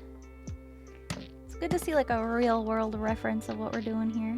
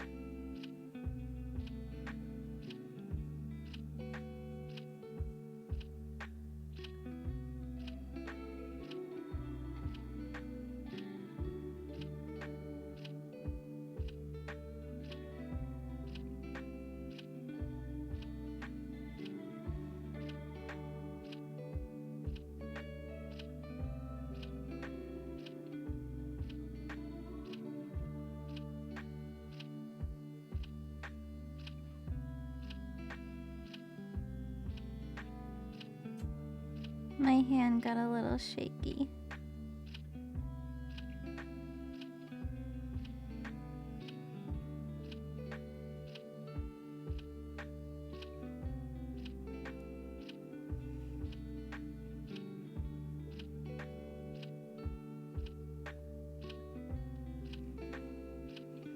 Like that.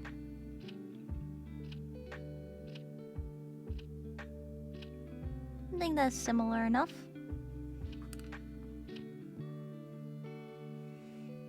I made these a little smaller than those, but that's okay.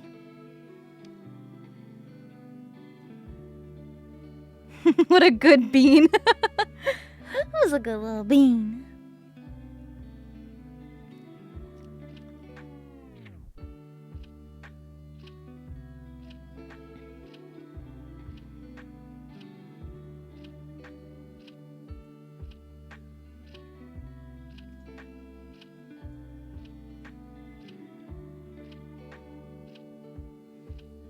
Even if you have very unsteady hands like I do, you can also paint a bean.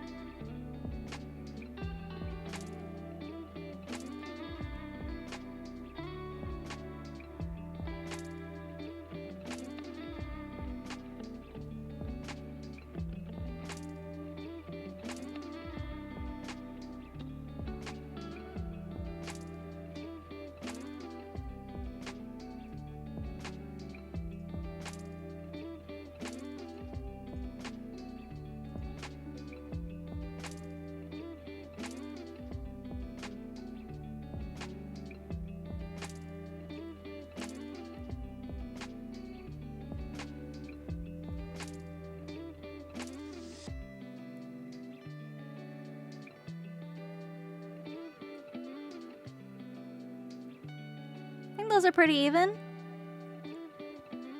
More or less. Probably less, but we're gonna make it work. I do want to brighten up the white a little bit. So I'm just gonna smooth out this clumpy black paint, and then I'm gonna add another layer of white to fill it in a little more.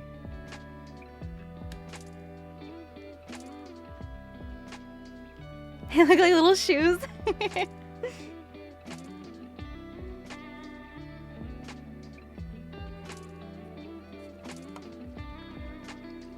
Have a good night. Thank you for hanging out today. Brush, brush, brush. Wash, wash, wash the brush.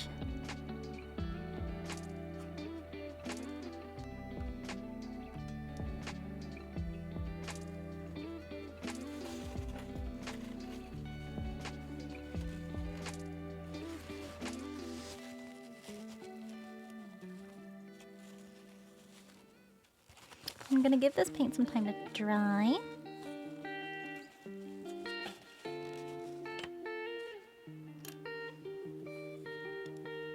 Then once we do the little white specks, just like another layer so that they're brighter, we're going to be done with painting. Yeah.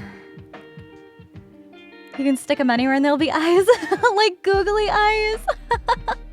Actually, the cool thing about googly eyes is that googly eyes are a very common material used in armor building.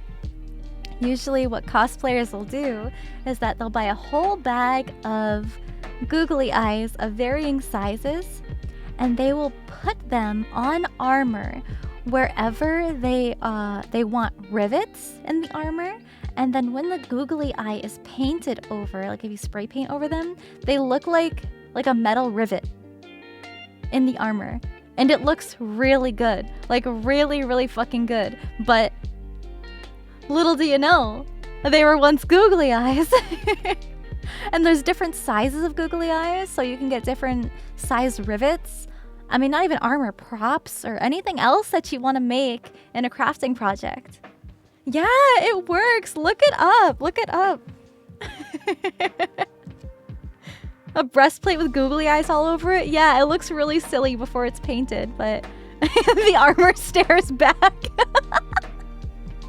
Yeah, pretty much.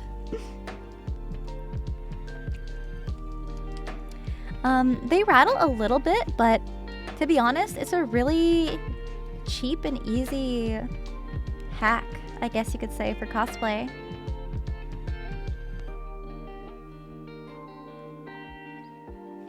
Because you don't hear photos. Like, yeah, you'll walk around at a convention and maybe they'll rattle a little bit, but for the most part, it's all about visuals.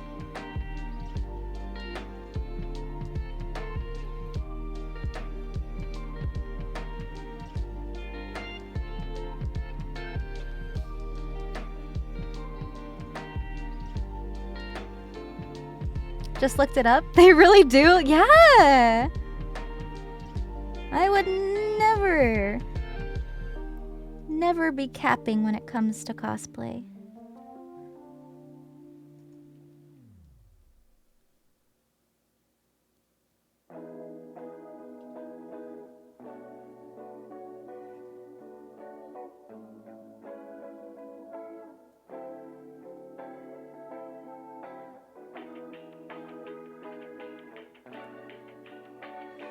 It's hard for you to see, but like if you get really close, you probably can't even see that.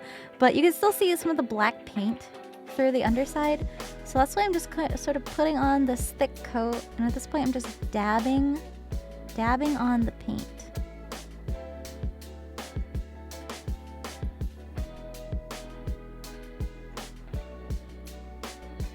Wait, it's nice and thick.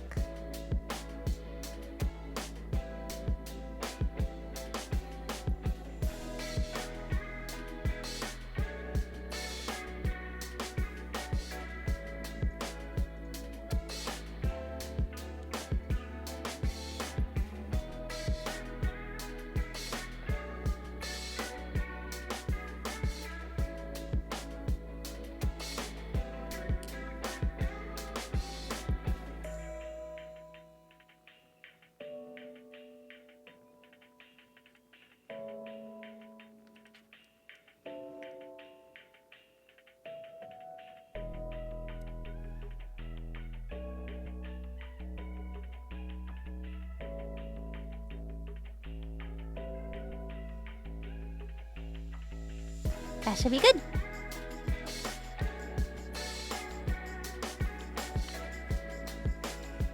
Now we are finally all done with painting!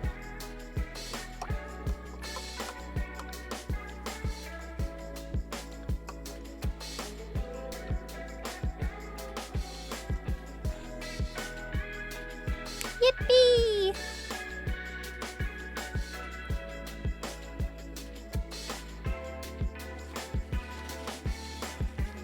Alrighty.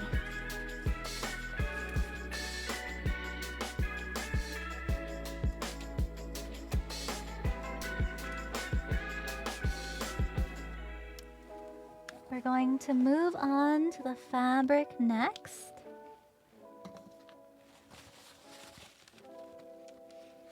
I'm just gonna move this aside to let it finish drying.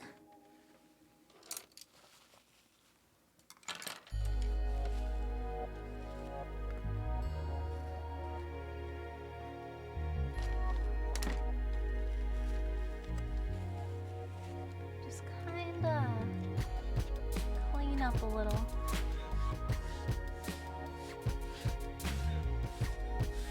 So I don't want to get my fabric all dirty or gross.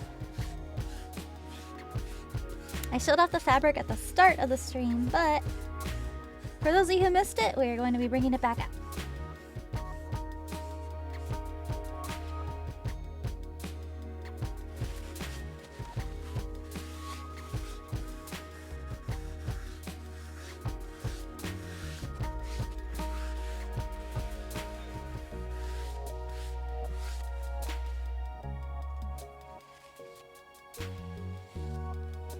There's some dried caulk on my cutting mat, but that's okay. And some paint, but that's okay. Alrighty.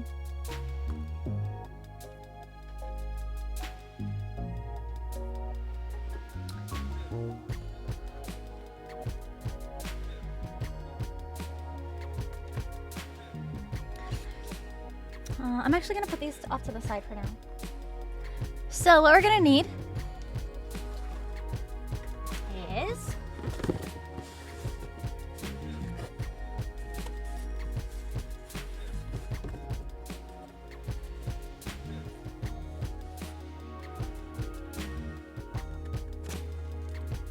a box.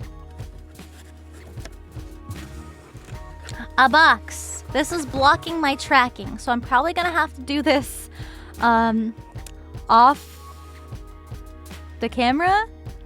But pretty much what you're gonna want to do is put whatever you want to put spray glue on inside the box. And then that way when you spray it, it won't get everywhere and it will just get the inside of the box all sticky. Because whatever you spray with spray glue, it gets everywhere and it will be sticky. You can kind of rub it off of surfaces, but for the most part, everything is pretty sticky. So I'm just gonna spray off camera, but that's pretty much what I'm gonna be doing. Is just spraying it.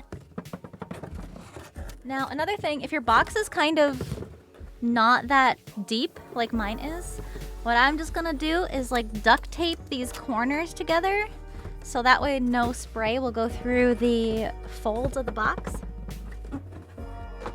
So, again, this is the spray glue, the spray adhesive that I'm going to be using. This stuff has lasted me for such a long time. Another very stinky, toxic fume thing that we're gonna be using. So, read the instructions. Usually you want to wait for it to get tacky before you glue anything to it. But, yeah, just to keep in mind. We're gonna be using that. And then, this is the pretty fabric that we're gonna be gluing to the crown. So once the spray glue is on there, we're going to press the fabric into all the curves of our crown. Like so. And because this is a stretchy fabric, we can kind of stretch it around these curves. And it'll look nice and pretty and cool.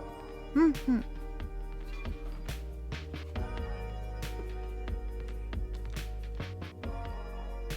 So, I am going to do some spraying with the fabric glue. What I recommend is putting down some paper towels in the bottom of the box and up towards the sides of the box. So that way when you spray the glue, it's not going to get the inside of the box all sticky. And then if for whatever reason you have to spray the spray glue again, you can just take out the paper towels, throw them away, and you'll have a nice clean box again to put down some more paper towels. That way nothing's sticking to itself and it's a pain in the ass. So I have some paper towels that I am putting inside my box now.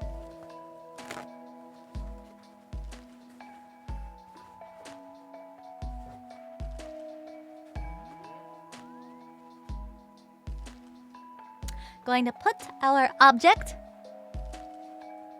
into our spray box. no, I think I have to shake this.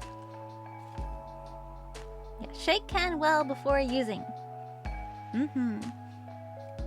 Okay. Shake. Shake, shake, shake, shake, shake, shake, shake, shake, shake, shake. And then I'm also going to... Now, you know what? I could just rub off the sticky if it gets on the surface. I want a nice smooth surface that it'll be easy for me to peel off of just in case the crown were to stick to it. Crafting is going good. I'm just going to use some spray adhesive off screen Just because it doesn't really fit in the camera's field of view right now. Okay. Here I go, going to spray. You might hear it a little off screen.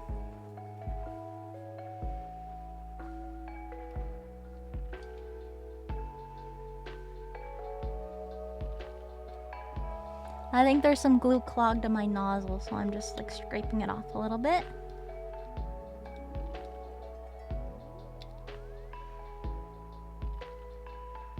Do a test spray. Yep, still works. Okay.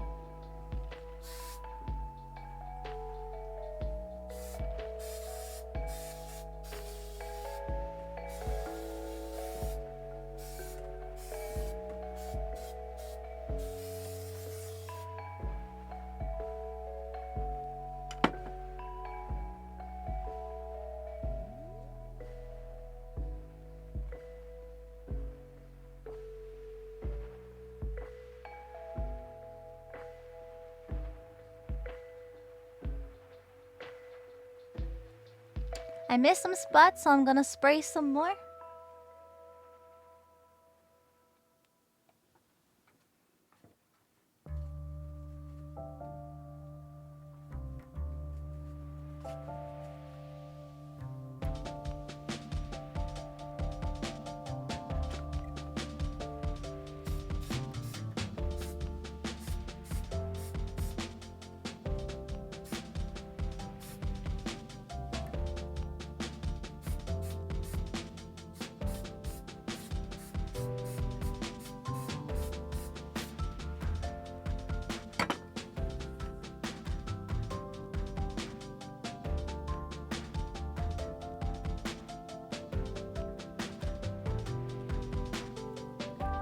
Okay.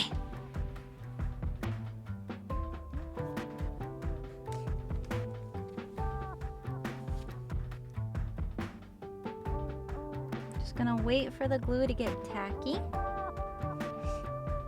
It's all sprayed. Now we're gonna push it down. Oh, it's already sticking to me.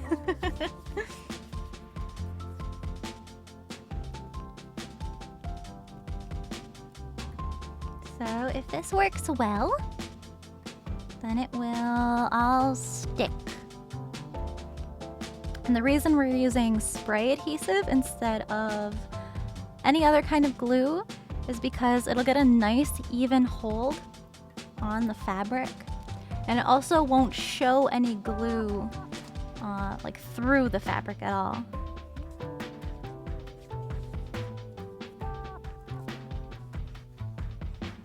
Just rubbing it off my hands. It's a little sticky. It does wash off of skin pretty easily though. Yeah, lots of residue. That's why we have a little spray box for it. A little makeshift spray booth. Okay, it's tacky. So we're going to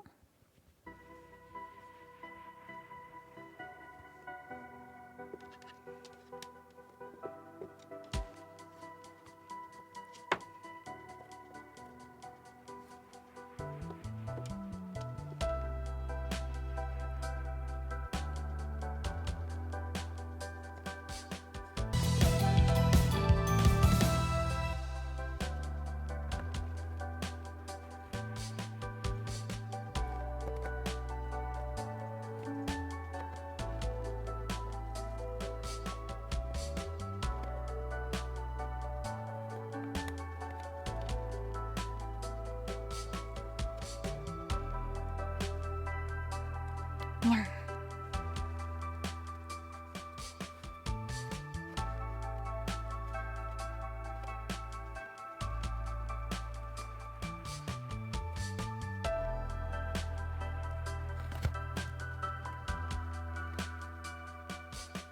I'm just working section by section, starting towards like the middle bumpy butt part.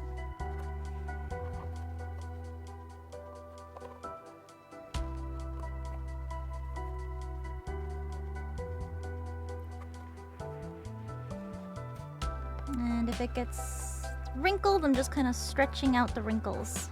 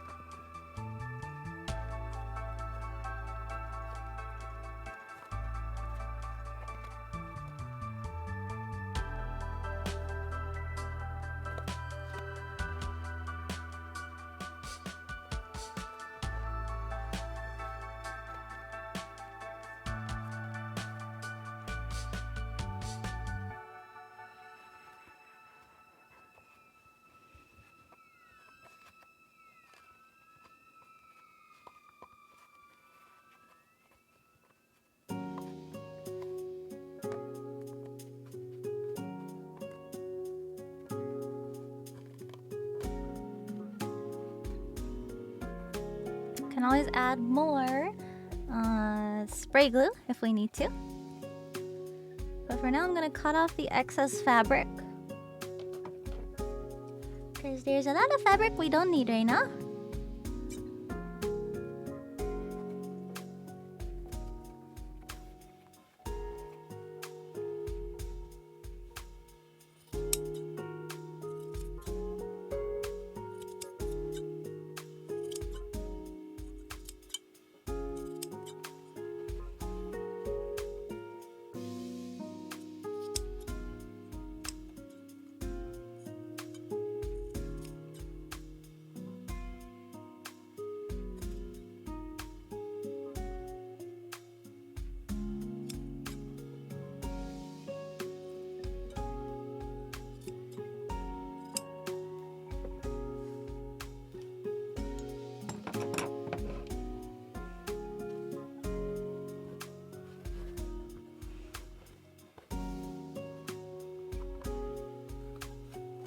Yeah, those are my fabric shears.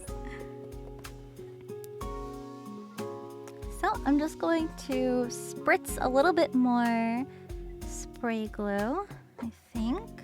Well, maybe it's still a little tacky.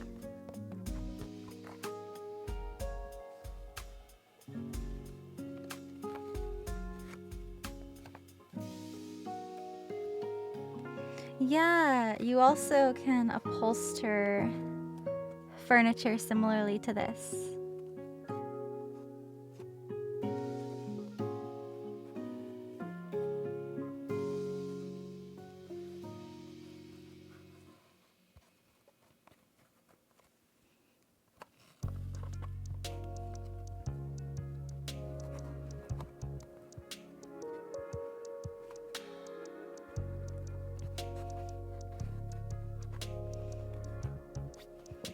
Just a little more fabric spray. Fabric looks silky. It's actually a spandex, so it's stretchy.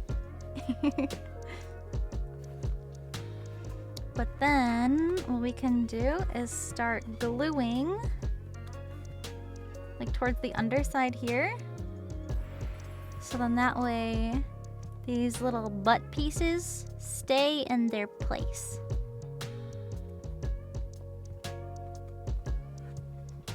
I'm gonna spray a little bit more though.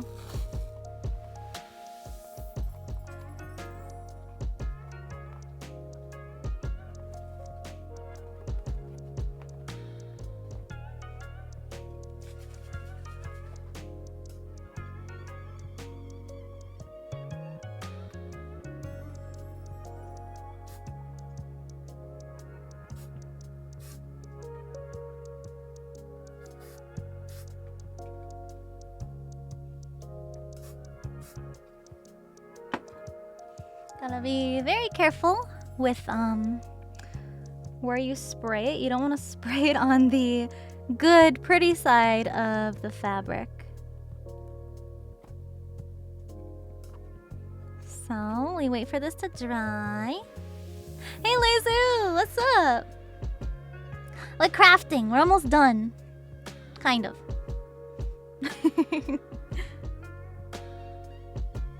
I got a little bit of the spray glue on my fingers. Just a little messy. Just a little bit. It'll come off, don't worry.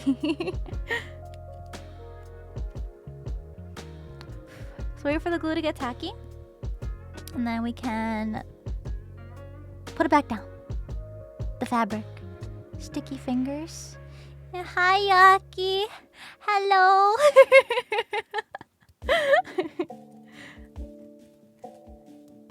I was actually just talking, the last cosplay stream I had actually making this, I was like, oh, how cool would it be to actually be able to cosplay with my VTuber cosplay friends and have a good time together, even if we're not all cosplaying like the same thing, just to be able to like cosplay and have a fun time.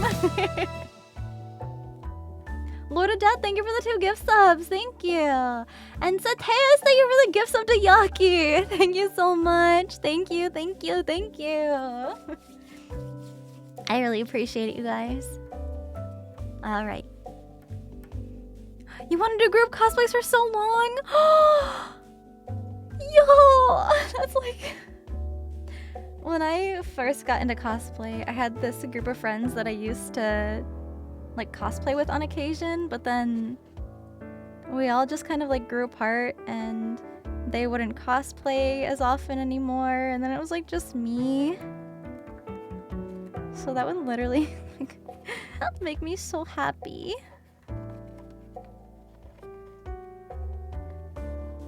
Okay.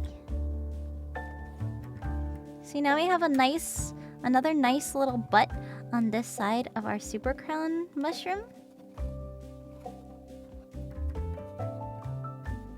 And then we keep using the spray glue and then stretching around, and then we get nice little butts. Your friends would forget the group cosplay? No! I'm so sorry. 2 of us were a character from the same series? Yeah. Usually like the duo cosplays. Oh, but I love that. Hi, Numi! Yeah, Dirty Minded? You thought this looked like boobies or butts, right? Yeah. I see right through you. So, pretty much what this is it's this part of our crown. So once this is all said and done, it sits actually this way. We do the good butt sides. The completed butts. Once all the excess fabric is cut off and glued down, our little pink mushroom part sits in the crown like that, and then we have this little doodad that goes on the top like that. So that's what our crown is going to look like. So it's okay if the fabric is a little wrinkly at the bottom because it all gets hidden by the crown. And then the last few parts of the crown, we have the cute little eyes. Super cute. Now he's looking at you. Look at it, he's looking. Suddenly it's a crown. Yeah! I love cosplay. Yippee, look at it. I can never get these to line up right. They keep like sticking to my fingers. These little beans. I keep flicking my beans around. Okay. Stay. Good enough. They're a little crooked, but you get the gist. You get the gist. I think my little circles are dry now too. These go along the sides as the little white mushroom dots. So we're pretty much almost done. We just have to finish gluing down the fabric and then glue all these pieces together. Just like a little bit of assembling to do. But yeah, that's our little crown that we've been making. It's nice to see you, Numi. I hope you've been doing well. I miss you so much.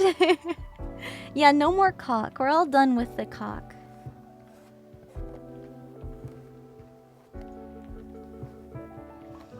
You need it. My hands are a little dirty right now. I'm sorry. It's got glue all over them and paint and caulk. Sorry. You don't mind?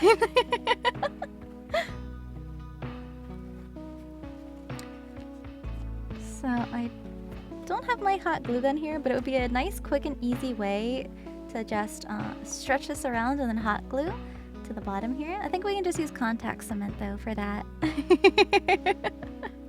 You can hold my hands anytime, Numi. For you, anytime.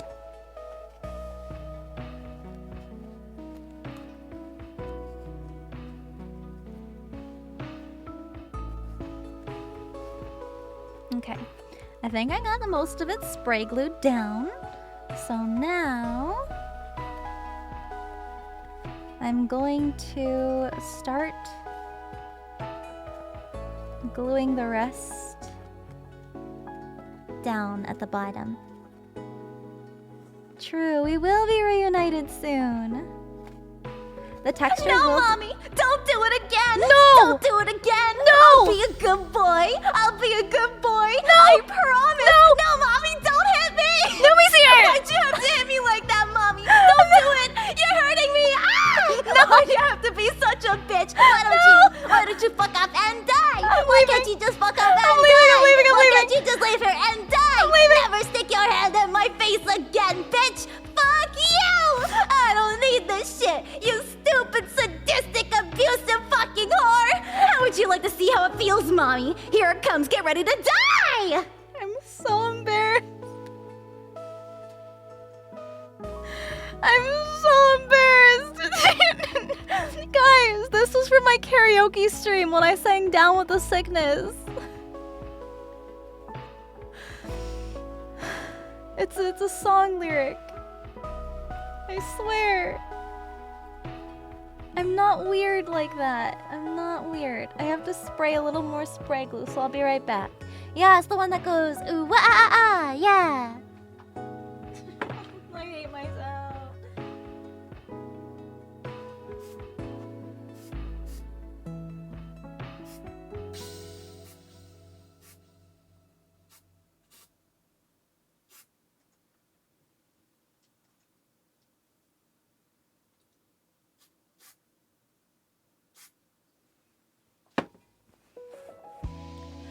Wake me up inside. Wake me up inside. I can't wake up.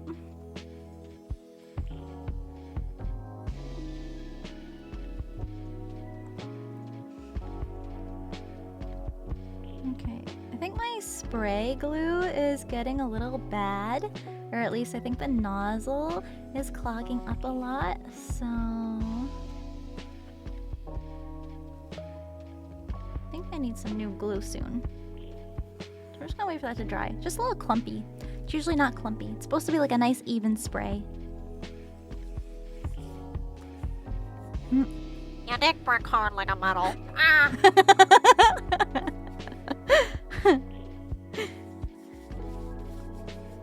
Think she left before you played it? Uh-oh, maybe that's good. Maybe that's a good thing. I wasn't looking. I was looking away. I wouldn't be able to face her anymore.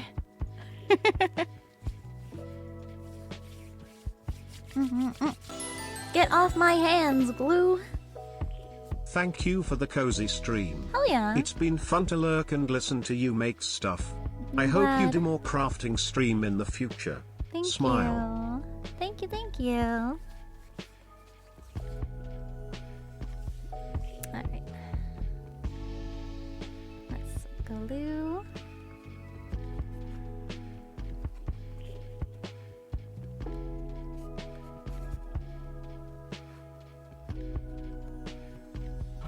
Oh.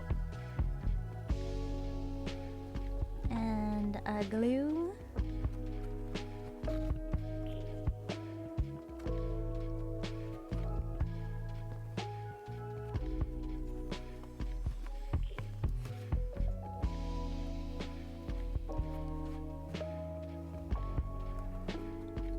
Nice.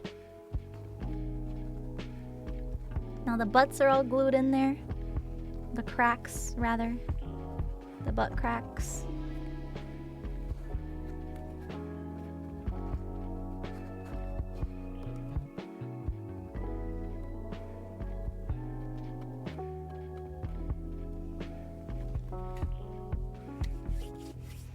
So now, I'm just gonna use contact cement because that's what I got right now. I should have brought my hot glue gun.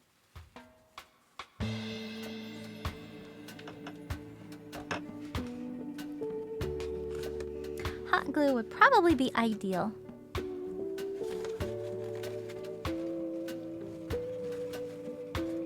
My nails ripped the paper. Oops.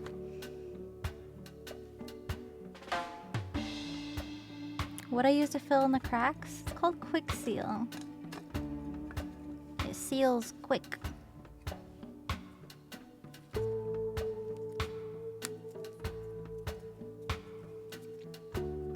Let's see if this works.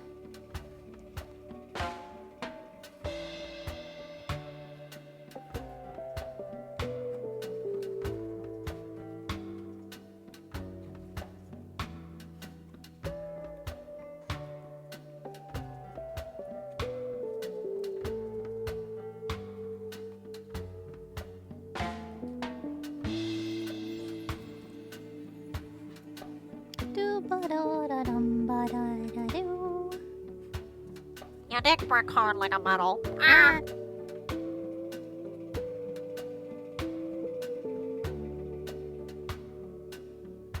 Thanks for not taking me too seriously, guys. We do be kind of wild in here.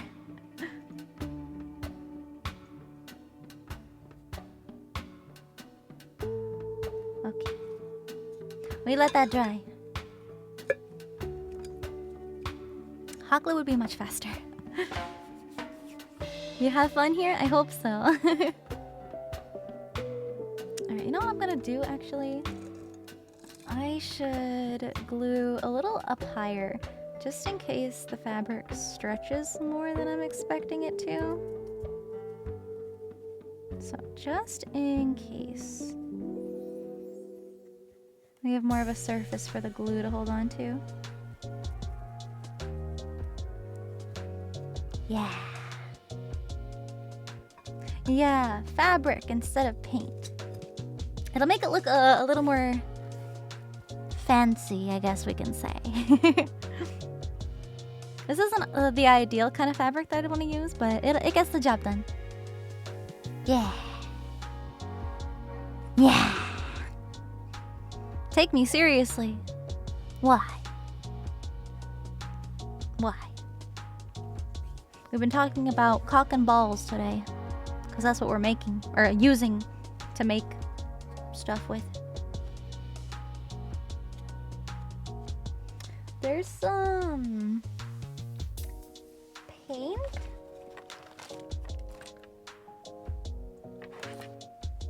That's kind of hardened around the edges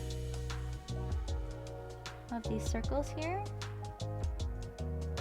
So I'm just gonna trim that up a little.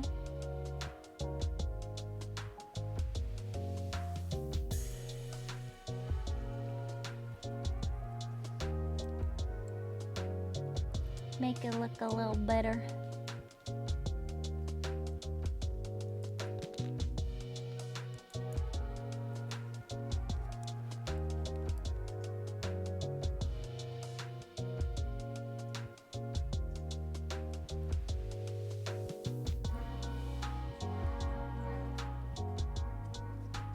There. Cock and balls very serious? Not that serious.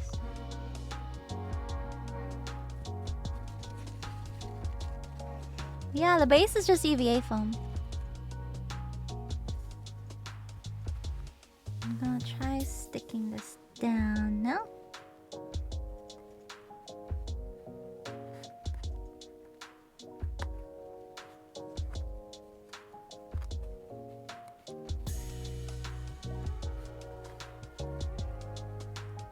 Oh, hell yeah. That holds super well.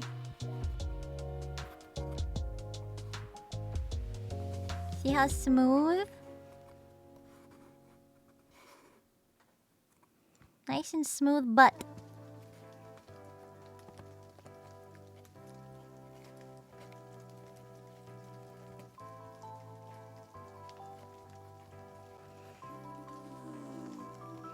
So the way you want to glue this, you want to glue it in kind of like an order. So you want to glue in these little butt crack. I don't know what else to describe it as. These little indentations here. You want to glue all those down flush. So that way any excess fabric you have is on the top part of the curve here. And that's because this is where the point of the crown goes. So it'll all be hidden. Any extra fabric, we're probably going to cut this away so it's not as bulky on the inside. And then we'll just have like a tiny little thin seam that we can glue down together. So I'm just going to go around on the rest of the corners. I think I'm going to trim some more of this fabric here. It almost looks like pink velvet in the light. It's like a nice shiny spandex. It's also called performance fabric in some places. Like dance fabric for dance costumes. Very, very stretchy, very breathable. Very nice.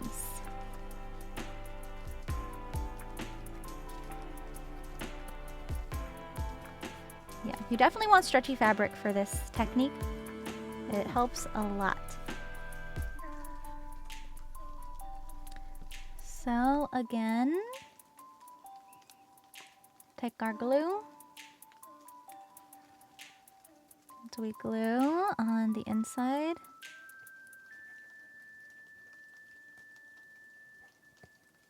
Here.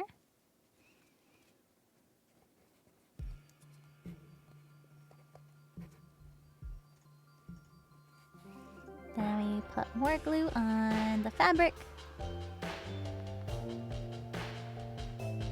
And like this is what I've been saying, this contact cement literally you can put on anything and it will glue. It will glue.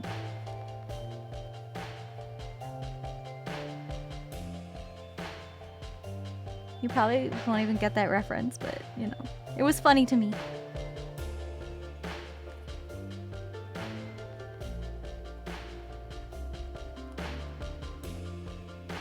It will glue.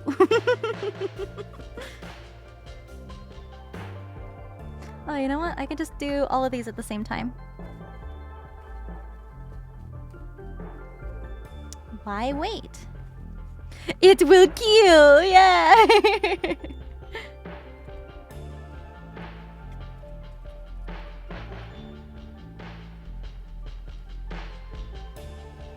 I might have underestimated you guys.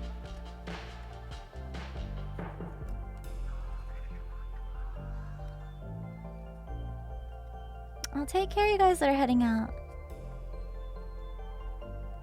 Thank you for being here.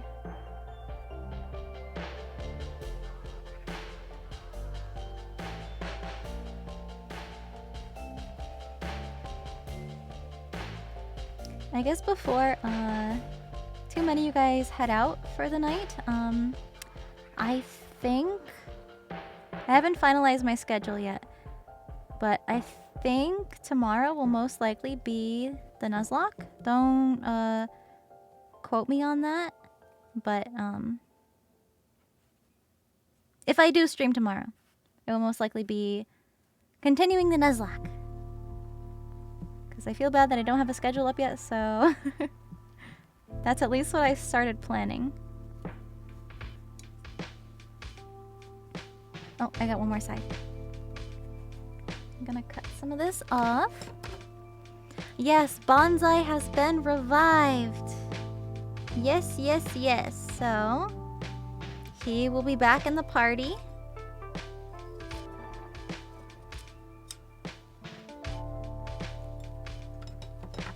Bonsai revival.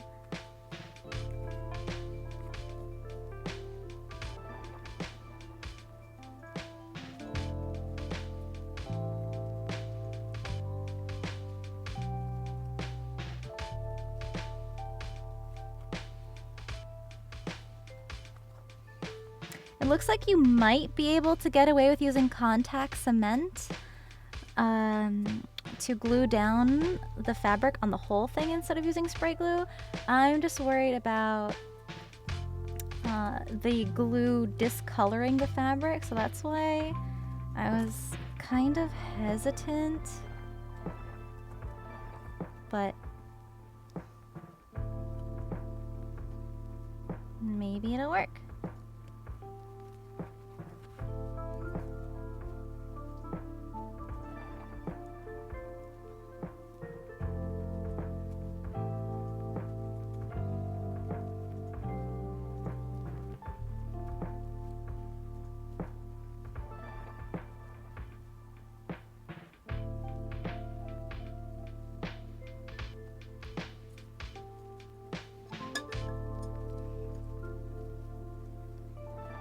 Can't have brown discoloration on buds. Hope not. That's what we're trying to avoid. Okay, this one should be dry.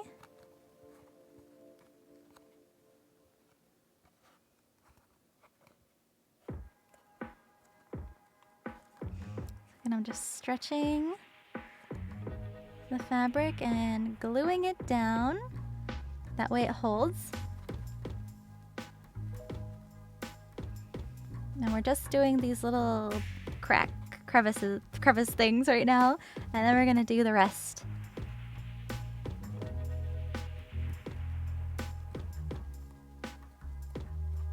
I think this is ready. Let me move my hands a little so you can see it better. So this is our butt piece, our butt crack. And then I'm stretching and flipping it over to the back side and pressing it down. So now it's cemented down there. And nobody's gonna see the inside of this, so it's okay if it's not pretty.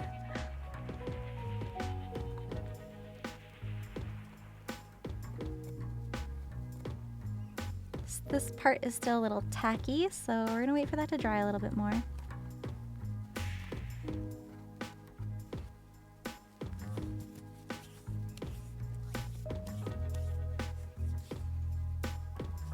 Falling asleep. Take care if you're heading to bed. Thank you, thank you. Inseams are inseams for a reason.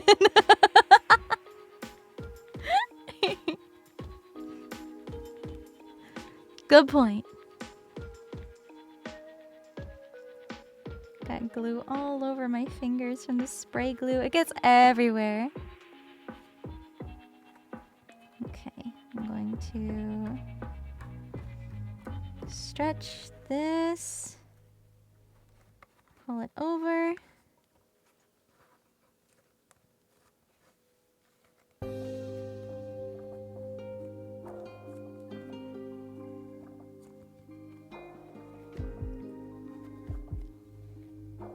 Very nice.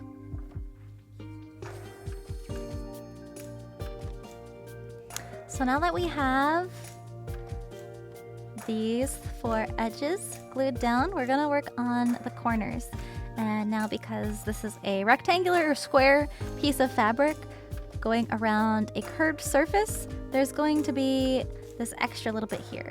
So I'm just going to glue down as much as I can, because when we get to inserting this into the crown part,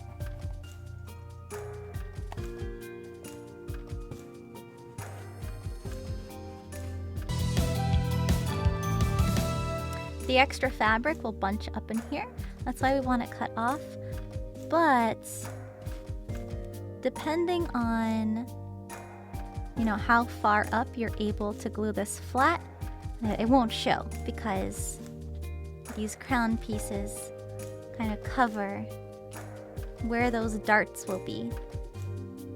Yeah, pretty crown. And see, now it kind of looks like a more fabric crown puff.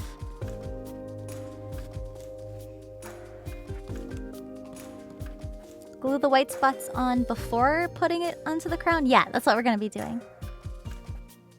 Same thing with the gold button. Yay, a little dart. So I'm thinking... I'm just looking for the sections that look the prettiest to me, and then I'm going to make that the front. I'm just going to mark an F here for front. So that way I know. Okay. So like this dart here starts pretty low. This one goes up a little higher. So I think we are good to just cut off the excess of this lower dart here.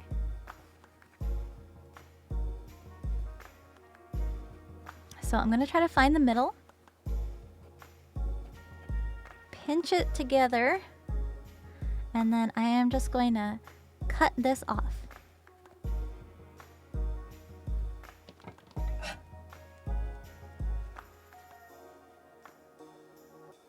Kind of hard to see, but this is pretty much what I'm doing. Just trimming this down.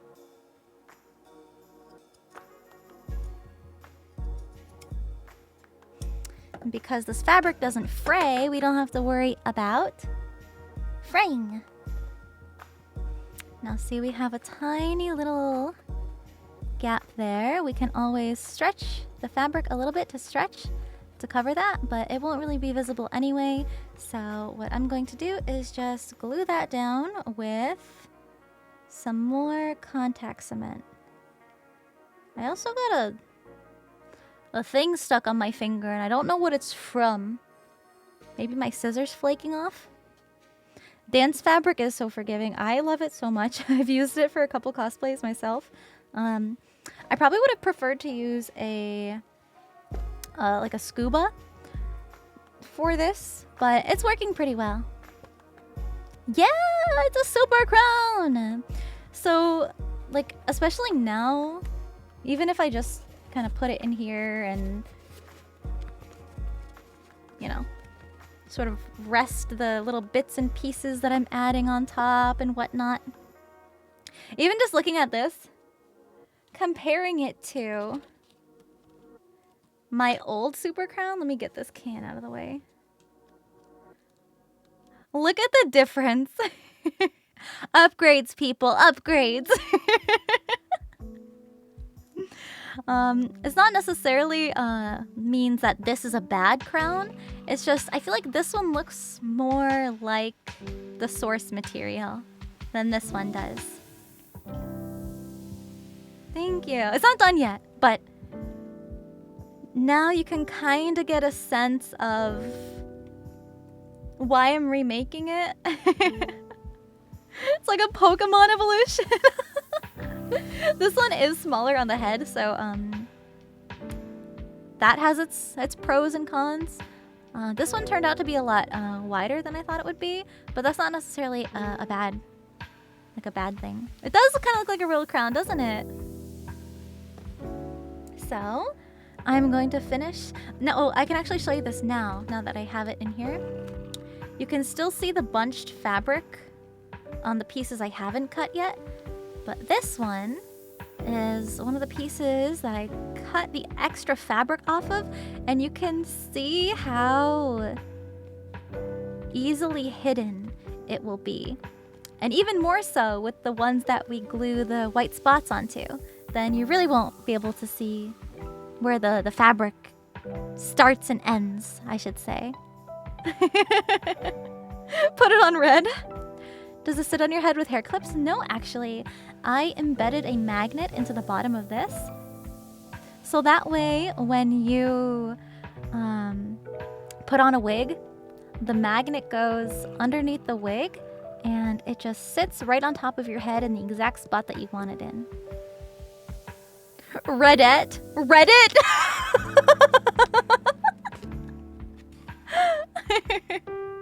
Yeah, so I got my magnets here.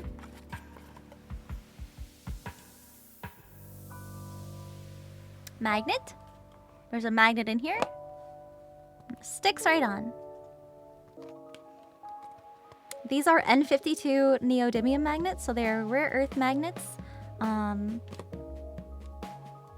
be careful with these. They can be a little dangerous, but if you're careful, they can work really well to hold on pieces for cosplays. It's the same method that I used to attach my old super crown. I use them to hold on like pieces of fabric together where I want fabric to stay in place. Yeah, the good magnets. Learning how to hide your sins. There's usually this rule, this unspoken rule in cosplay called the 5 feet rule. If it looks good from 5 feet away, it's good enough. So actually, before I use more contact cement, I am going to do the same thing. I'm going to cut off the extra fabric with these other corners.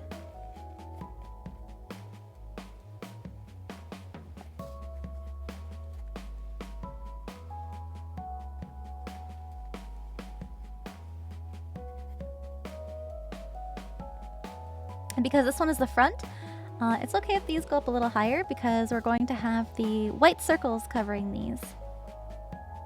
Yeah, if it looks good from a distance. Although, that doesn't really apply if you are competing in craftsmanship, like I often did. However, if you're just getting it photographed from a distance, like a convention photographer, then it's not that big of a deal.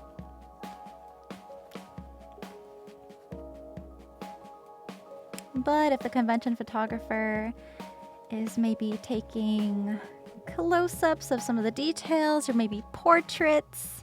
Yeah, these are my fabric shears. So these are proper fabric cutting scissors. These are my favorite scissors. I love them so much.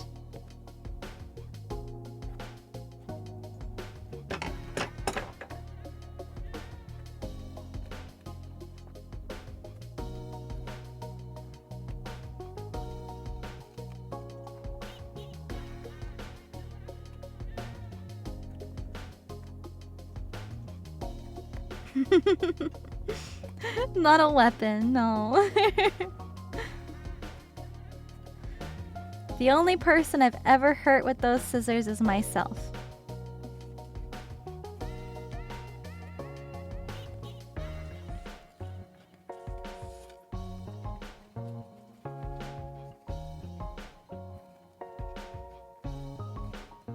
When you teach yourself upholstering techniques to make a perfect poof. That's going above and beyond. Yeah, that's like craftsmanship judging stuff. This is just a fun little project that's easy for other people to follow along with in case they want to make one too.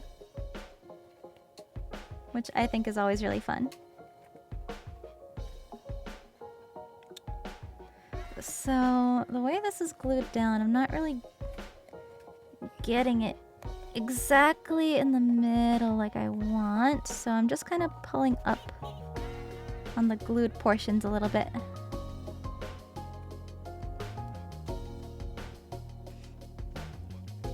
No, I've just cut myself with the scissors.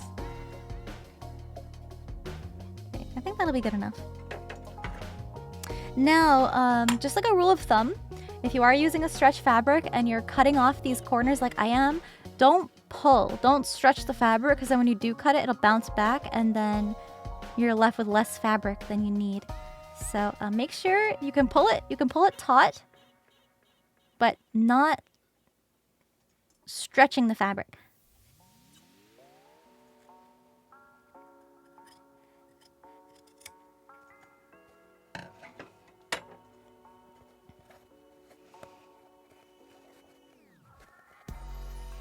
There. Yeah, don't pull.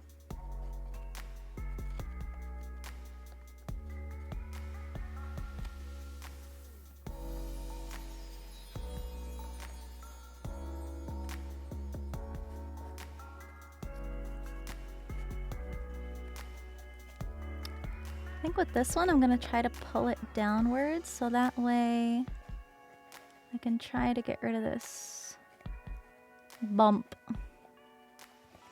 Because this one is gonna go in the back. Right there. Oh, that's pretty hidden. I won't have to worry too much about that. Crown's going well! This is what it's looking like! So, just to make sure everything stays in place, we did spray glue this down, so these should stay stuck. My spray glue nozzle was being a little wonky, so I'm just gonna go in with some more contact cement just to glue down the rest of these flaps to make sure they stay.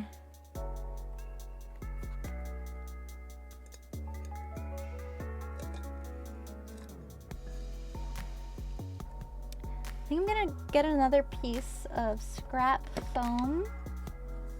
Something a little thinner.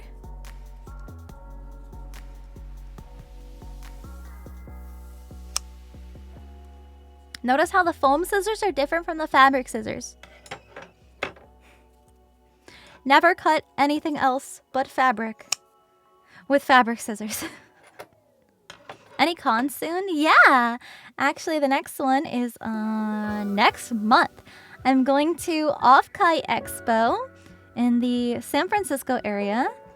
Then about 2 weeks later, I'm going to Anime Expo in LA. And then right after AX, I'm going to TwitchCon Paris.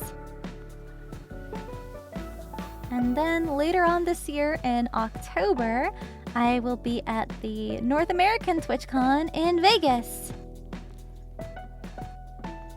Use foam scissors for paper? No. So I have scissors for paper, scissors for foam, and scissors for fabric. The fabric scissor or the foam scissors might also be able to be used for paper. I just like to keep all my scissors separate for different things.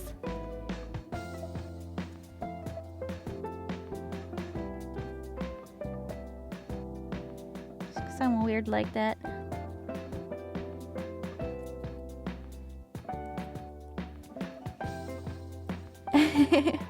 Yeah, don't cut yourself with the fabric scissors. Be very careful.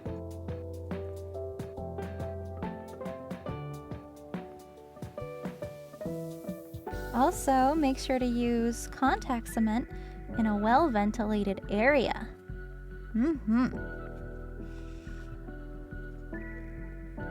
Little snips for threads? Yeah, I do actually. They're like little tiny, like spring, like snippers. They're like little thumb and forefinger snippers. They're really cute.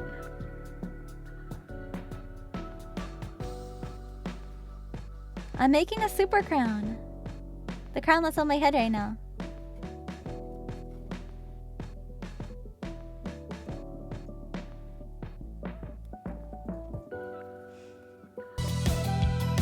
I'm probably gonna have to...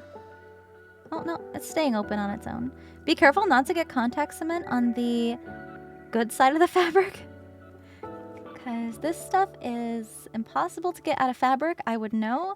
I accidentally spilled a can of this on my carpet.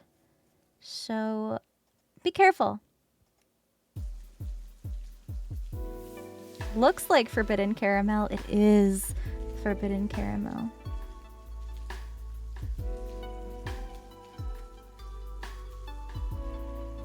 How often do you sharpen the scissors? It really depends on how often you're using them and what kind of fabrics you use. Morpheus, thank you for 11 months. Thank you so much. Thank you. I really appreciate you guys.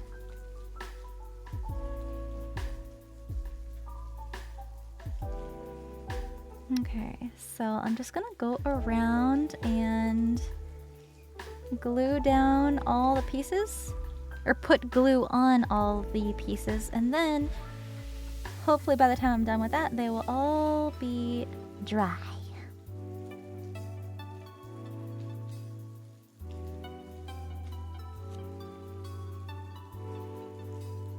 But you guys, this is technically the last step before we start assembling everything. Then it's just gluing all the pieces together.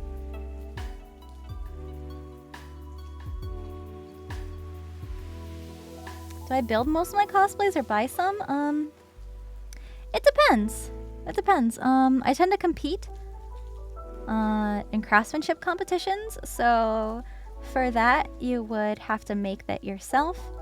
But if it's something relatively simple that I just don't feel like making, like a sailor fuku, like a uniform, you know, like a schoolgirl uniform, like I don't want to spend time making that. You can get it for like 20 bucks on the internet, right? So, you know, it depends. I do a mix of both. More recently, I've been buying more cosplays and making them just because I haven't had as much time to make them, unfortunately. And right before the panini hit, I was kind of falling out of love with competing and making stuff because cosplay kind of evolved to more be about appearances and the way people looked and what characters were popular to, you know, cosplay, with what shows were new and hot, and photo shoots were a big thing. So I tried to crank out a bunch of photo shoots every month, and it was just so draining. And then when the panini hit, everything kind of closed down and there were no conventions, so cosplay kind of came to a bit of a halt for a while. And I feel like a lot of people moved to TikTok for content. But I'm glad that I'm able to find the time and get back into making stuff, because I genuinely really do love making stuff. I'm glad you like my nails. They're like super crusty right now with all the materials I've been using, but thank you.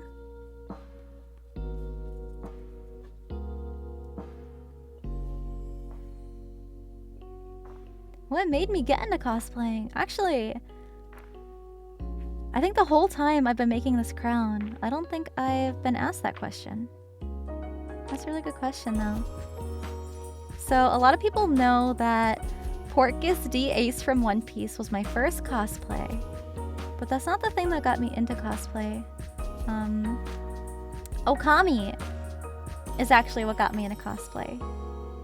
It's my favorite video game, my all-time favorite video game, and maybe that's why it also has extra meaning to me, because I was just looking up Okami stuff on the internet, like on Google. Little baby Sinder, browsing the internet for Okami stuff because I like drawing art, and I drew like a bunch of Okami characters. I remember drawing all the brush gods, and I had a lot of fun with it. So I think I was just looking up references in Google Images, and I saw these cosplayers. I saw like one of like this girl cosplaying this human version of Ami, the wolf.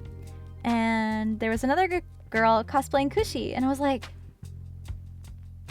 these are real people dressed up like characters from my favorite video game ever. This is a thing people do. I had no idea. Like, I understood the concept of like, you know, Halloween obviously, and like people dress up as different kinds of characters for Halloween, but I was like, I can dress up like video game characters and anime characters? And then I was looking more into this and I saw a bunch of other cool stuff. It was just mind-blowing. Like this discovery that I made, and then I found out what conventions were and what cosplay was, and I wanted to go to a convention, but I didn't really know how to like convince my mom to let me go and to like you know, drive me to this event with a bunch of people who dress up like fictional characters. So I was talking to one of my cousins about it. And this is like the cousin that I'm closest to. And I was like, yeah, there's this really cool thing. We can dress up as like our favorite fictional characters. And he was like, oh, I want to be Luffy. Because at the time we would like hang out over his house and watch One Piece like all the time when it was like airing a long time ago. I think it was airing like episodes like 500. And now they're at 1,000. So that shows how much time has passed. I don't remember exactly, but it was something like that. And he's like, I want to be Luffy. And I was like, well, if you're Luffy, I should be Ace. Because they're brothers and like we're cousins. And it'd be really cool to like cosplay these two characters that are also really close to each other. And he's like, yeah. So he tried to convince his mom to let us go. And I tried to convince my mom to let us go. And they eventually said yes and took us to our very first convention. And we cosplayed the brothers, and it was so much fun. And I went with a couple other friends and family members, and we all made this really fun trip out of it. And we took pictures of people, and people took pictures of us, and I had my first group convention photo shoot experience, and it was so much fun. So I'm really, really thankful to have that experience, especially with, you know, family and people who mean a lot to me. One Piece means a lot to me. Okami means a lot to me. So it's like all my favorite things just have like more of a special meaning now because I have those memories, I should say.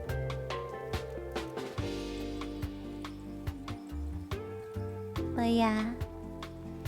You got an Ami plushie? I have like 4 different Ami plushies, or like some kind of insane amount. One of them's a little one. One of them's like one that's laying down. I think one of them's Chibi Terasu instead of Ami. So yeah. My most annoying cosplay piece to make?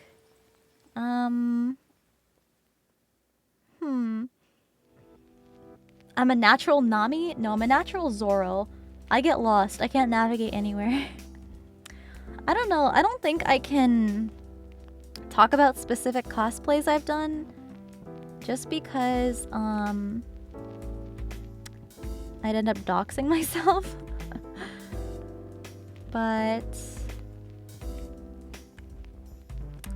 I tend to make very elaborate costumes. Sometimes I make like these crazy props for them. BTW, so there's been a lot of Sinder, things that I have been saw tricky your to figure out. cosplay, and my god, it was gorgeous beyond belief. I'm glad you have fun with it. Thank you. Oh yeah, it does look like there's some glue. Oh no, the glue is...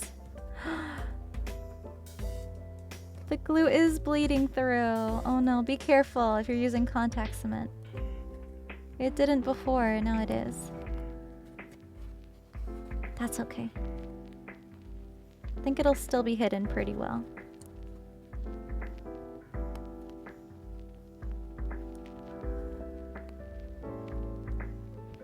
And Okami too?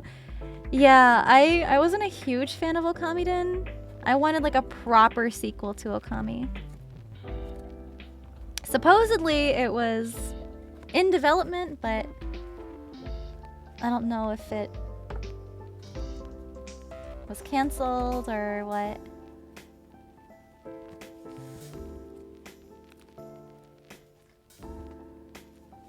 Alrighty. Another test fit check. Now that all the extra fabric is gone.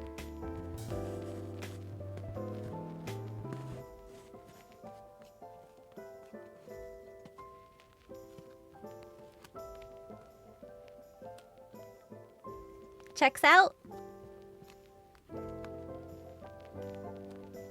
Yeah? Let's glue on the spots now. so that's what I label as the front. So, these circles.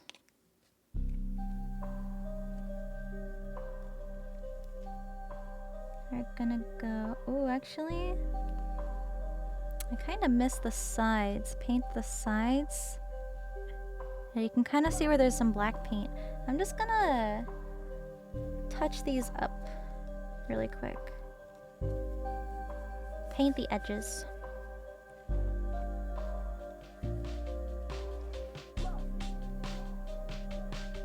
I said we were all done with paint. Psych, we need more paint. No, not a Bowsette cosplay. This is just a super crown.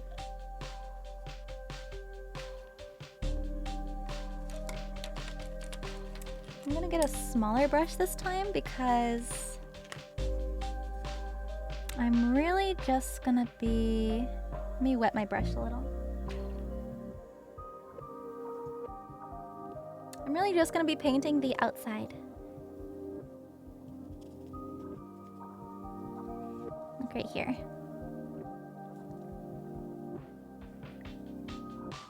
The outside edge.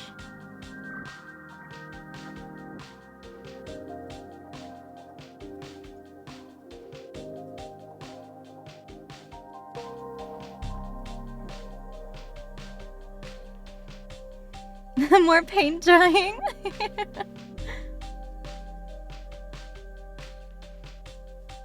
You guys don't mind, right?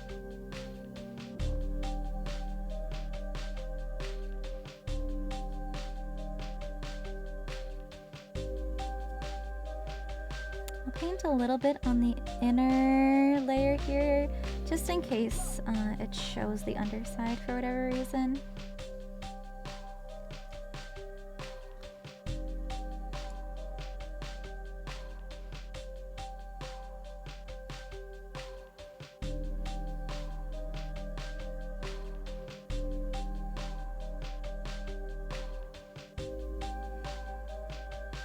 It's only painting, but you've gotten into it. Aww. Yeah, I was never too big on like art painting. Crafting painting, I don't mind too much. I just don't have very steady hands.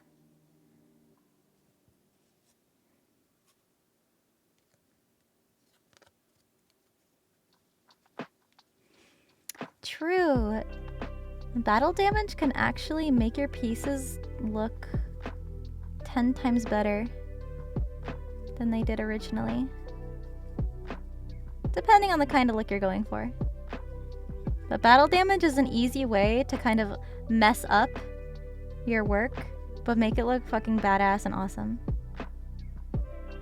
It's like destroying it in a good way.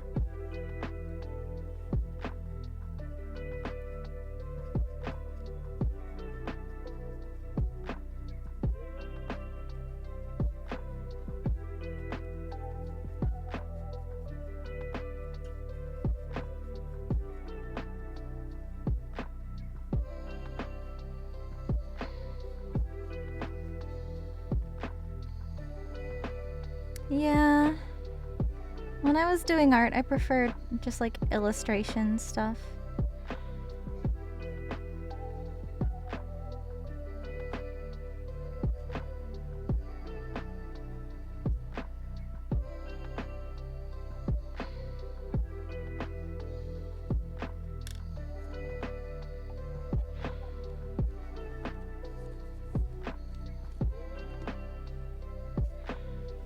Wash the brush again. Wash, wash, wash, wash.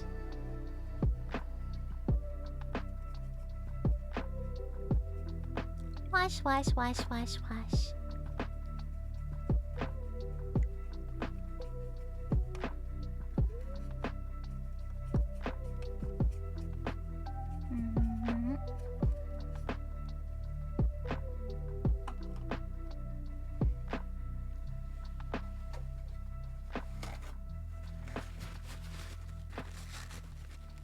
Going to bed? Have a good night.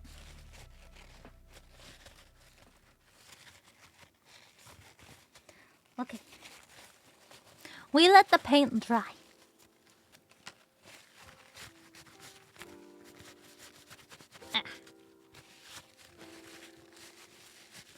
one I'm using? I'm making it out of foam. Foam and fabric.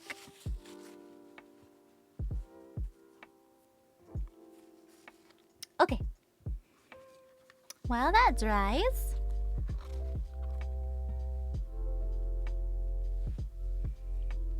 let's glue on the little doo-doo-doo. I do have a rotary cutter. I just don't use it very often, I guess.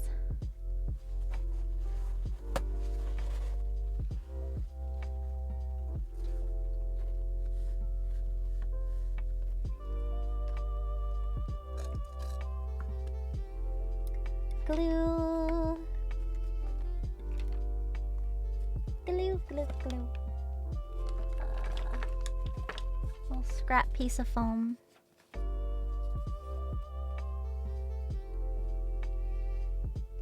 Foam scissors.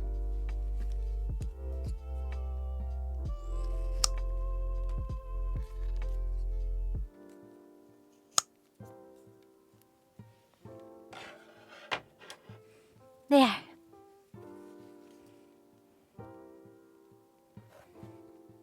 Okay, this is the front.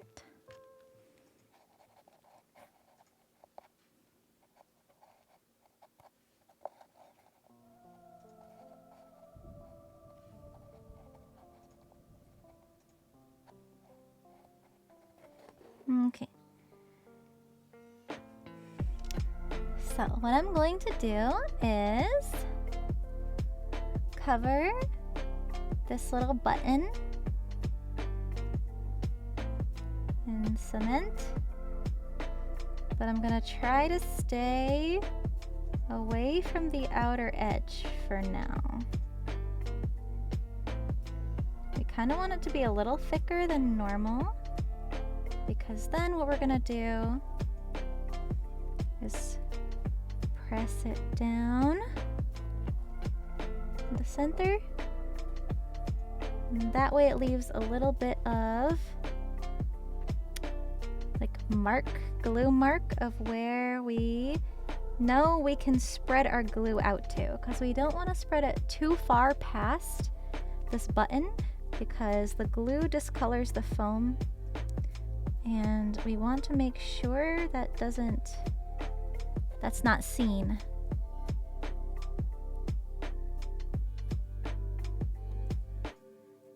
I can also make sure that we thin out the glue on the other side.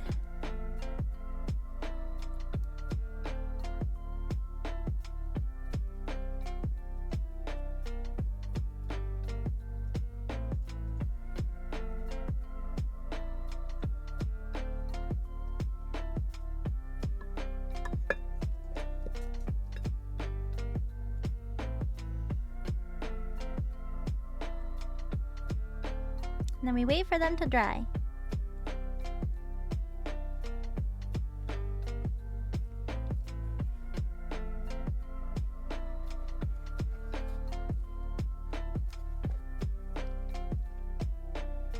Yeah, I think this will be good as the front.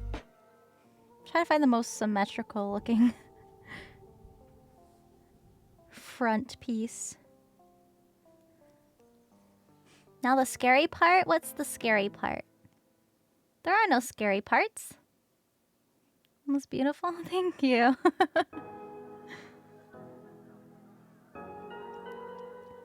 I've been doing this for a bit, but you know. I've never really done it on stream before, and I don't know. Maybe there's a little bit of performance anxiety. Oh, you don't place it wrong, I see. Waiting for it to dry. So the kind of glue we're using is contact cement. And the way it works is that you put glue on both places you want to attach. And once it dries completely, that's when you stick it together, and then it sticks instantly with a very, very strong hold. So that's why we want to wait for the glue to dry.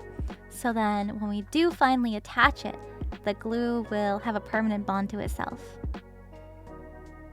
It's parts of the candy. Here you go.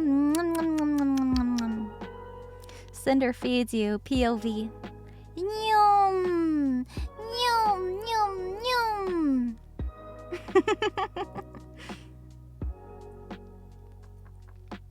You needed to see my process?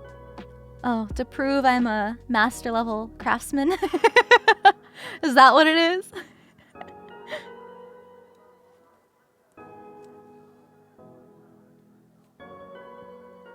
It's almost dry. Still just a little tacky. Just like my jokes.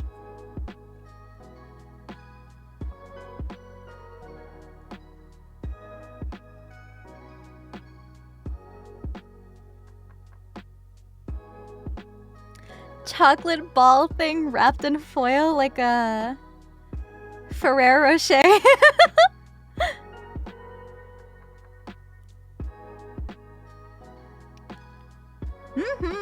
Yummy, yummy. Alright, I'm gonna try to stick it down now. Yes, this is the front.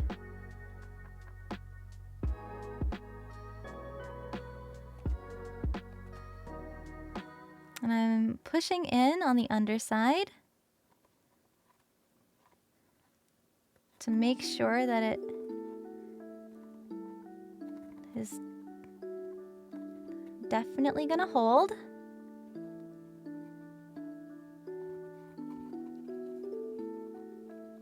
Now there's our little button.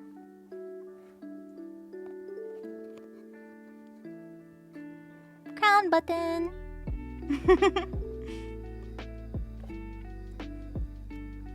Alright, let's go back and check our paint.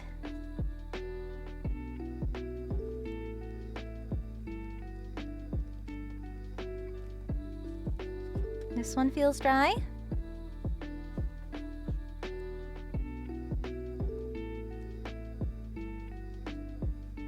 And so does that one. Okay.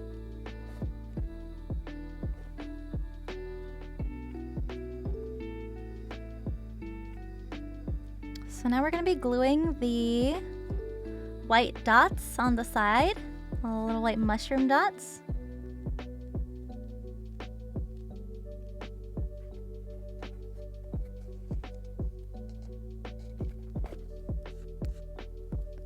So it looks like they're kind of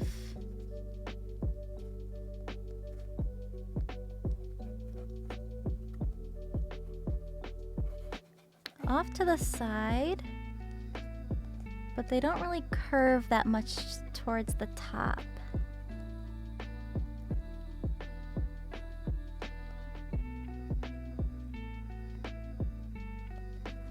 Okay, I think what I'm gonna try to do is center it as best as I can. And then glue it down.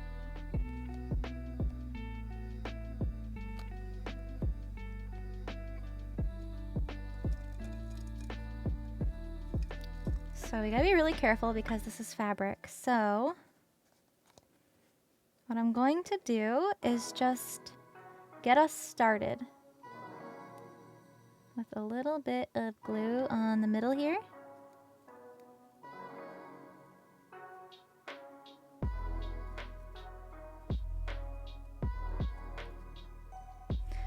This would probably look better with just plain white foam instead of painted foam, or with fabric covered in foam, like what we did with the pink part of the crown.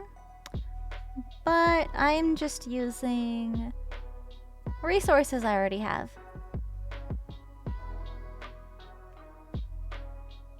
Dripped a little bit on me. Okay, now we're going to put some glue in the middle. Just roughly where the middle of this section of mushroom is. And we're gonna do the same technique where we kind of put a little bit of extra glue on this piece, and we're going to stick it down on the fabric and let the glue transfer.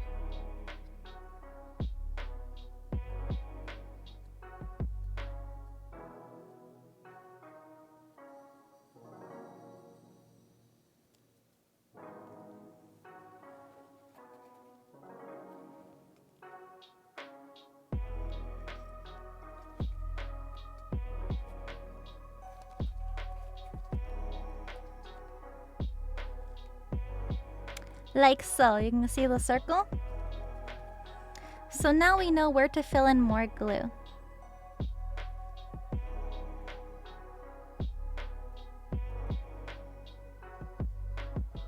All inside here.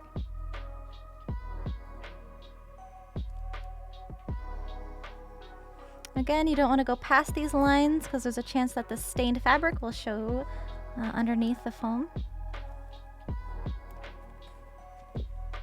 And then we're going to thinly spread the rest of the foam here.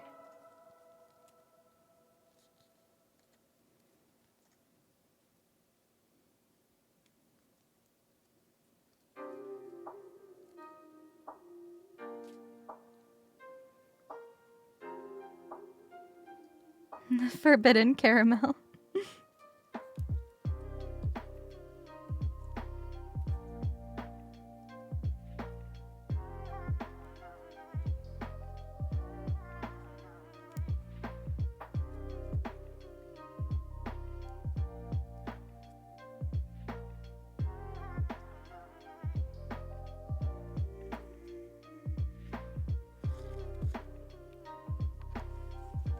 We let that dry.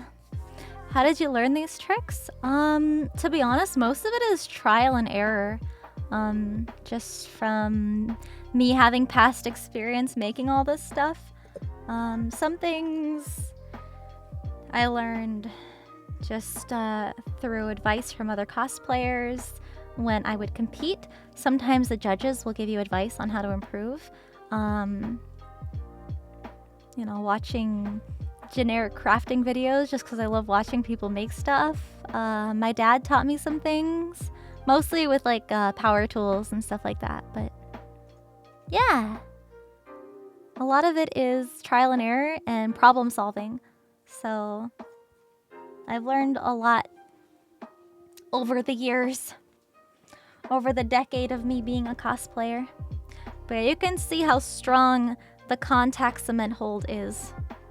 It's me just grabbing the foam piece.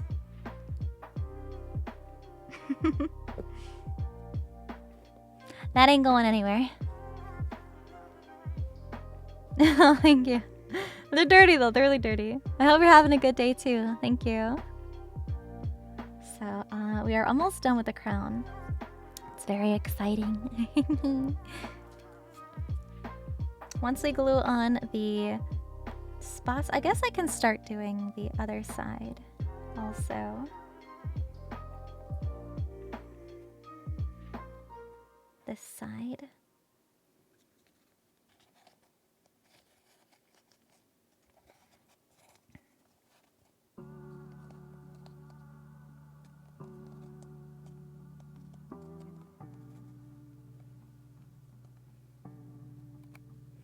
More crafting content? I'd like to. If you guys have been enjoying this, I'd like to start crafting things for VTubers. Like different pieces of their designs, I should say.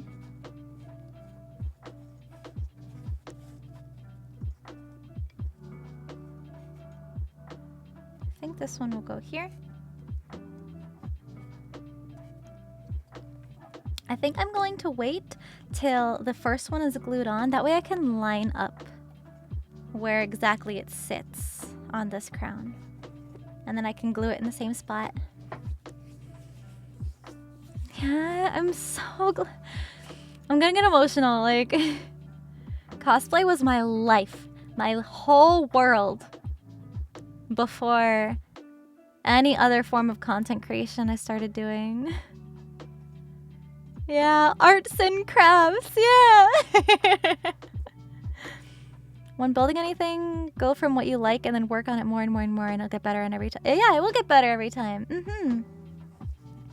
The more you use materials and become more familiar with them and the way that they work and behave, the more experienced you'll become next time working with those materials.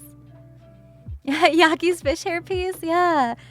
Things like that, like Numi's horns, Tricky's ears, Yuzu's moth ears,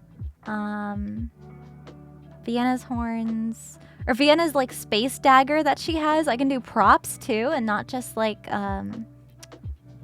headband pieces. I can do all kinds of different things. Somebody suggested Haruka's antlers. I think that would be such a fun project. Yeah, we actually had a cosplay goal to get myself a cosplay of me. And I knew I wouldn't have the time to dedicate to crafting a whole build, especially because it's impossible to do it all on stream. I commissioned a friend of mine, another professional master level cosplay craftsmanship award winner to make my custom cosplay of myself. So she's been working on that. I did post some progress photos on Twitter not too long ago, but it's been looking so amazing. Hopefully, I'll have it ready for Offkai, but we'll see. Alright, I don't think I remember which side was up or down or left or right. I think it was like this. Yeah, I think it was like this.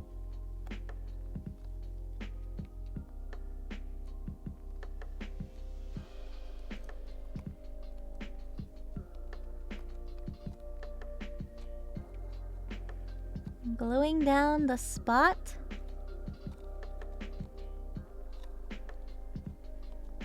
And it's lifting a little bit at the edges just because I didn't get the contact cement all the way lined up. So we're gonna go back in with a very, very thin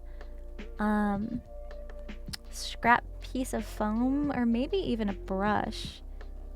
Can use a paintbrush just to go back over and really get this flush against the fabric. Rushes to Twitter because you missed those. I tweeted out progress of my shoes for my cosplay. If you're looking for them, it's a picture of shoes. They look super freaking good though. So yeah, I think that'll look good as my little mushroom spot. Aww. So let's reinforce this with some more cement.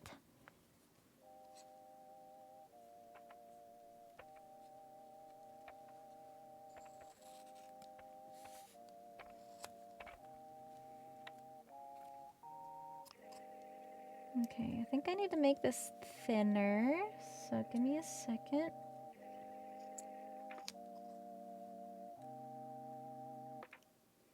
That should be good. Okay. This is what we're working with. This little tiny piece of tapered foam. And what we're gonna do with the cement is just use this to carefully brush along the edge, trying not to get any glue on the fabric. I might need to make it even more narrow, but we'll see. Coming along well, I'm so glad. It makes me so excited to share my passions with other people. It's like, for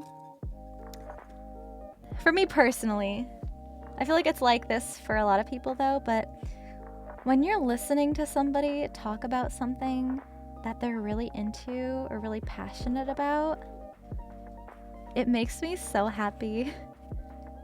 And I could just listen to them talk forever. I might not know anything about it, It could be something super out of left field. But like if they're passionate about it, then I would love to listen to that.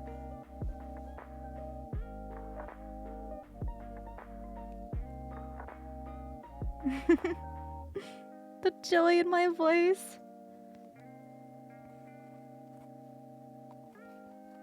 I mean, I'm pretty passionate about everything I do, but cosplay is just extra special to me.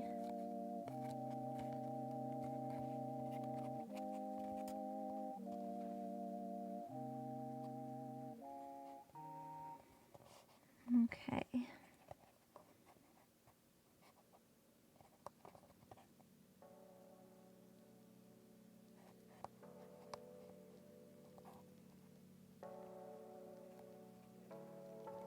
It's hard to see, but I'm just like wedging this piece of foam with the glue on it, and because glue is on both sides and it's such a tight fit that it's getting glue on the foam and on the fabric.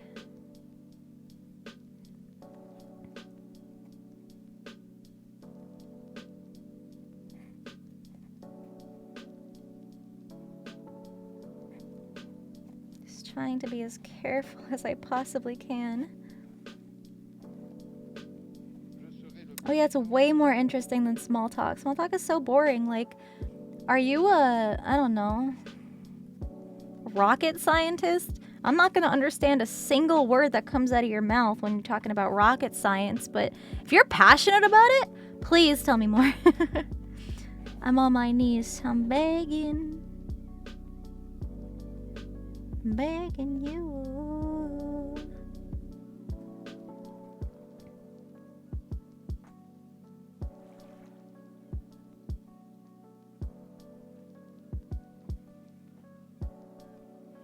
I feel like it also helps for like to open up to people, because usually people who are quiet just don't really know what to say in social situations, especially like introverts or whatever. I would know, but once you start like bringing up topics that they're really invested in, we introverts will go on and on and on, and you won't be able to get us to shut up.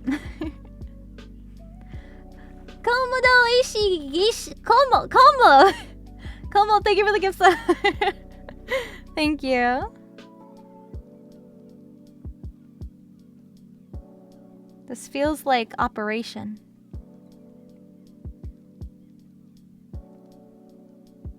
Very delicate process.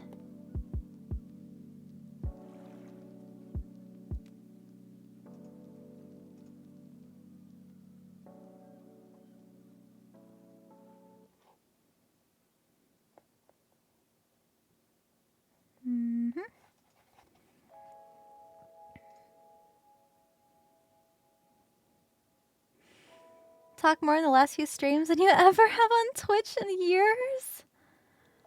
Aww. I never want anybody to feel like pressured to chat.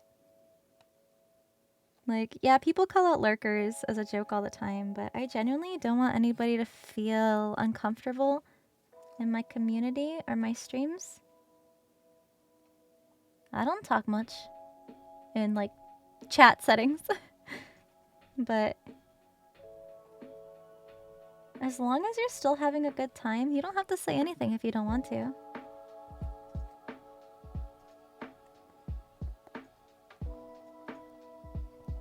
I'm in heaven, Mr. Squidward.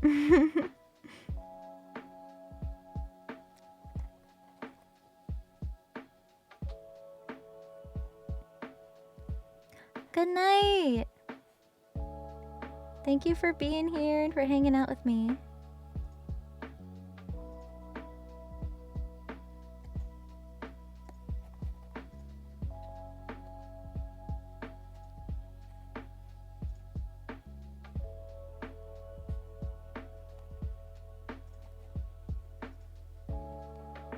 I'm sorry if some of this is off screen.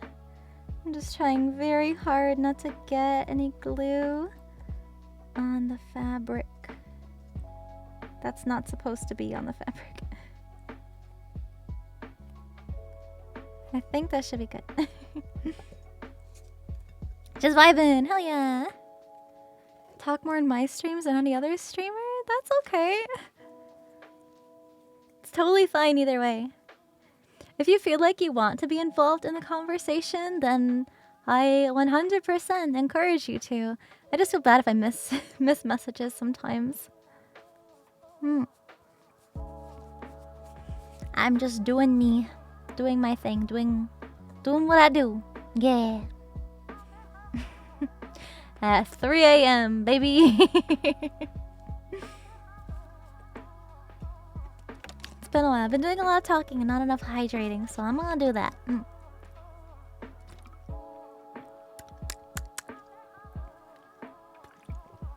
also, just like these chill chatting streams are the best place to, like, I guess, chat.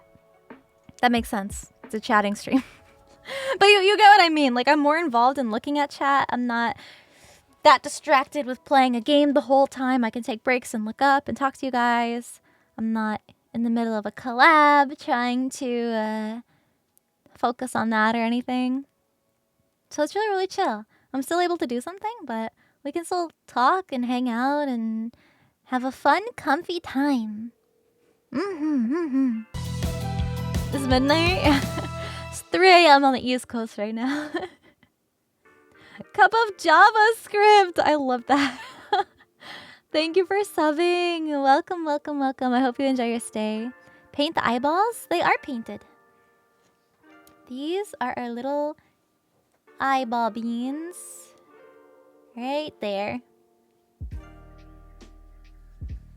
I still have like glue on my hands I'm trying to rub off. Cozy streams make it easier to talk to the streamer instead of the chat moving. Yeah, super fast. I mean, it depends on the community. Sometimes people just want to relax. I know a lot of people just like listening to me talk and my voice, I guess. So a lot of people just kind of lurk, which is totally fine. I don't mind it either way. Like, whether or not you have a fast-moving chat doesn't define any kind of achievement or success. It's just that particular community just really likes talking and sending messages and stuff. But it's okay if there's a more laid-back, quieter community that just likes to vibe and hang out.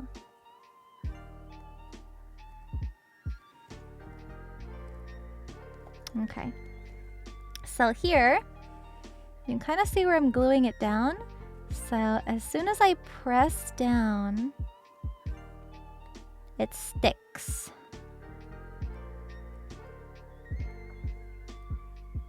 Like magic.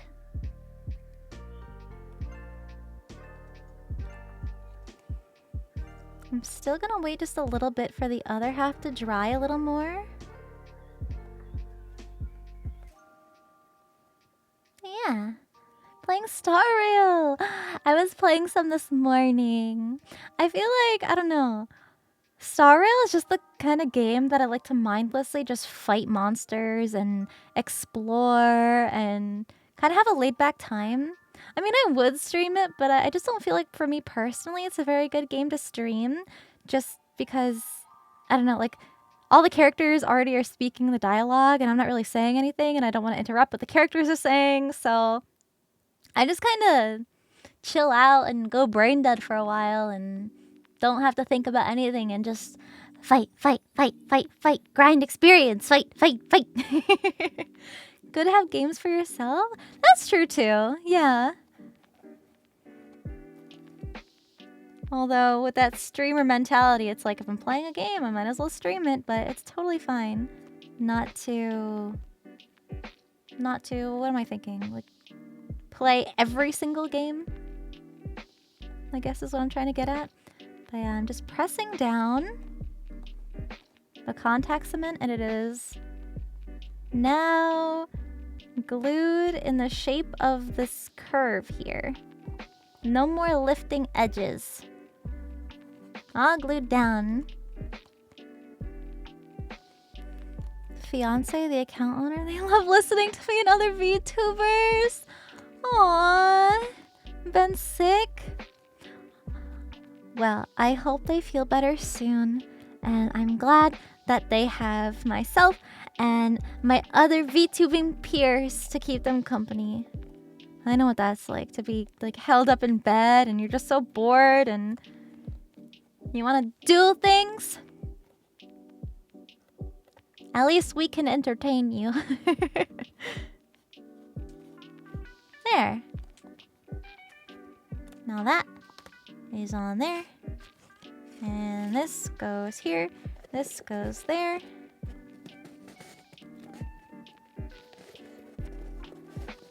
Squeeze this in here.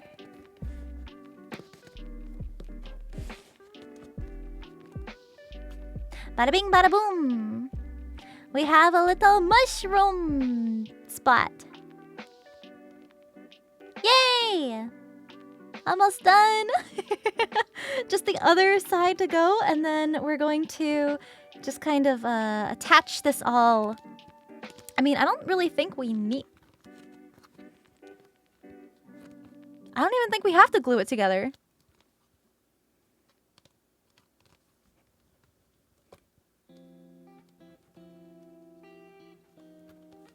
I mean, it's just kind of staying. It's a pretty tight fit, so... Could glue it, could not glue it. If you would ever want to like remake a certain part of it, like for some reason if this ball were to break off and it'd be easier for me to work on it, I could just pop this out and it will be fine. Yeah, I do have plans for the next build after the Super Crown. Spare storage area? Yeah, pretty much. You want to put, I don't know. Little stars? Like what people do at Ren fairs, where they give out little tiny trinkets. You could put little tiny like resin stars or little star beads in here, and then when you take the crown off, you take this like off upside down, so you have a little bowl, and then you could put the star. That's so cute. Man, that's so... now I kind of want to do that. Snacks. I don't know about snacks. That's where Joel's star was. So, like last time, I'm going to put glue on this round foam part. Let's cut this piece off. It's kind of nasty. A nice fresh piece of foam.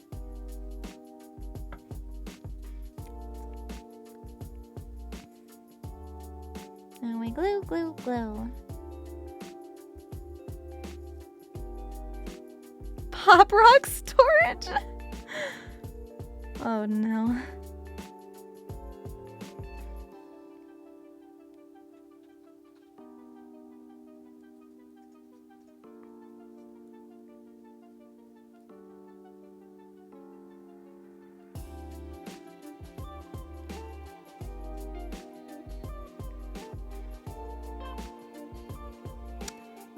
Welcome in. Yeah, I'm so thankful to have such a sweet community. You guys are so amazing. You're so nice to new Pyro pups that show up. You're so nice to my fellow streamers and VTubers that show up in chat, my friends, people we go raid. You're so nice and respectful in their communities. Like, y'all are seriously the best.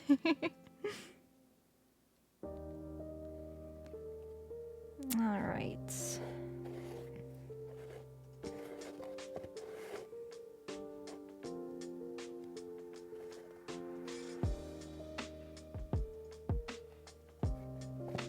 kind of curving the opposite way I want it to right now.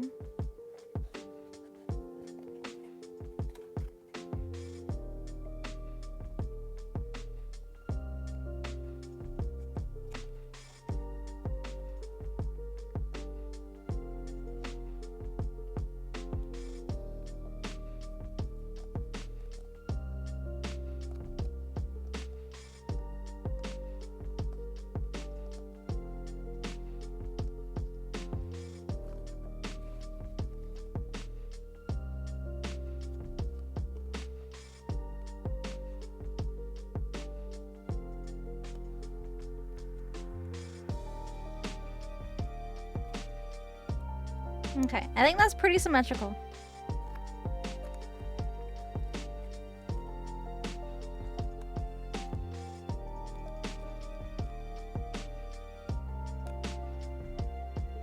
Oh, is it already starting to... No.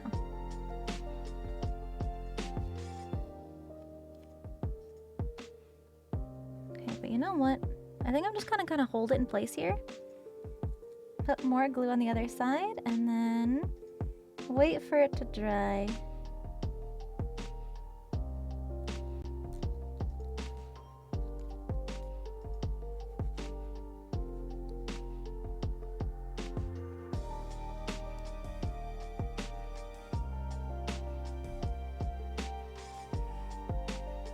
Got a coach that used to say artists, cosplayers are the most admirable people. Just how dedicated they are. Aww. Uh-oh. I think the fumes are getting to my nose again. Yeah, it's so crazy because it honestly doesn't feel like I've been live for this long. Just because I've been having so much fun making this stuff and explaining the process to you guys and just like having fun overall. It's so cool to be able to do this, be able to do what I love and share it with you guys. But yeah, I don't know, maybe?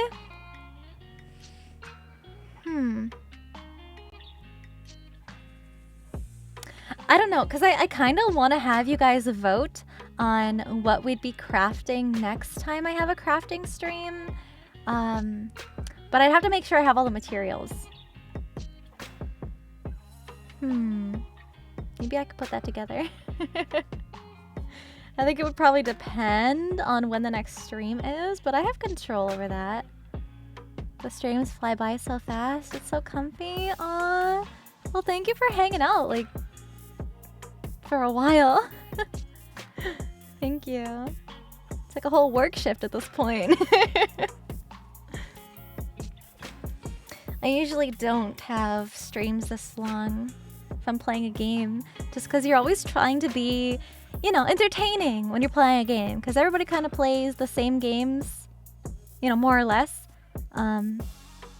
But I feel like I haven't seen a VTuber do this kind of stream before, and I feel like it's really unique to me, especially because of all the experience that I have being a cosplayer and competing professionally and stuff like that. So I'm really glad that it's been helping and that you guys have been like interested in learning more about different crafting techniques and about me and my cosplay experiences.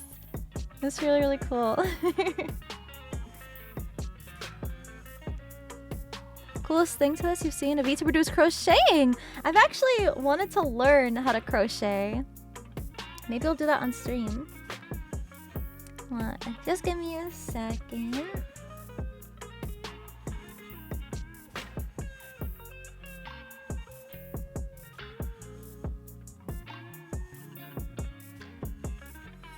Sorry.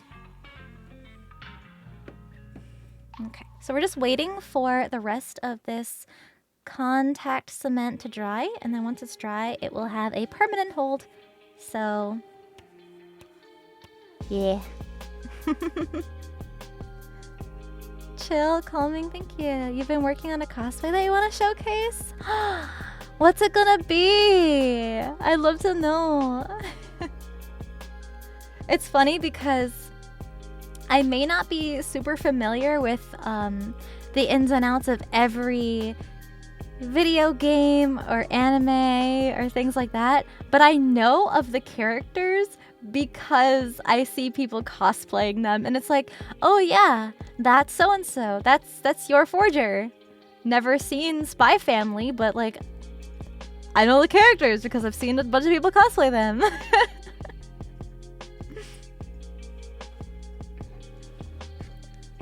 Red Dead Redemption! Ooh, undead. Ooh, is it like a zombie?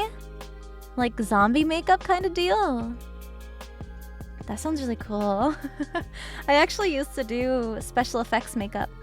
Like airbrush makeup and zombie makeup, fake blood stuff. Gunpla building! Yeah! I know a lot of my friends have done that before, and I think maybe I've never, you know, built anything kind of like Gunpla before, so I'm not sure, but I'd love to do Legos maybe just to start. It's been a long time since I put together Legos, and I think it'd be fun. Malfreyon, thank you so much for the tier 3 resub. Thank you for 2 months. Thank you so much. Yeah, I know. There's like a lot of really good shows out now, but I just haven't had the time to watch them. I really only had the time to catch up on my weekly episodes of One Piece and Demon Slayer. Gunpla's beginner friendly? Oh! It all pressure fits. Oh, that'd be awesome.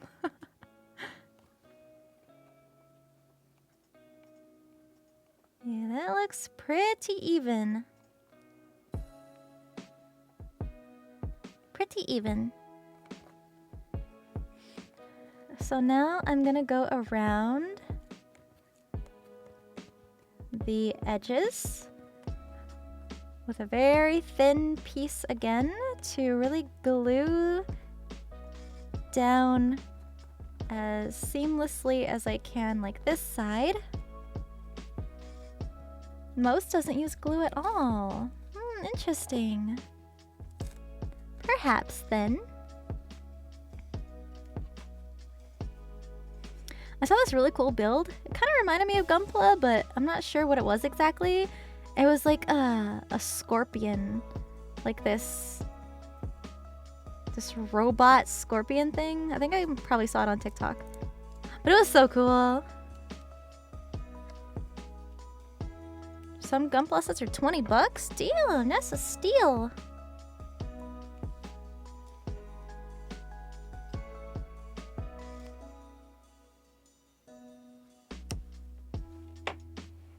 Okay. Tiny little foam piece. Very, very pointed edge. Dicks! Not that kind of edge.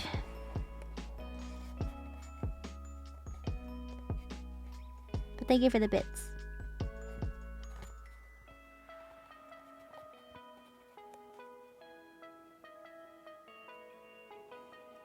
Just getting in these little crevices.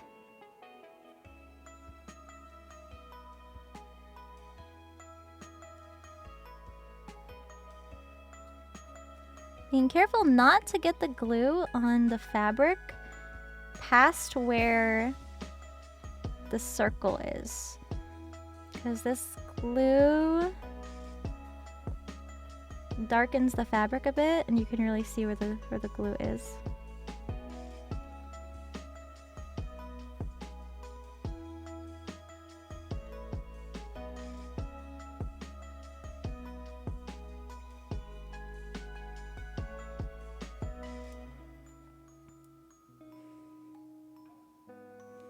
There's a couple of really cool looking Lego sets that I've been wanting to build. So we'll see. There's some really cool Pokemon ones. Claro actually gave me a little Piplup that I really want to build.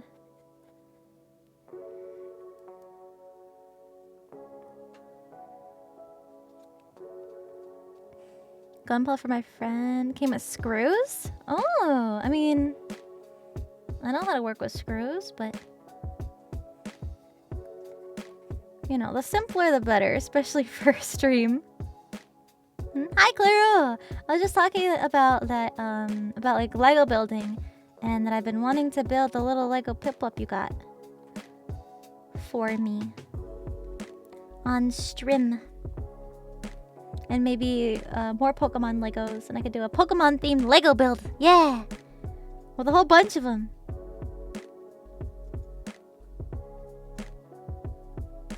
Hi, Kage!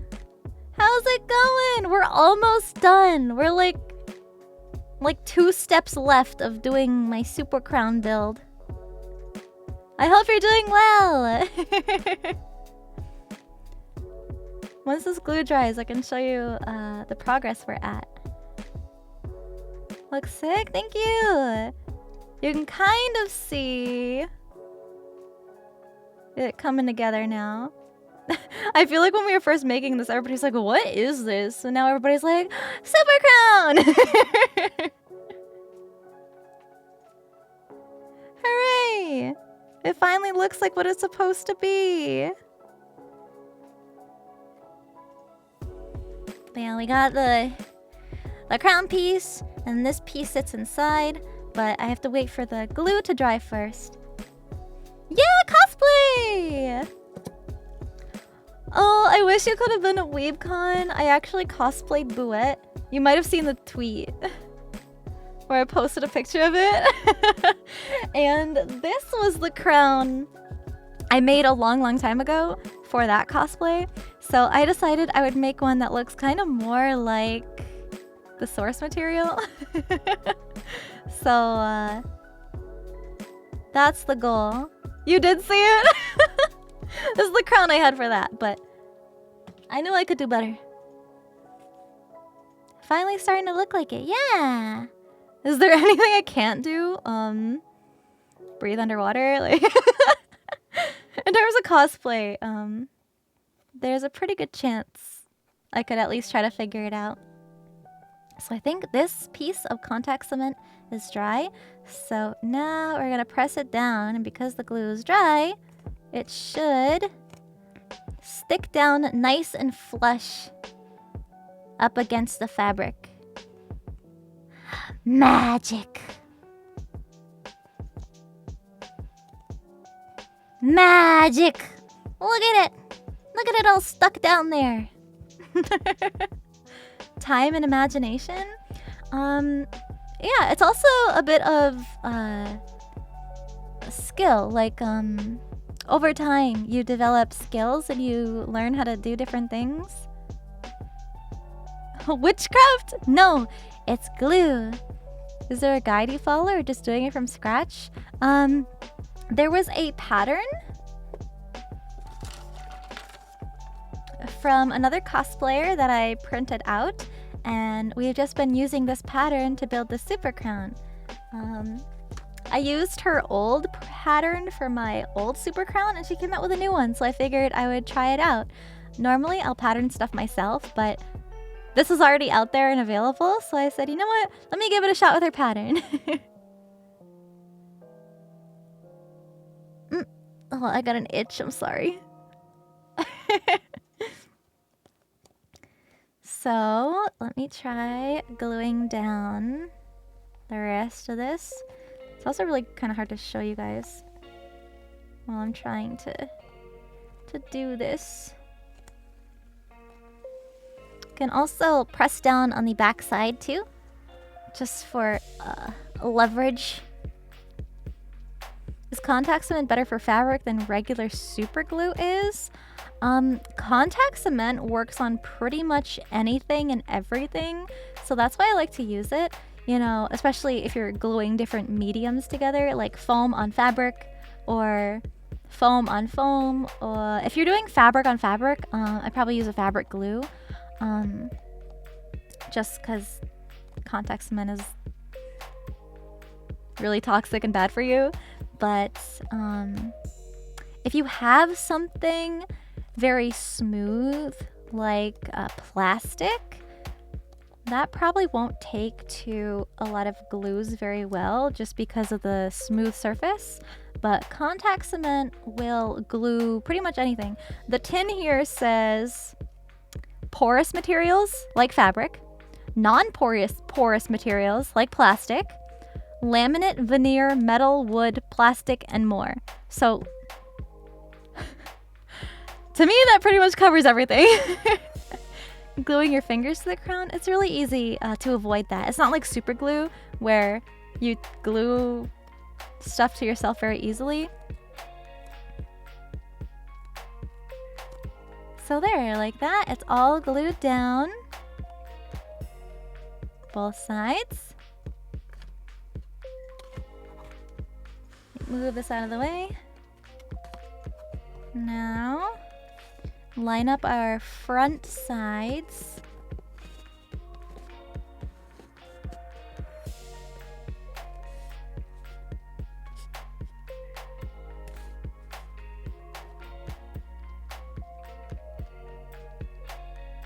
Look at that. There's one more step that's left, chat. Do you remember what it is? It's the eyes! Our little bean eyes!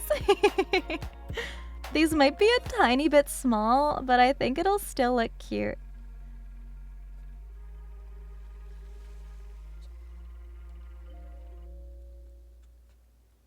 You see? They don't stick to my fingers.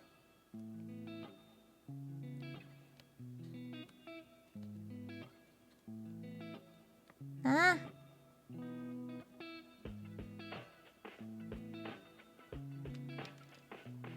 Oh no!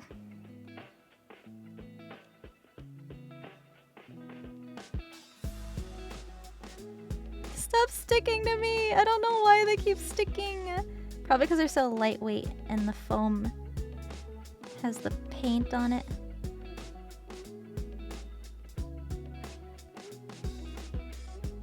Let me just nudge it. Nudge, nudge. Nudge.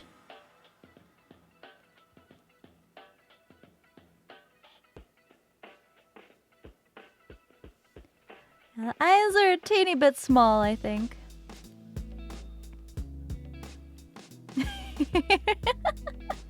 Look how cute! Aww. Just a teeny bit small, but I can easily remake those. I think just for the sake of the stream, I will just attach them. Just so we can get like a final picture result kind of deal. I'm glad you guys like it. It's technically not done yet, but this is what it will look like done. So, we'll contact cement these on. You were here.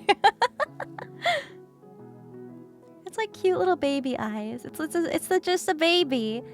It's just a baby. All right, so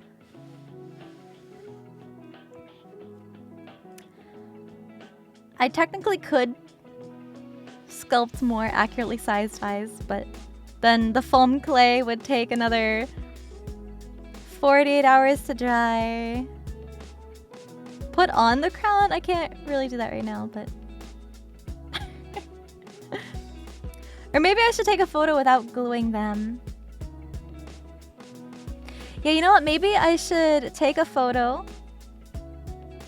at this stage to be like, we finished the super crown, and then I can make bigger eyes and paint them the same way and then glue them on off stream. And then I can make a little update post later on. Just so that way I don't have to rip them off later. But I still technically showed you how to make them.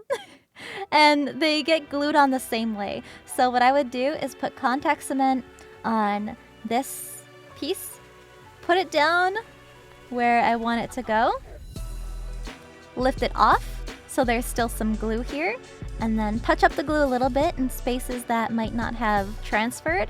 And then once both sides dry, you stick it on and then it stays. Yeah! So, let me just make sure that this isn't going anywhere. I think that's pretty secure. in there. Extend the eyes with more clay, or does the paint seal them? I think it'd be hard for the clay to stick to the paint. Haven't really tried that though, but I think I just prefer to roll out a new piece of clay. That way I can kind of squish and mold it without having this hard piece of foam around it. So, oh, there goes the eye. It's rolling away. Move this stuff out of the way. Kind of got my cutting mat a little dirty, but that's okay. A lot of like the paint and glue and whatnot will scrape away pretty easily with a knife or a blade. You can just kind of scrape it away. So yeah. Here we go, the super crown. Yay! Yippee! Look it! Thank you for the raid! Thank you, Nixina! I feel like I'm butchering your name, I'm so sorry. Nix? Nix, thank you so much for the raid! Hi everybody! Hi raiders! Hello, my name is Sinder. I'm the Hellhound VTuber! And this stream and the last stream I had, we were working on making a super crown from Mario! Same thing that's on my head. We had some eyes made for it too, but I think I ended up making them a little too small. Let me just place them here so you can kind of get the gist of what it'll look like. They're like tiny little baby eyes, so I think off stream I'm going to remake these eyes. Only off stream because the material I use to make these eyes is a foam clay. So it's a foam with clay-like properties that you can sculpt, and then when it dries, it turns into regular foam pieces. So that usually takes 24 to 48 hours to fully dry and cure into foam. So I don't want to have to wait that long for me to remake those completely. But yeah, it's that's essentially what it will look like. But I think I'll try to make the eyes a little bit bigger. No, there's not gonna be a 14-hour stream. No. It looks cute, thank you. I do have a pretty extensive background in cosplay and crafting. I've been a cosplayer for 10 years now, and I've been competing on a master level craftsmanship thing. Yeah. I compete on a professional level under the master category. There's a bunch of different ways to say it. But, yeah, so we were just about to take a picture of my crown. I guess I could take a picture of it on my desk. Or maybe I can take a picture with you, chat. And then you can all be in it also. Maybe I can do both. I'm gonna put it on a plushie. Oh, I guess something else that I should explain.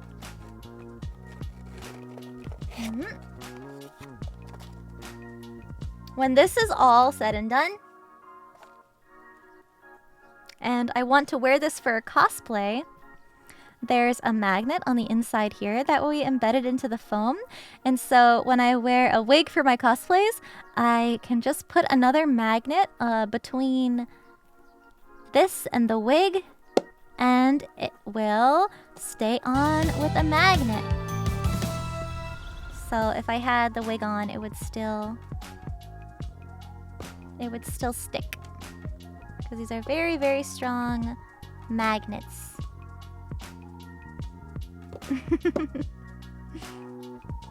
Ta-da! Good idea. Yeah, that way it's kind of seamless. There's not really a headband that gets in the way or a hair clip that's messing up your hair or your wig or anything. I really like the magnet method. Unless you start headbanging, I don't know. It might still stay on. These are pretty strong magnets. These are rare earth magnets. N52 neodymium magnets to be specific. And these can very easily give you blood blisters if you pinch your fingers in them. And you want to make sure you're careful. So Let's take a photo together, chat. Let me move out of the way a little so you guys can say hi. And we're gonna take a picture with my crown, yeah? Let's see. Maybe I should hold it down here a little. And then, hold on, I gotta take a screenshot with my other hand. Everybody say, what's a Mario thing? Say Yahoo! Yahoo! You know, like Mario. Mario says Yahoo! Yahoo!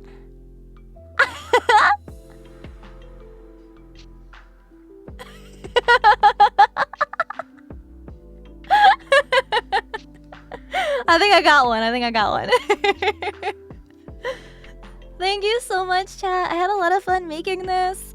And we'll do these again. If you guys like these crafting streams and seeing my hands and seeing the way I do stuff and make stuff, yeah, we can do this again.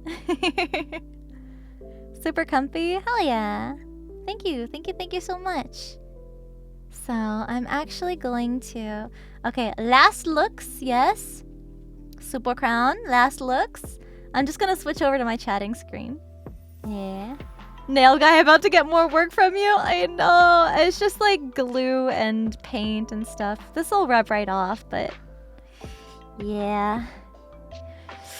Sorry, nail guy. Alright, I'm just gonna switch over. Ah, there we go. Much better. Do a cosplay stream again? Yeah, I think so. I think I will.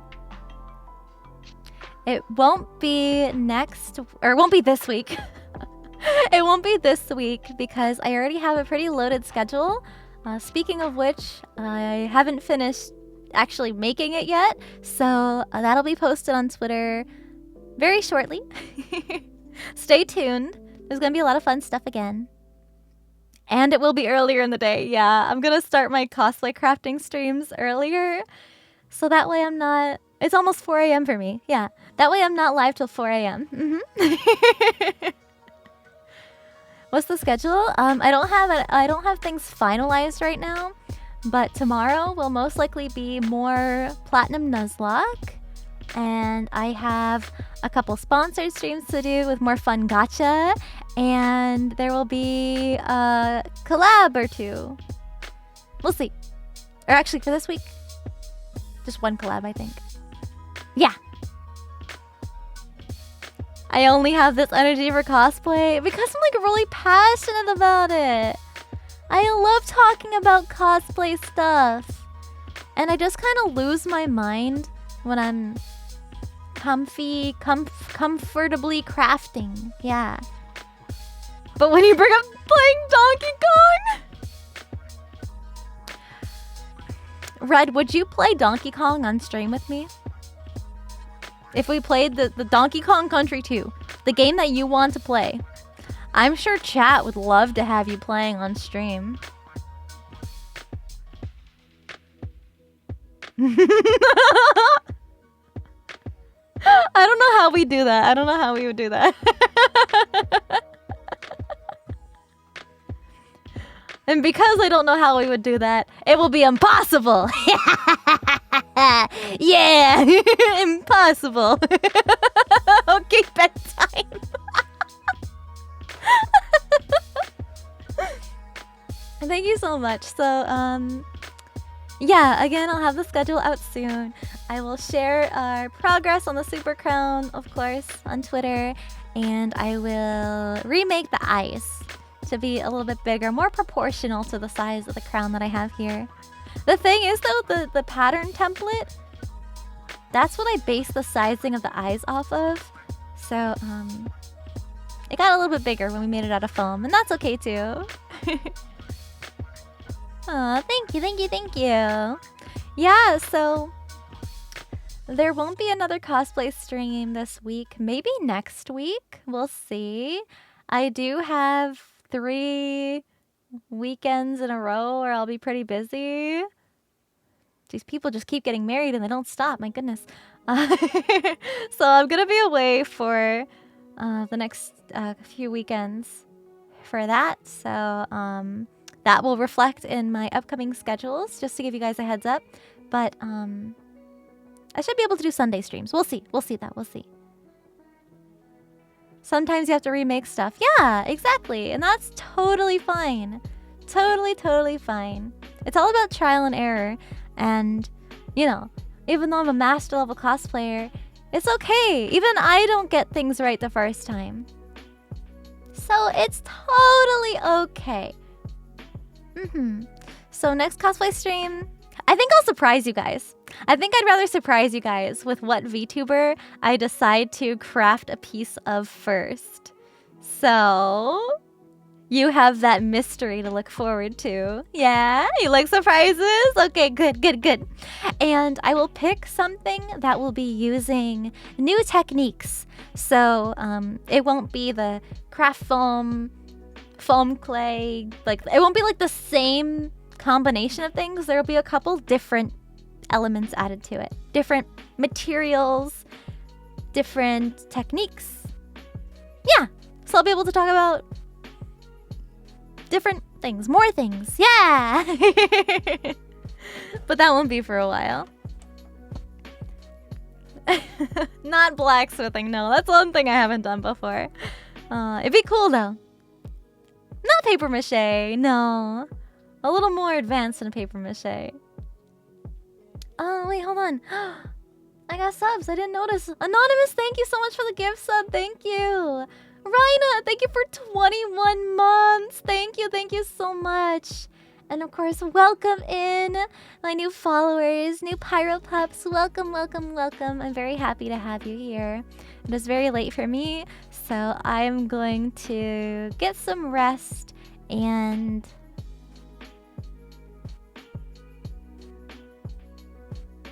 maybe play Honkai Star Rail. I'm just gonna end the stream. I'll see you guys probably tomorrow. Keep an eye out on Twitter for my schedule. Don't forget that I do have Streamly prints available. There are pre-orders right now. I will be signing them live on stream with the hand cam again on June 4th. And you have until June 4th to get your pre-orders in. I will still be taking orders during the signing stream, but I'm not sure how long the signing stream is going to be for. The last signing stream was 14 hours long. It will not be that long this time. I don't know if I could do that again. My wrist was very sore. But yeah, it'll be for however long that stream is. So don't wait too long if you want to get prints or the acrylic standee. That is also available there. So yeah. I think that's all I wanted to say. Thank you guys so much for another awesome stream. Thank you for being cool with me gushing about cosplay and crafting and being a nerd. And yeah, thank you so much. I hate goodbyes. I'm always so bad with goodbyes, but I genuinely appreciate you. Take care, have a good night, and I'll see you next time. Bye bye.